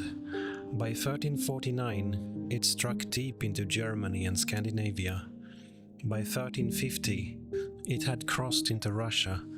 No corner of Europe was untouched. From the castles of kings to the huts of peasants, from the crowded alleys of cities to the lonely monasteries on mountain peaks, the plague claimed its victims. It was truly the great mortality. By 1351, the terrible tide had begun to ebb. The plague still struck here and there, but the great wave of death that had swept across Europe at last receded. The living crept out from shuttered houses, bells rang again in churches, markets opened, though smaller and quieter. Survivors walked through villages where weeds grew tall in untended fields, where doors hung open and no smoke rose from chimneys. Grief hung over every town, yet life stirred once more. Babies were born, couples married, fields were plowed again. The shadow remained, but it was no longer endless. How many had perished? None could be certain. Chroniclers gave wild numbers: half of England, 2/3 of Florence, whole towns in Germany erased. Modern scholars estimate that perhaps 1 in 3, or even 1 in 2, of all Europeans died. Some 25 to 50 million souls. It was as if an axe had been swung across the continent, cutting away families, communities, whole generations. And yet, in the strange mathematics of history, the survivors found themselves in a new world. With so many dead, the old order of feudalism cracked. Before the plague, peasants had been bound to the land, laboring for lords. After, there were fewer hands to work the fields. Landowners begged for labor, offering better wages, freer terms. Peasants discovered their worth. Some left their villages, seeking better lives elsewhere. Some rose in rebellion when lords tried to chain them again. In England, decades later, the Peasants' Revolt of 1381 would roar with the voices of those who remembered how the world had changed. Towns, too, shifted. Guilds lost members, but survivors could charge higher prices. Orphans inherited lands. Widows took over businesses. The web of society rewove itself, tighter and different. The plague tested faith as never before. Priests had died in great numbers, tending the sick. Monasteries were emptied. Some said the church had failed, unable to protect the people. Pilgrimages grew as survivors sought to give thanks or beg for mercy. But skepticism grew as well. If prayers could not stop the plague, perhaps new ways of thinking were needed. In art, grim images of death multiplied. The Danse Macabre, the Dance of Death, showing skeletons leading kings, bishops, peasants, all alike to the grave. Painters and poets reminded the living, death spares no one. Yet alongside fear grew compassion. Hospitals were founded, charities supported, alms given to the poor. Faith bent, but did not break. The Black Death left scars not only on the land but on the imagination. Stories of ghostly processions of the dead, of omens in the sky, of miracles and horrors, spread through villages. Songs were sung of sorrow and survival. Generations later, people still whispered of the time when the world seemed to end. Children born after the plague grew up hearing tales of silence, of pits filled with bodies, of neighbors vanished overnight. History was written not only in chronicles, but in memories passed by firelight. Though the Great Wave of 1347 to 1351 ended, the Black Death was not gone. It returned again and again, in smaller outbreaks for centuries. Towns would breathe a sigh of relief, only to find the bells tolling once more. But never again did it kill so many so swiftly as in those first dreadful years. Slowly, Europe learned to live with its shadow. In strange ways, the Black Death prepared the soil for what would come after. Labor shortages, weakened feudal bonds, new wealth shifted power. Faith both deepened and doubted. Art grew darker but also more human. Out of grief, a new awareness of life emerged. People saw how brief existence could be, and so they sought beauty, knowledge, joy. Within a century, the Renaissance would bloom. not despite the plague, but partly because of the world it left behind. Imagine now a small village. Years after the plague has passed, the fields are green again, children play in the dust, chasing chickens and laughing. Women bake bread, the scent drifting on the breeze. Men mend tools, dig soil, plant seeds. The memory of the great mortality is still there, but it no longer rules the day. The sun still rises, the bells still ring, and life continues, fragile but enduring. And as night falls, stars shine above, the same stars that shone over those who lived and died through the Black Death. The plague was a storm, fierce and unrelenting. It tore through Europe, leaving silence in its wake. But storms pass, and so did this one. From the wreckage, a new world slowly rose, a world scarred but also reshaped, a world that would dream new dreams. And you, listening now, can let go of the terror, the sorrow, the noise of history. Close your eyes. Imagine the quiet of a medieval night, after the bells have stopped, after the cries have faded. The world sleeps, and so may you. Rest. The story has ended. Tomorrow will come, as it always has.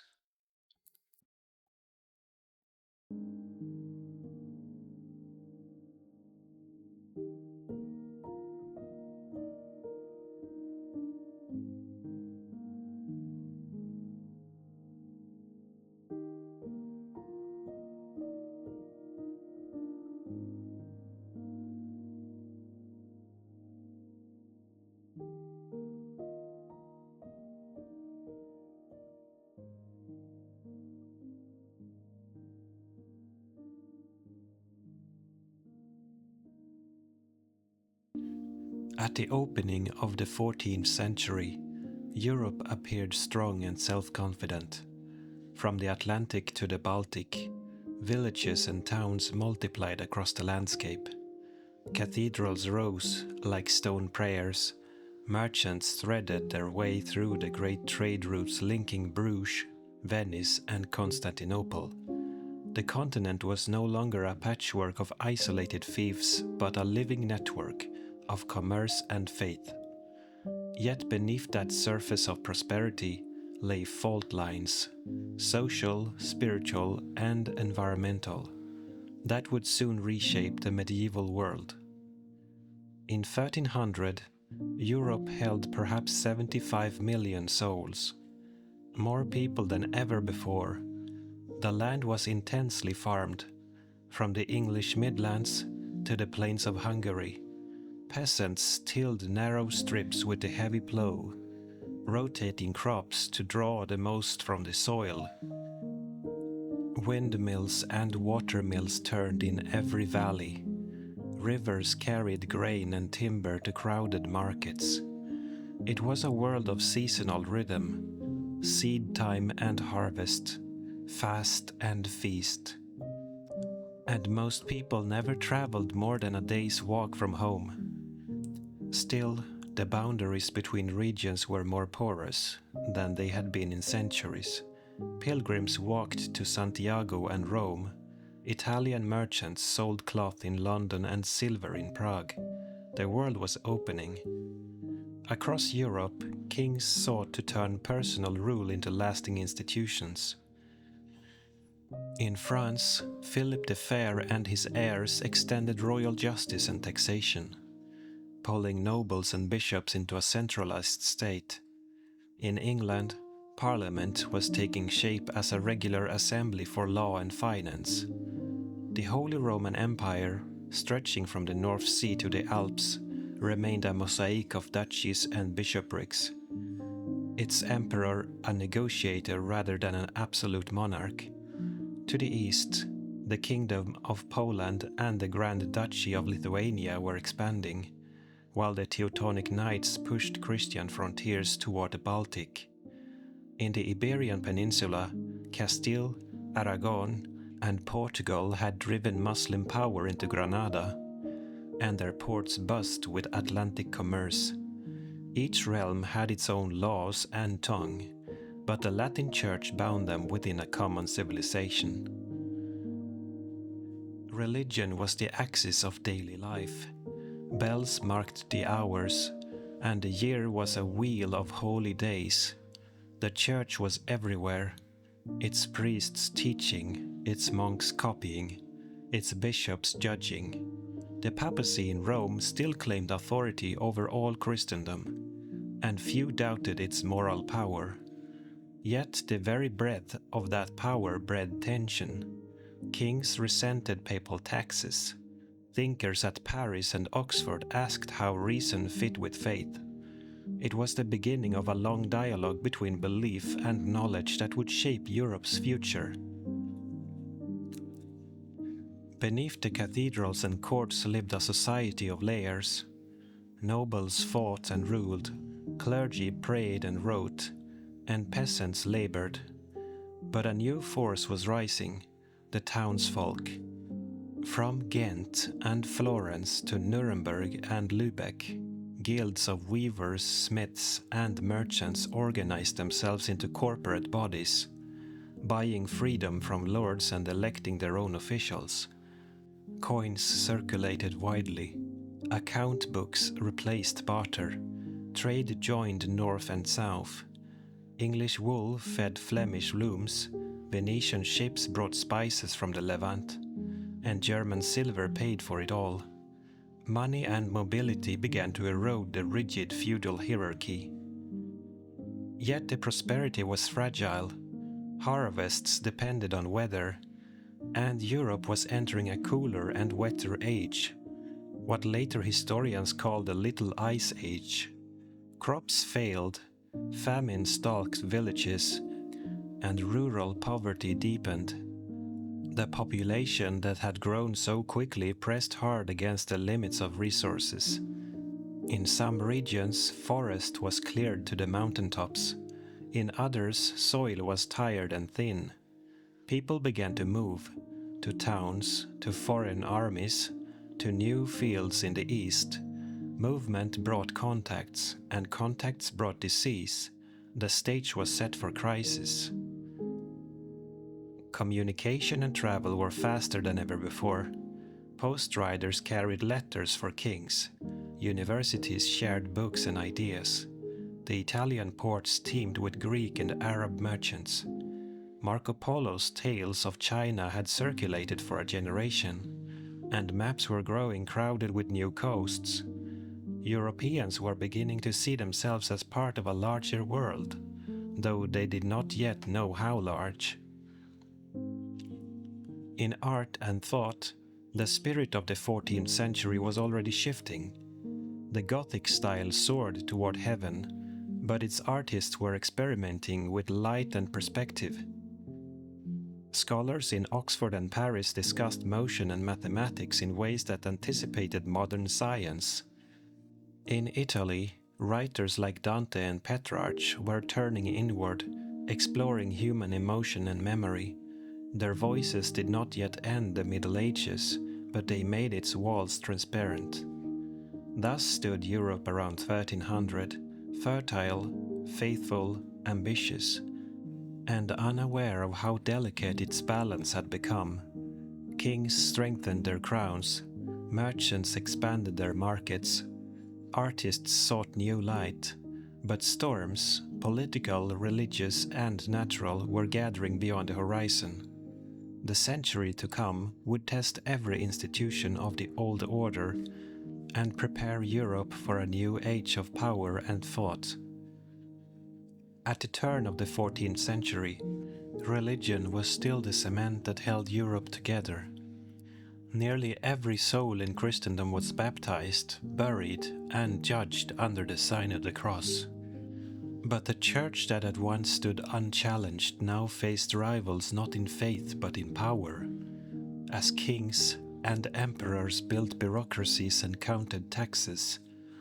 The popes struggled to remain above worldly politics, and increasingly failed to do so. In 1309, Pope Clement V left Rome for Avignon in southern France, beginning what later ages called the Babylonian captivity of the papacy. For nearly 70 years, the popes ruled from palaces on the Rhone rather than from St. Peter's. The city was safer, richer, and close to French protection, but also close to French influence. To many Italians, the move symbolized corruption and weakness. Rome fell into ruin. Pilgrims turned away, yet Avignon glowed with wealth and splendor. Frescoes by Giotto's followers, grand banquets, the hum of clerks copying decrees. It was an earthly court for a heavenly power. The Avignon era coincided with the rise of monarchies that no longer bowed easily to Rome. France had the strongest claim to papal favor, but even there, rulers taxed clergy and appointed bishops as if they were royal officers. In England, the crown seized church lands to pay for war. In Germany, the emperor's authority waned, and local princes chose their own confessors and abbots. The papal dream of universal supremacy, a Christendom under one shepherd, was slipping away. Each kingdom began to see itself not only as Christian, but as distinct. Loyalty to the crown and country was becoming as powerful as loyalty to the church. In time, this slow shift would redefine what it meant to belong to a nation. In 1378, a crisis shattered the unity of the Western Church.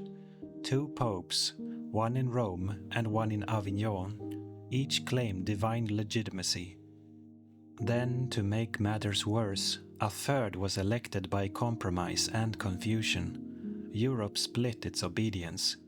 France and Spain followed one pope. England and much of Germany followed another. The rest tried to ignore both. Priests in the same town prayed for rival pontiffs. Councils were called, decrees thundered, but unity came only in 1417, when the Council of Constance finally deposed or persuaded all claimants to resign and elected Martin V. The church was whole again, but scarred. The people had seen its human face, proud, political, divided. Faith survived, but confidence in the hierarchy did not.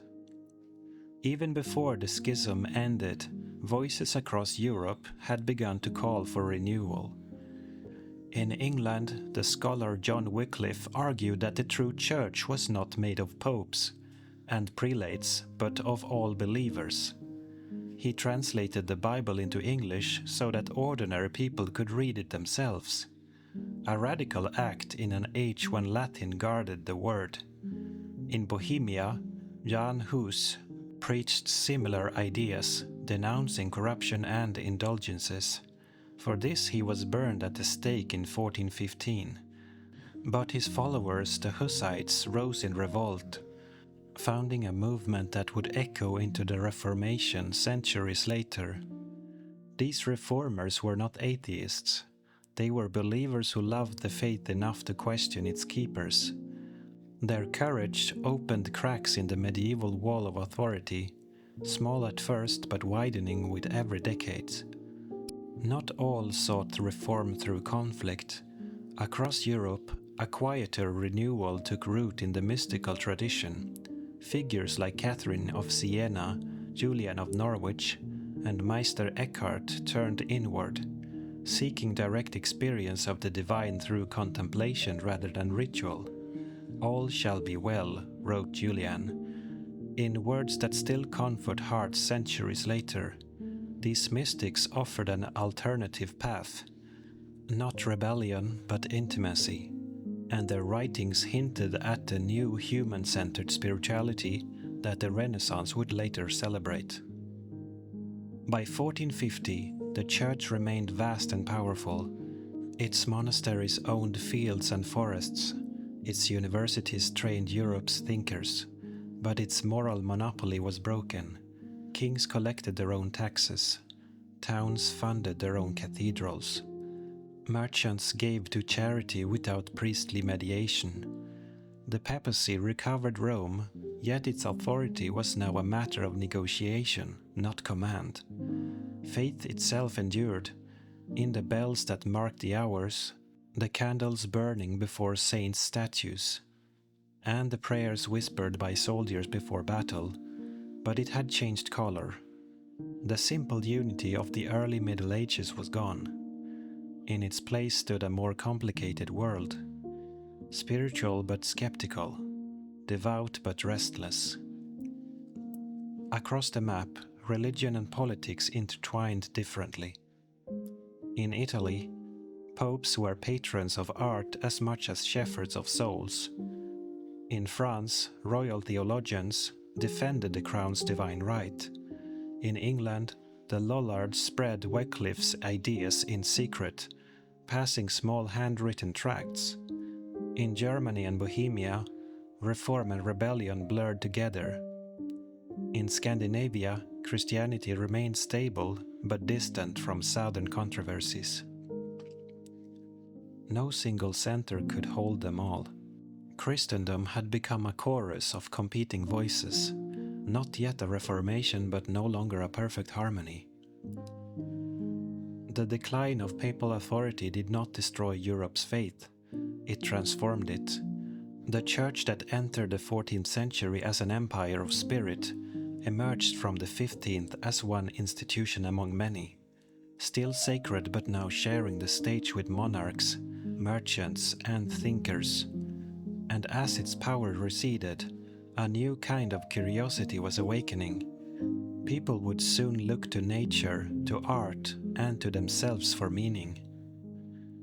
By the late 14th century, Europe's battlefields no longer resembled those of its ancestors.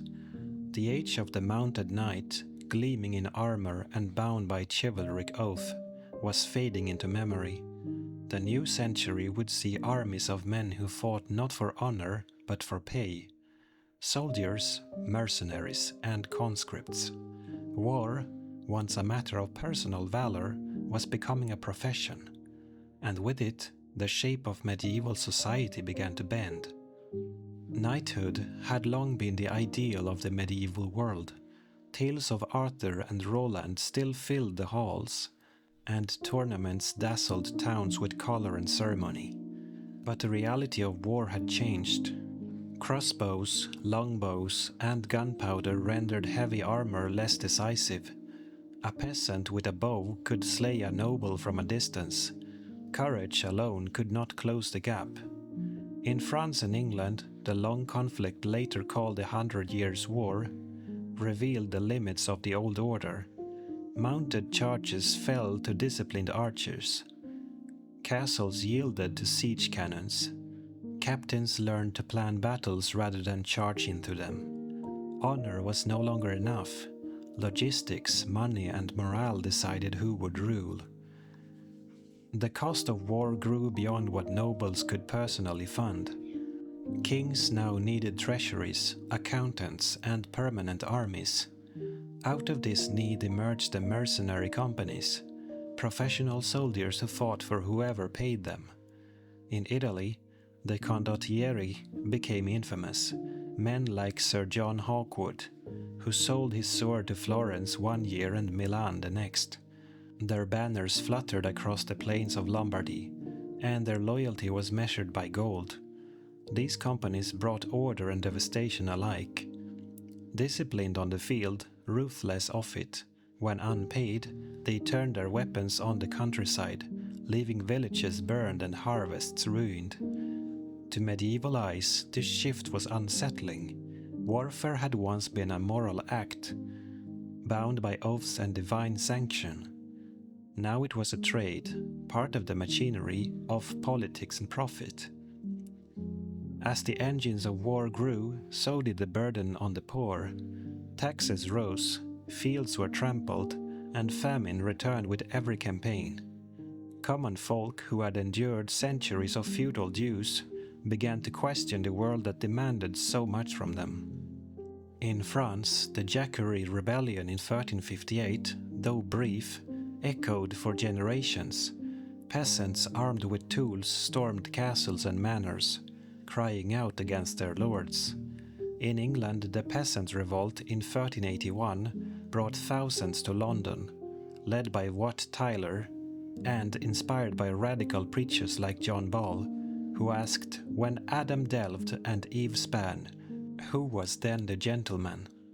Both uprisings were crushed, yet they left behind an idea that would never die, that common people too could shape history. While war and rebellion shook the countryside, Europe's cities flourished. Guilds and merchants gained wealth and independence. In Florence, bankers like the Medici rose from common stock to control governments. In Flanders, weavers and dyers turned wool into gold. Along the Baltic, the Hanseatic League united northern ports into a commercial confederation, trading salt, fish, and furs as far as Russia and Scandinavia.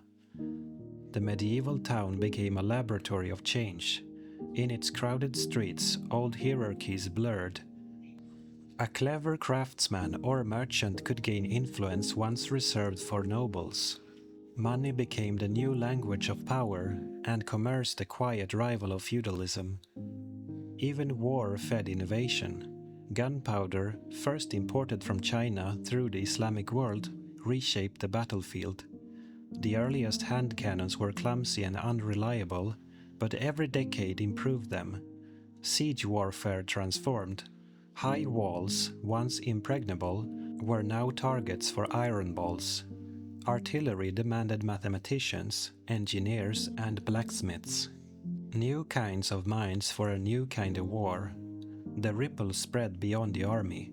Clocks appeared in towns and monasteries, measuring time not by the sun but by mechanical precision. Eyeglasses allowed scribes and scholars to work longer.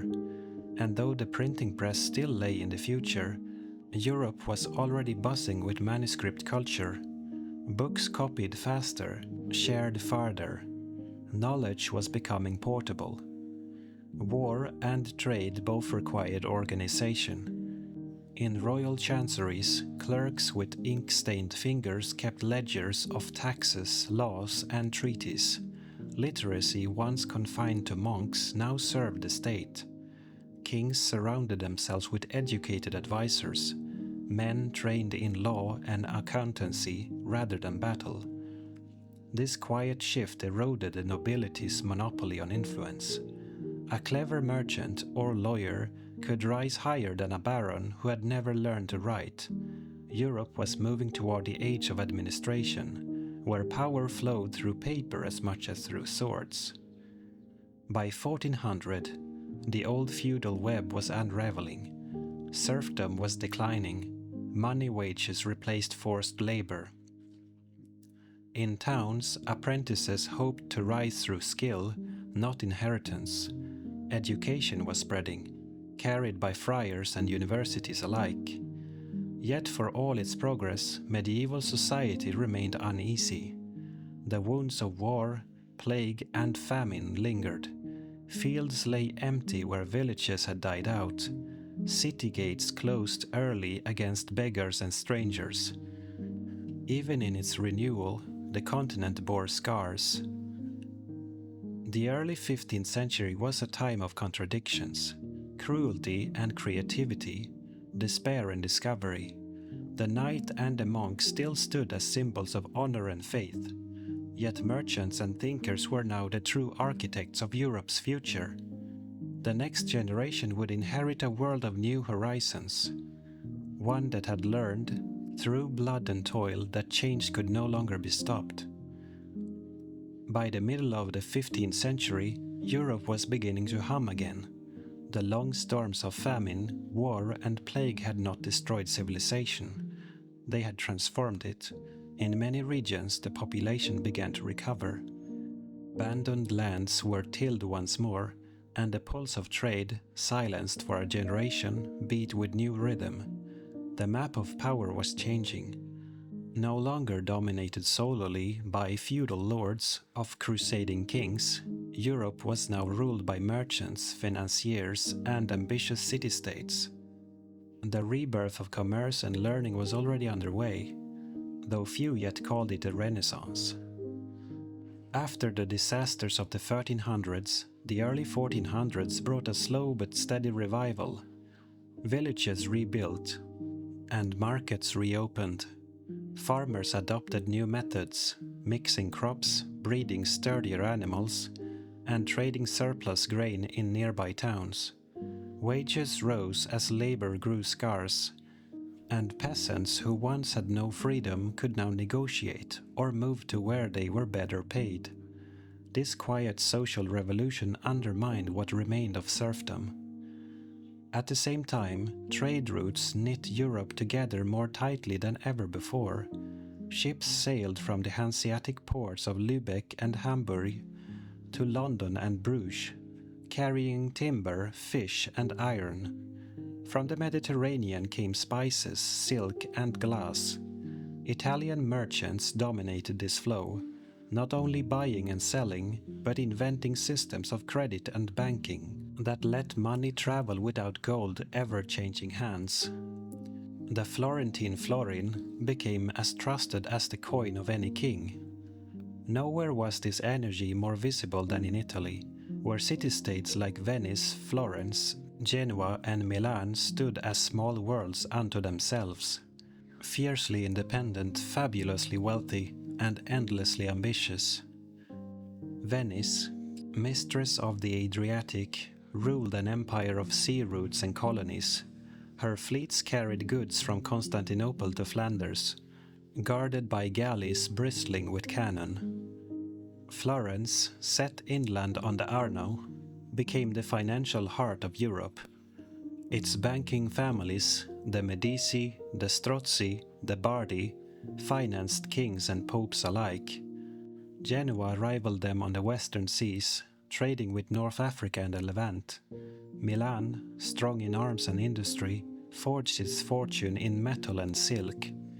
Each city-state was both a marketplace and a stage for art, politics, and intrigue. Rivalry between them fostered innovation in governance, architecture, and ideas. In this world of wealth and motion, a new way of thinking began to stir, a fascination with humanity itself.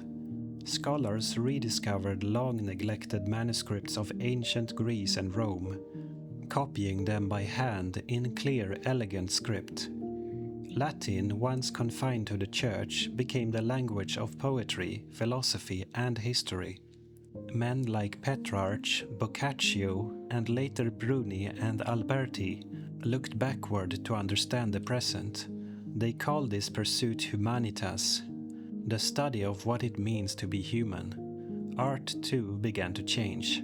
Painters experimented with perspective, giving depth to walls that had once been flat with saints and halos. Sculptors turned marble into living flesh. Cathedrals no longer reached only toward heaven. Palaces celebrated earthly beauty.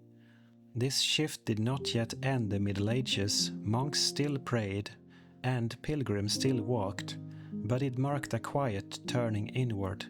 Faith remained, yet reason and curiosity began to share the stage. Beyond Italy, monarchs were learning to rule not only by birthright but by bookkeeping. In France, Charles VII restored unity after decades of war and built the first standing army paid by the crown.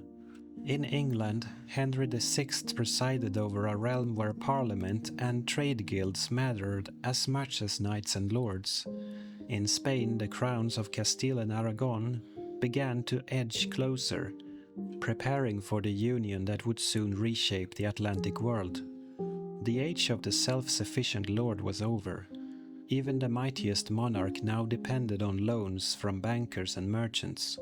Power was shifting from the sword to the purse, from the castle to the counting house. Far to the north, another kind of rebirth flickered. The cities of Flanders, especially Bruges and Ghent, became centers of art and commerce. Their painters, Van Eyck, van der Weyden, and others pioneered the use of oil paint to capture the shimmer of fabric and the glow of candlelight. While Italian artists turned to classical myth, the Northerners found grandeur in the ordinary: a merchant's study, a quiet prayer, a wedding portrait. The same spirit spread to the courts of Burgundy, Bohemia, and the Rhineland. It was a Europe waking from a long sleep, but in different dreams. Southern elegance and Northern realism, both rooted in a sense that life itself was worth painting, studying, and understanding. Commerce pushed Europeans farther than they had gone in centuries. Sailors from Portugal crept along the coast of Africa, searching for gold and a route to the Indies. Genoese and Venetian merchants still crossed the eastern Mediterranean, meeting Arab traders in the markets of Alexandria and Damascus. Through them flowed not only goods but ideas: algebra, astronomy, medicine, preserved and refined by Islamic scholars. Each voyage and bargain tied Europe closer to the wider world. The old borders of Christendom were becoming horizons. Education was no longer only the privilege of monks. Universities thrived in Paris, Oxford, Prague, and Bologna. Their students studied theology and law, but also mathematics, rhetoric, and natural philosophy. Libraries swelled with texts copied by hand on parchment, and new schools of thought debated how faith and reason could coexist. By mid-century, the printing press was still just a dream, but scribes were already writing faster, standardizing spelling, and creating small, portable books that could be owned by scholars, merchants, or priests. Knowledge was leaving the monastery for the marketplace. By 1450, Europe had become a patchwork of contrasts: warlike yet creative, devout yet questioning, traditional yet restless. The same energy that built cathedrals now carved marble statues and mapped coastlines. The age of knights and cathedrals was not over, but the age of scholars and explorers was near. The old medieval order had not fallen, it had transformed itself into the foundation of something new. A civilization that would soon stretch its sails across oceans and its thoughts across the stars. By the middle of the 15th century, Europe stood at the crossroads between the Age of Faith and the Age of Reason. The landscape was still crowned with monasteries and castles, but their meaning had changed. In those stone walls and narrow streets, a new world was being born. Slowly, unevenly, and without announcement. The people of 1450 did not know that the Middle Ages were ending. They only sensed that something was shifting beneath their feet. 2 centuries earlier, Europe had been a feudal mosaic: isolated manors, nightly wars, and a church towering above all. By 1450, it had become a network of nations. Kings ruled not by personal vassalage, but by law and taxation. Written records, royal courts, and bureaucracies stretched the reach of government into every province. Borders were clearer, languages more defined. A Frenchman, an Englishman, or a Castilian now spoke not only as a Christian, but as a subject of a realm. Trade, once a perilous venture, had become the bloodstream of society. Silver flowed from Bohemian mines, cloth from Flanders and England, spices from Alexandria, and manuscripts from Florence. Great fairs and merchant leagues bound the towns together like the links of a chain. Roads and sea routes, once haunted by bandits and pirates, were patrolled by royal forces. For the first time since Rome, a traveler could move through half the continent under a common sense of order.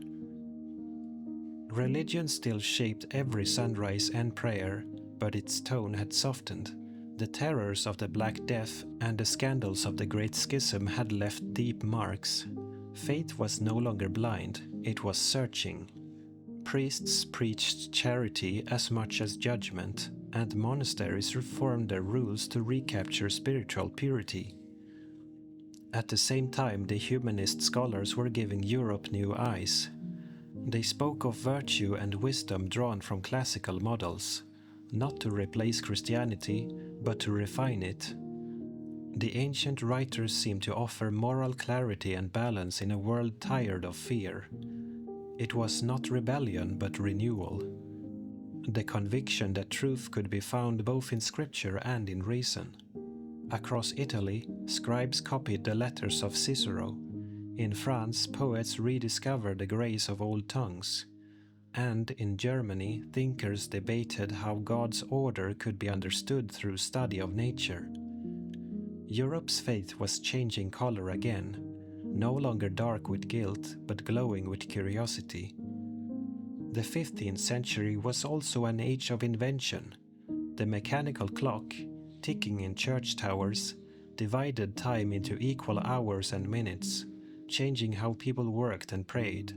The compass and the astrolabe made navigation more daring. Mariners pushed beyond known waters with confidence.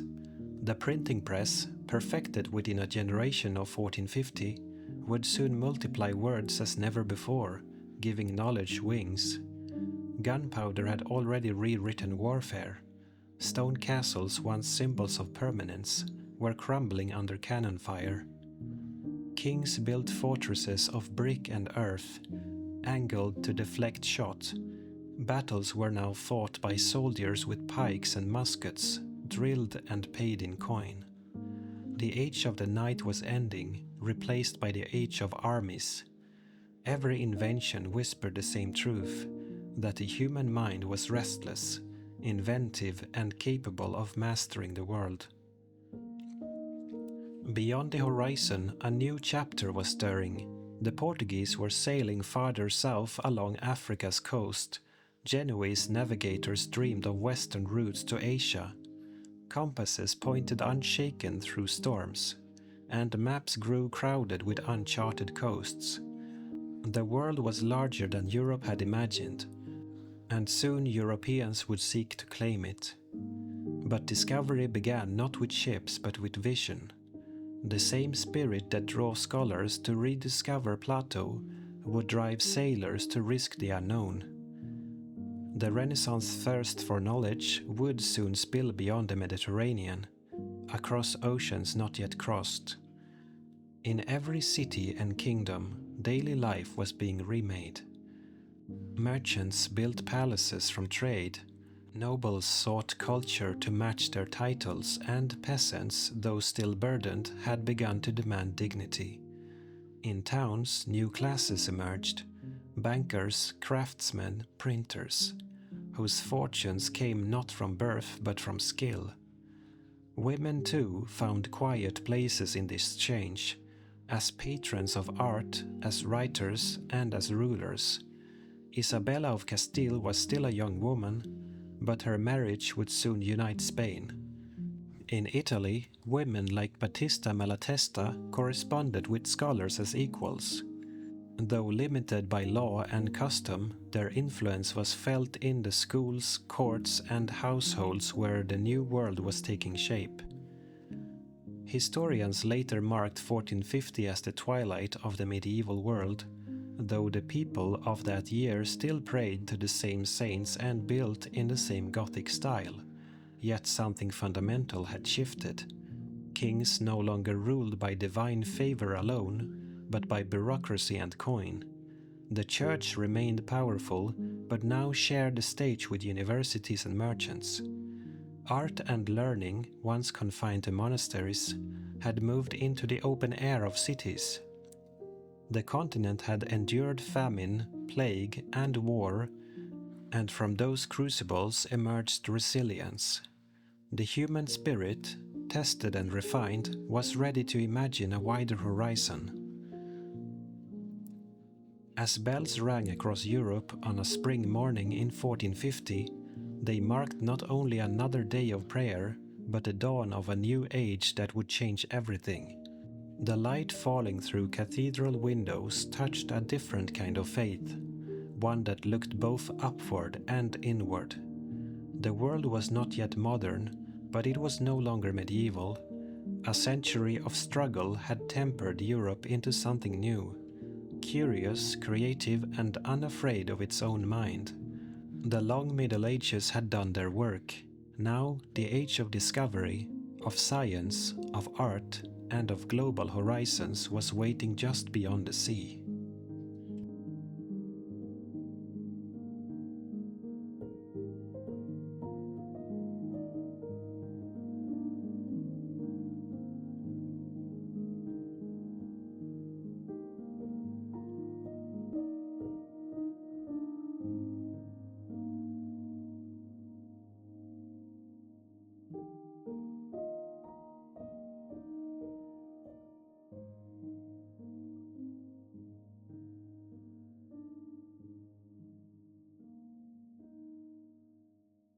By the mid-15th century, Europe stood on a fragile bridge between worlds, one foot still sunk in the medieval past, and the other reaching toward the age of discovery, art, and empires.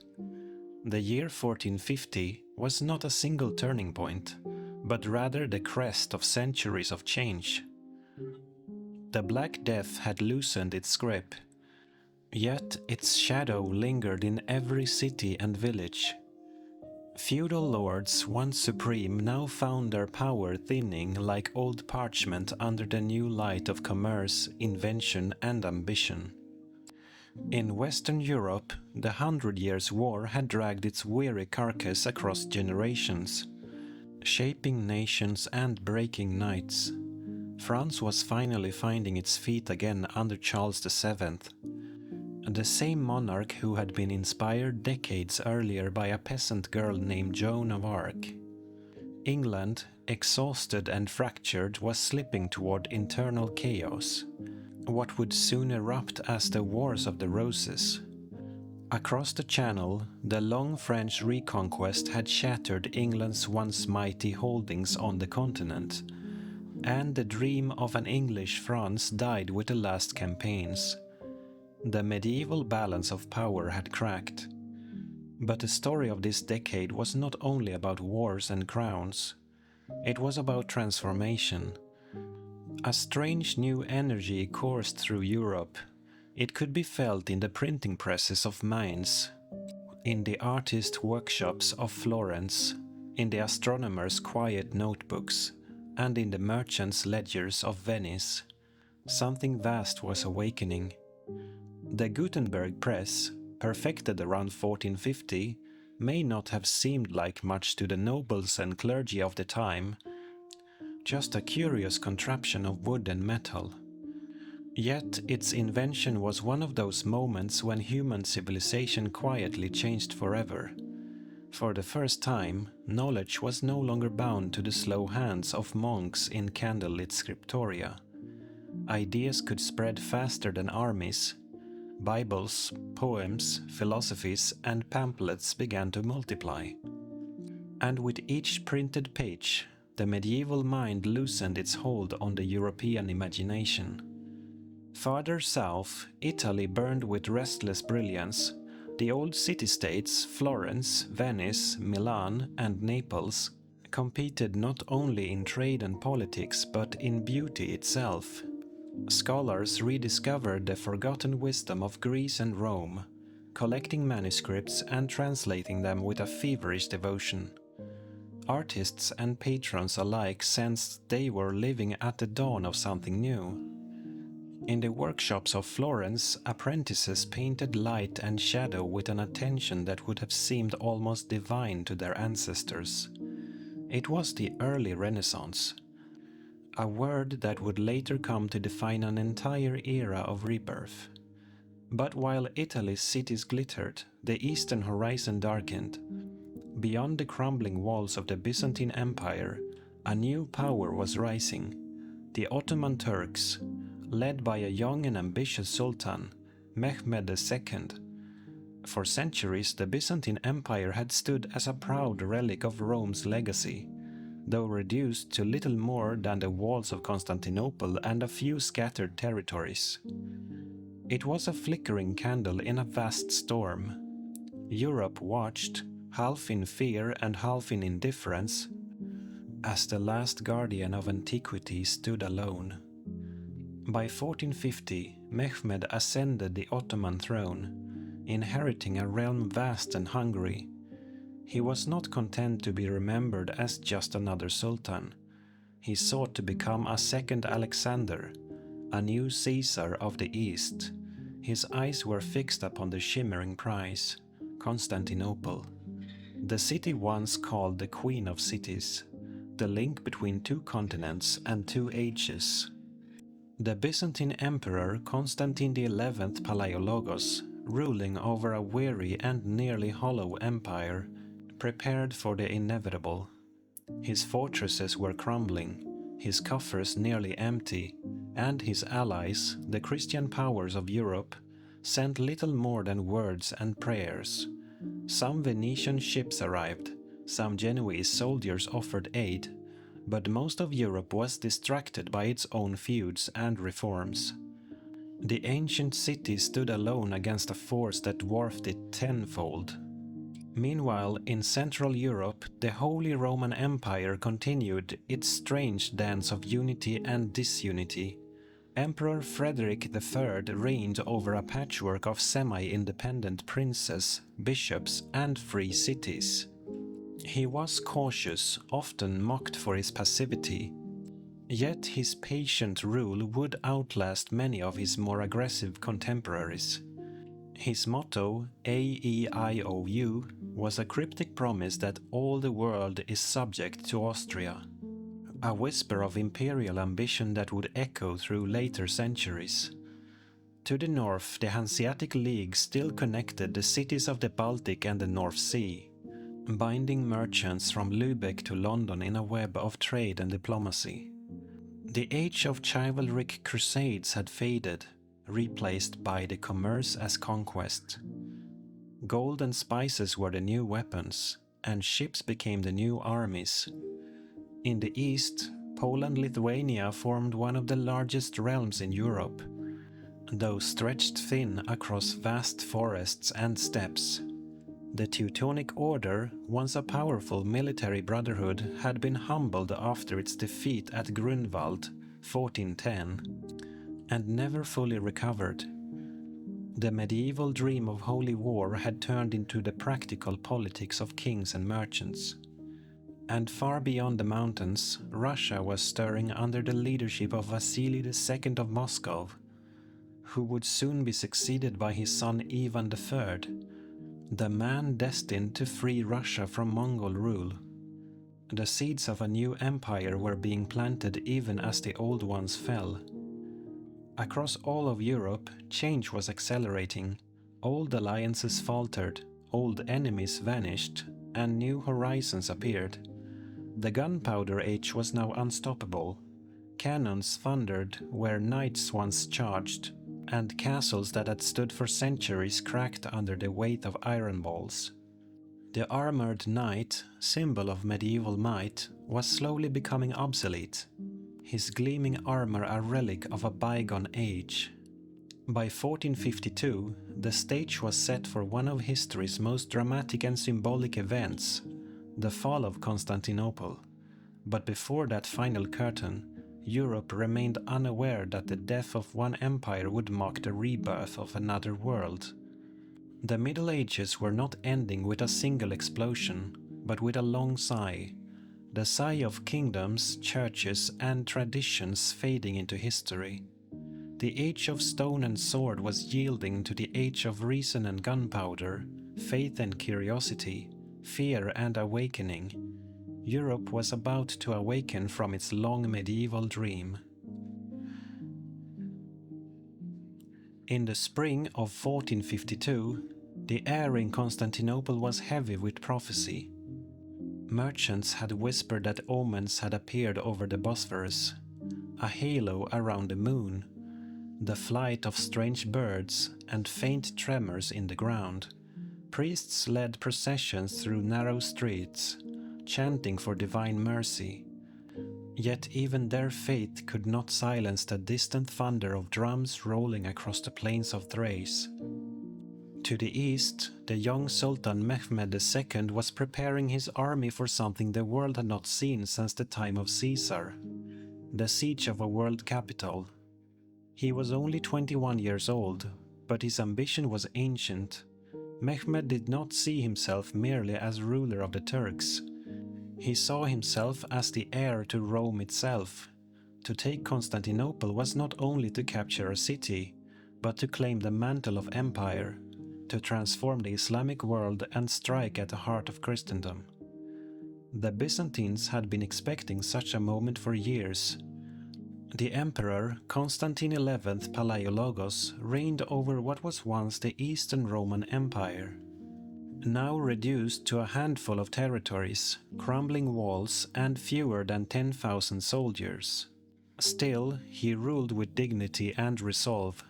Those who met him spoke of a man both weary and unbreakable, determined to die on his throne if the city fell. Better the Turkish turban than the Latin tiara, some of his people had said, bitterly recalling the betrayal of the Fourth Crusade 2 centuries earlier, when Western Christians had plundered the city they were sworn to protect. Now the Byzantines faced their final trial alone. In the winter of 1452, Mehmed began constructing a fortress on the European side of the Bosphorus, Rumeli Hisari, the fortress of the Roman land. Its walls rose with astonishing speed, built by thousands of laborers under the supervision of Mehmed himself. Each stone that was laid tightened the Ottoman noose around Constantinople. From its towers, heavy cannons commanded the strait, stopping any ships that tried to bring aid to the city. The message was clear: the days of Byzantium were numbered. The defenders of Constantinople were a mosaic of nations. There were Greeks, Venetians, and Genoese, mercenaries, sailors, and monks, fighting side by side on the ancient ramparts of Theodosian walls, which had withstood 1,000 years of assaults. The greatest of their foreign allies was Giovanni Giustiniani, a Genoese captain who arrived with 700 well-trained men. His courage and discipline gave the defenders hope, but even he knew the odds were hopeless. On April 6, 1453, Mehmed's massive army, estimated at 80,000 men, including elite janissaries, siege engineers, and foreign specialists, surrounded Constantinople. His navy sealed the Golden Horn, forming an iron ring of ships and cannon around the fabled city. The siege had begun. For nearly 7 weeks the earth trembled with bombardment. Mehmed had brought with him giant bombards, the largest ever built, designed by a Hungarian engineer named Orban. The main cannon, a monstrous tube of bronze 27 feet long, hurled stone balls weighing hundreds of kilograms. Its roar echoed across the Bosphorus, shaking domes and shattering towers. Each shot left craters in the ancient walls, but the defenders worked tirelessly, repairing breaches under cover of darkness. Day after day the city held. Inside the walls, life became surreal. Priests carried icons through the streets, praying for a miracle. The population, men, women, children, took shifts on the battlements, filling the gaps where soldiers had fallen. In the evenings the horizon glowed red from cannon fire. And every night the defenders looked out across the sea, hoping to see the sails of a Christian fleet, a hope that never came. One small Venetian fleet did attempt to break through, and for a brief moment cheers ran across the harbor as a handful of ships slipped past Ottoman fire, but they were too few, too late. By late May, the outer walls of Constantinople were crumbling. Giustiniani had been wounded, and his retreat from the walls shattered morale. Emperor Constantine XI, realizing the end was near, gathered his remaining men and addressed them one final time. Chroniclers later recalled his words: "My brothers, let us not lament our fate. Heaven has seen fit to place us in this trial. Whoever wishes to die, let him follow me. At dawn on May 29, 1453, the final assault began. Waves of Ottoman soldiers crashed against the walls, first irregular troops, then Anatolian veterans, and finally the Janissaries themselves, the Sultan's elite. The defenders fought with desperate valor, hurling stones, arrows, and boiling oil. But the sheer weight of numbers was overwhelming. Somewhere near the gate of Saint Romanus, the walls gave way. The emperor threw off his imperial regalia and plunged into battle, sword in hand. His last words were never recorded, only that he fought until he was surrounded and cut down. The last emperor of Rome died on his feet. By midday, the banner of the crescent moon flew over the towers of Constantinople. Mehmed rode through the gates in silence. He dismounted at the great church of Hagia Sophia, entered its vast dome and ordered it to be converted into a mosque. As he gazed at the mosaics glittering in the half-light, he whispered verses from Persian poetry. The spider weaves the curtains in the palace of kings. The owl calls the watches in the towers of Afrasiab. Afrasiab, who was a mythical king from Iranian legend. The city that had once been the heart of the Christian East had fallen. After more than 1,100 years, the Byzantine Empire was no more. Yet, even in its destruction, Constantinople became a bridge between worlds. Greek scholars fled westward, carrying with them manuscripts, philosophy, and science. The Renaissance, already stirring in Italy, was fueled by the knowledge that escaped the fallen empire.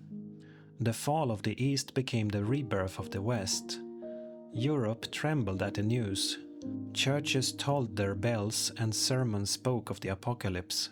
But soon the shock gave way to something else, a growing realization that the old medieval order, the one held together by popes, crusaders, and kings, could not stand unchanged. New frontiers beckoned. The maps of the world were about to be redrawn. In the halls of Venice, Florence, and Lisbon, merchants and navigators began to whisper of finding a new route to the Indies, one that would bypass Ottoman lands entirely. A generation later, their dreams would lead to caravels on the Atlantic and names like Columbus, Vasco da Gama, and Magellan. The fall of Constantinople closed one chapter of human history, but in doing so, it opened another. The news spread across Europe like thunder rolling over distant hills. Constantinople, the eternal city, the shield of Christendom, the heir of Rome, had fallen. In monasteries and palaces alike, the story passed from trembling lips to parchment, each telling shaded with disbelief. Messengers arrived in Venice, then in Rome, then in Paris. The Venetian Senate sat in grim silence when they heard the words, "The city is taken." In Rome, Pope Nicholas V wept openly, declaring day of mourning and calling for a new crusade. But his words carried the weary echo of a song sung too many times. Europe no longer moved at the command of popes and crosses. It moved by trade, invention, and ambition. The fall of Constantinople in 1453 was more than a military event. It was a psychological earthquake. It was as if the last surviving piece of the ancient world had finally vanished into dust. For nearly 1,000 years, the Byzantine Empire had stood as a golden thread tying together antiquity and Christendom. Now, that thread had been cut, and the medieval tapestry was unraveling. The Ottoman Sultan Mehmed II, now known as the Conqueror, wasted no time transforming his new capital. Constantinople became Istanbul, the jewel of a new empire that stretched from the Balkans to Anatolia. The Hagia Sophia became a mosque, its mosaics plastered over but not destroyed. Mehmed wanted not the annihilation of the city, but its resurrection under his name. He invited merchants, scholars, and architects to repopulate the empty streets. Within a few years, Istanbul was alive again, no longer Byzantine but Ottoman. Europe watched in shock and fascination. In the courts of Italy, scholars debated whether Mehmed might be a new Alexander. Brutal but visionary. His letters to Western rulers, written in eloquent Greek and Latin, astonished diplomats. He spoke of uniting East and West under a single enlightened empire. Few believed him, but all respected the magnitude of his ambition. Meanwhile, the fall of the Byzantine capital sent refugees and manuscripts streaming westward. Greek scholars carrying precious texts found patronage in Italy, especially in Florence and Rome. Among them were the writings of Plato, Euclid, and Ptolemy, works unseen in Western Europe for centuries. The Renaissance burst into fuller bloom. Painters studied perspective, architects rediscovered symmetry, and philosophers began to speak of the dignity of man rather than the sinfulness of man. Out of Byzantium's ashes rose a new way of seeing the world. Yet not everyone was celebrating renewal. In Eastern Europe, the Hungarian kingdom under the fierce general John Hunyadi prepared for war. The Ottomans had not stopped with Constantinople. They pressed northward into the Balkans, threatening Serbia, Wallachia, and Hungary itself. In 1456, Mehmed's armies marched toward Belgrade, intending to take the fortress and open the road to Central Europe. It would become one of the last great battles of the medieval age. Hunyadi, an aging but brilliant commander, rallied his troops with the zeal of a crusader, though few in the West answered the Pope's new call to arms. At his side fought a fiery Franciscan monk, Giovanni da Capistrano, later called John of Capistrano, who inspired peasants, townsmen, and soldiers with sermons that echoed across the Danube. In July 1456, the siege of Belgrade began. For weeks the city endured bombardments as fierce as those that had destroyed Constantinople. Yet the defenders refused to yield. On July the 22nd, Hunyadi launched a counterattack, personally leading his cavalry through the breach. The Ottomans, exhausted and taken by surprise, broke ranks. Mehmed himself was wounded. The Turkish army retreated, leaving behind thousands of dead. When word of the victory reached Rome, Pope Calixtus III ordered church bells to ring at noon each day, a tradition that, in many places, continues to this day. Belgrade had held. It was not the end of the Ottoman advance, but it was the last great Christian triumph fought in the spirit of the Crusades. After Hunyadi's death, soon after the battle, the dream of a united Christian defense faded again into division and politics. While the Eastern Front smoldered, Western Europe was shedding its medieval skin. In France, Charles VII continued rebuilding his kingdom, reforming armies and consolidating royal power. In England, chaos deepened into the Wars of the Roses, a dynastic struggle between the houses of Lancaster and York that would drench the island in blood for decades. The age of feudal barons was dying, but it would not die quietly. The battlefields of England were filled not with armored knights in shining mail, but with longbowmen, billmen, and cannon. Gunpowder had become the true equalizer, the sound of modernity announcing itself in thunder and smoke. In the Iberian Peninsula, the kingdoms of Castile, Aragon, and Portugal were laying the foundations of future empires. The final Muslim stronghold in Spain, the Emirate of Granada, still survived, but its days were numbered. Portuguese ships were already pushing beyond the known world, charting the coasts of Africa, guided by Prince Henry the Navigator. A new spirit of exploration, half faith, half greed, was spreading like wildfire. While the East had fallen to Islam, the West was preparing to circle the globe. Back in the Eastern Mediterranean, the Empire of Trebizond, once a glittering remnant of Byzantine glory, watched events in horror. Trebizond had long stood on the remote shores of the Black Sea, a city of merchants and scholars that preserved the memory of Byzantium. Its emperor David Komnenos ruled over little more than the city itself and its nearby valleys, but he still bore the title Basileus of the Romans. He hoped to survive through diplomacy, playing the Ottomans against their enemies. But Mehmed II was patient. He saw Trebizond not as a threat, but as unfinished business, the last echo of an empire he had already buried. In 1456 he began tightening the noose around it, taking nearby fortresses and coastal towns.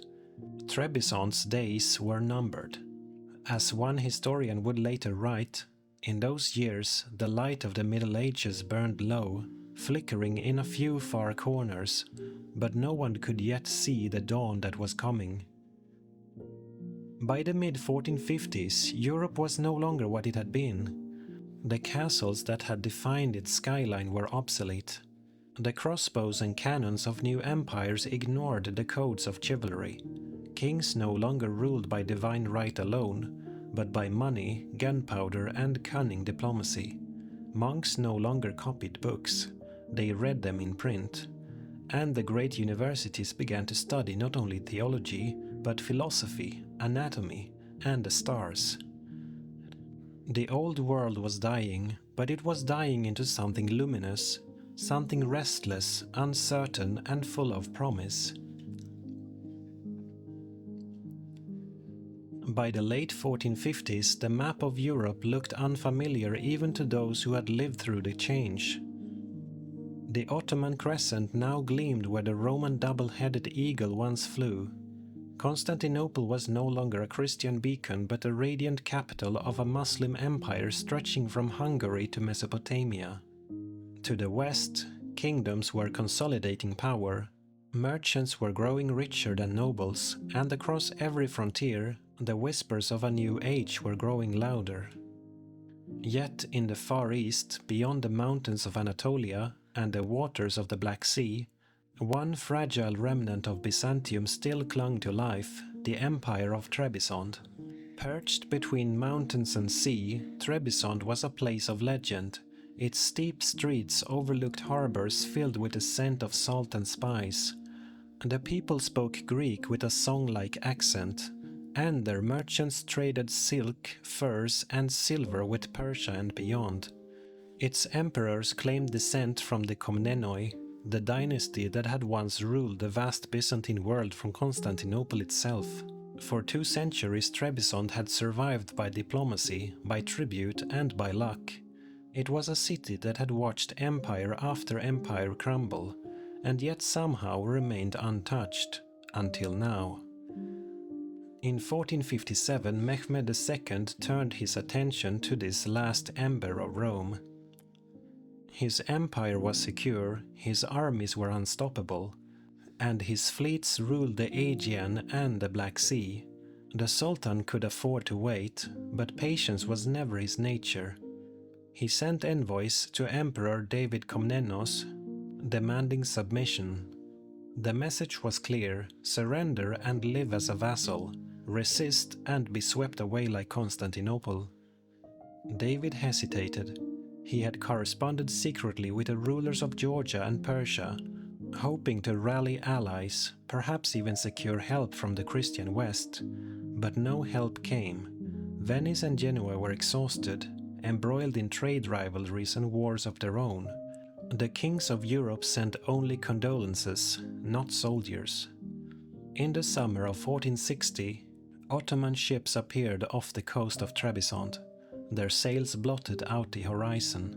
Mehmed's armies followed soon after, moving along the coastal roads with grim precision. The siege began that August. Within weeks, the city's defenses crumbled under bombardment. Realizing the hopelessness of resistance, David Komnenos surrendered on the condition that his family and people would be spared. Mehmed entered the city in triumph, as he had done in Constantinople 7 years earlier. The conqueror of empires stood on the walls of Trebizond and gazed out over the Black Sea. The last outpost of Byzantium had fallen. With that, the Roman Empire, born more than 2000 years before, finally ceased to exist. From the Tiber to the Bosphorus to the Pontus, its light had flickered, dimmed, and gone out.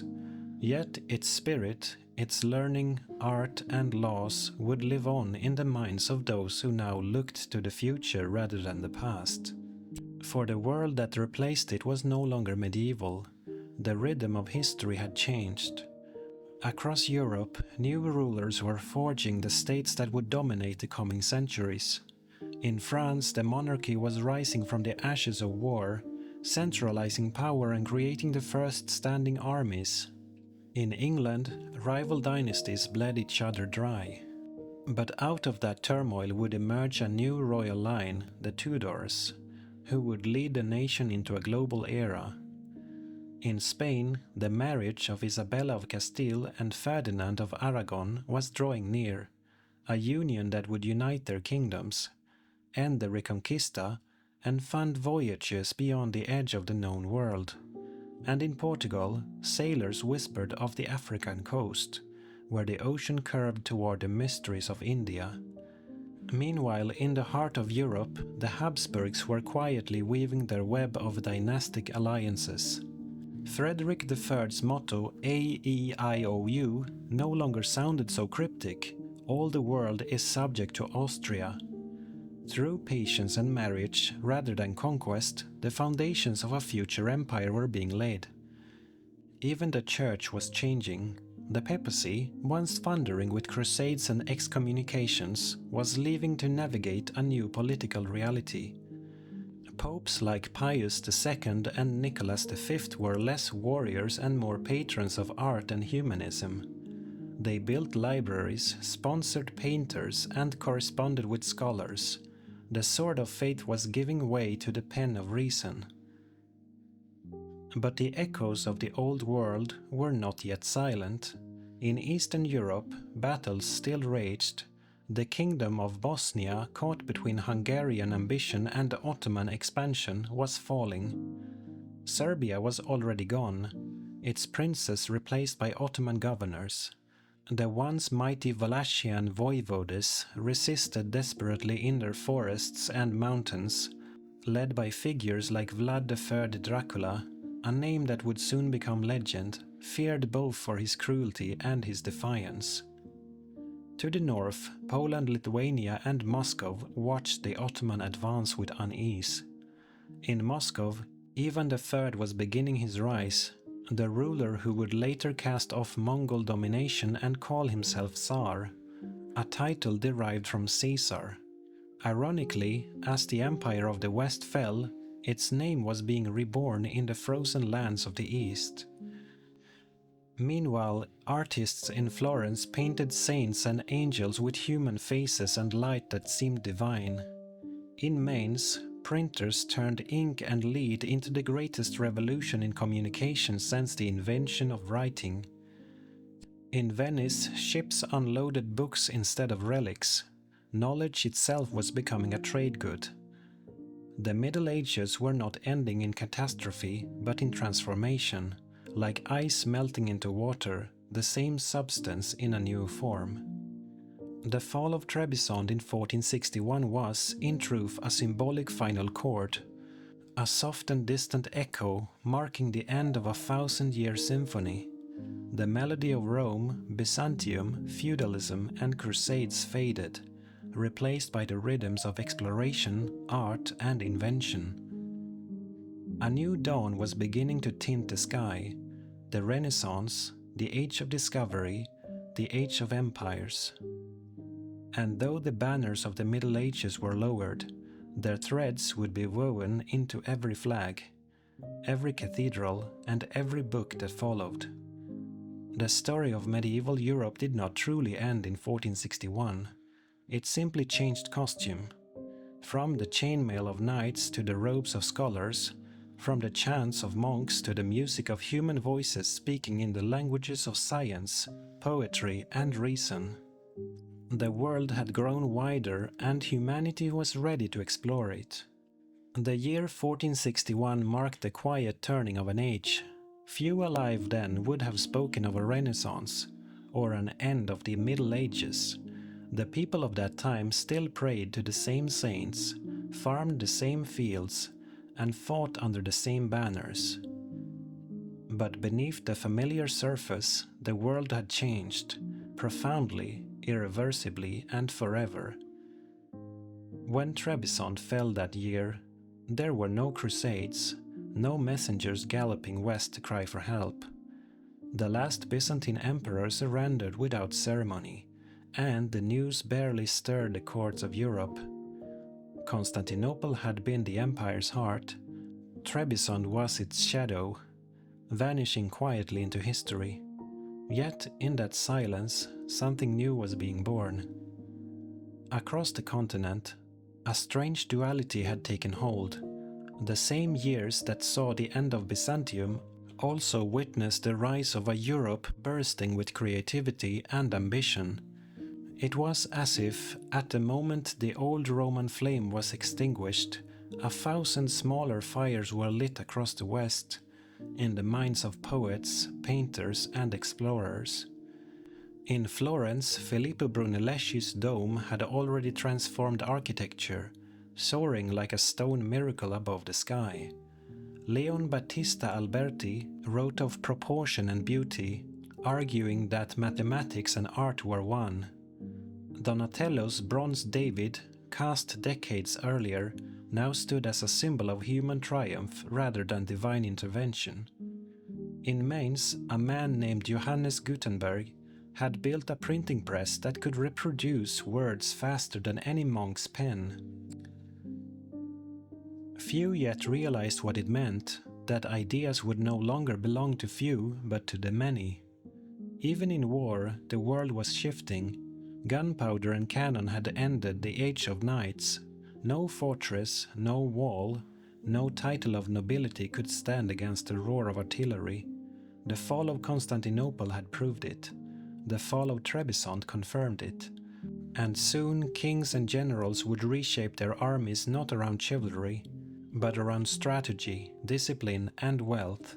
Feudalism, the glue that had bound Europe together for centuries, was dissolving. In France, the monarchy grew stronger under Charles VII, and later under Louis XI, who would weave the web of centralized government that defined the modern state.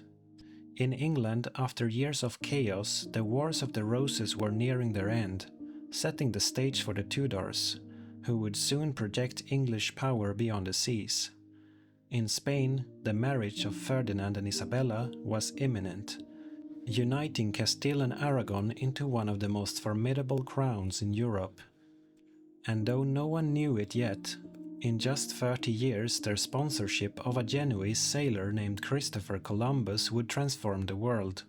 From the ashes of the medieval, modernity was rising, not in a single city or under one ruler, but everywhere at once. But even as the Renaissance dawned, echoes of the past lingered. In monasteries, monks still debated the nature of angels. In the countryside, peasants still lived and died by the rhythm of the harvest.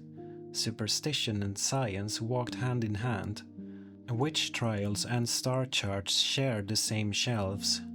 It was a world of contradictions, of cathedral spires reaching for heaven while cannon smoke drifted across the fields below. For the people who lived through it, the transition was invisible. They did not know that their time would later be called the end of the Middle Ages. They simply knew that things were changing faster than ever before. Merchants in Venice grew rich trading goods from the east, no longer fearing Ottoman raids but competing with them. Artists painted human faces with emotion, no longer bound by strict religious convention. Philosophers rediscovered the ancient idea that man was the measure of all things. Even religion, once unshakable, began to tremble. The papacy's authority was no longer unquestioned. Humanist scholars such as Erasmus and Pico della Mirandola would soon argue that faith and reason could coexist, that God's image might be found not only in heaven but in humanity itself. It was a subtle rebellion. one that would eventually ignite reformations and revolutions alike. Meanwhile, in the east, the Ottoman Empire flourished. Mehmed II's dream of uniting old and new worlds was partially realized. His capital, Istanbul, became a crossroads of cultures. Byzantine engineers building mosques beside Persian calligraphers and Arab astronomers. The city's skyline, once marked by the domes of Hagia Sophia and the columns of Constantine, now glittered with minarets and crescents. It was the medieval world's epitaph, and its continuation. By 1461, Europe stood on the edge of something vast. Ships were being built that could cross oceans. Books were being printed that could cross centuries. Ideas were forming that could reshape nations. And in small workshops, glass lenses, compasses, and clocks were redefining humanity's perception of time, space, and itself. The Middle Ages had not ended with a bang or a battle, but with a transformation of the human mind. The knights had laid down their swords, the monks had lifted their pens. The world was no longer ruled by kings alone, but by curiosity. The age of faith had given birth to the age of reason. Still, to the people of 1461, the future was uncertain. They did not see themselves as standing at the dawn of modernity, but at the edge of chaos, a chaos filled with opportunity, danger, and wonder. They were the children of an ending, and the parents of everything that came after. In the silence that followed the fall of Trebizond, the chroniclers of Byzantium put down their pens. The last sentence in one manuscript reads simply, "The world has changed, and we with it."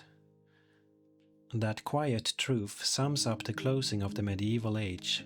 The old empires had died, but the dream of greatness, the desire to build, to understand, to explore, remained as alive as ever. As the 15th century drew to a close, Europe stood in the first light of a new dawn. From its ruins, from its wars, and from its memories, a new civilization would rise, one that would stretch its sails across the oceans, paint its visions on ceilings, and one day look back to call these centuries by a name we still use today, the Middle Ages.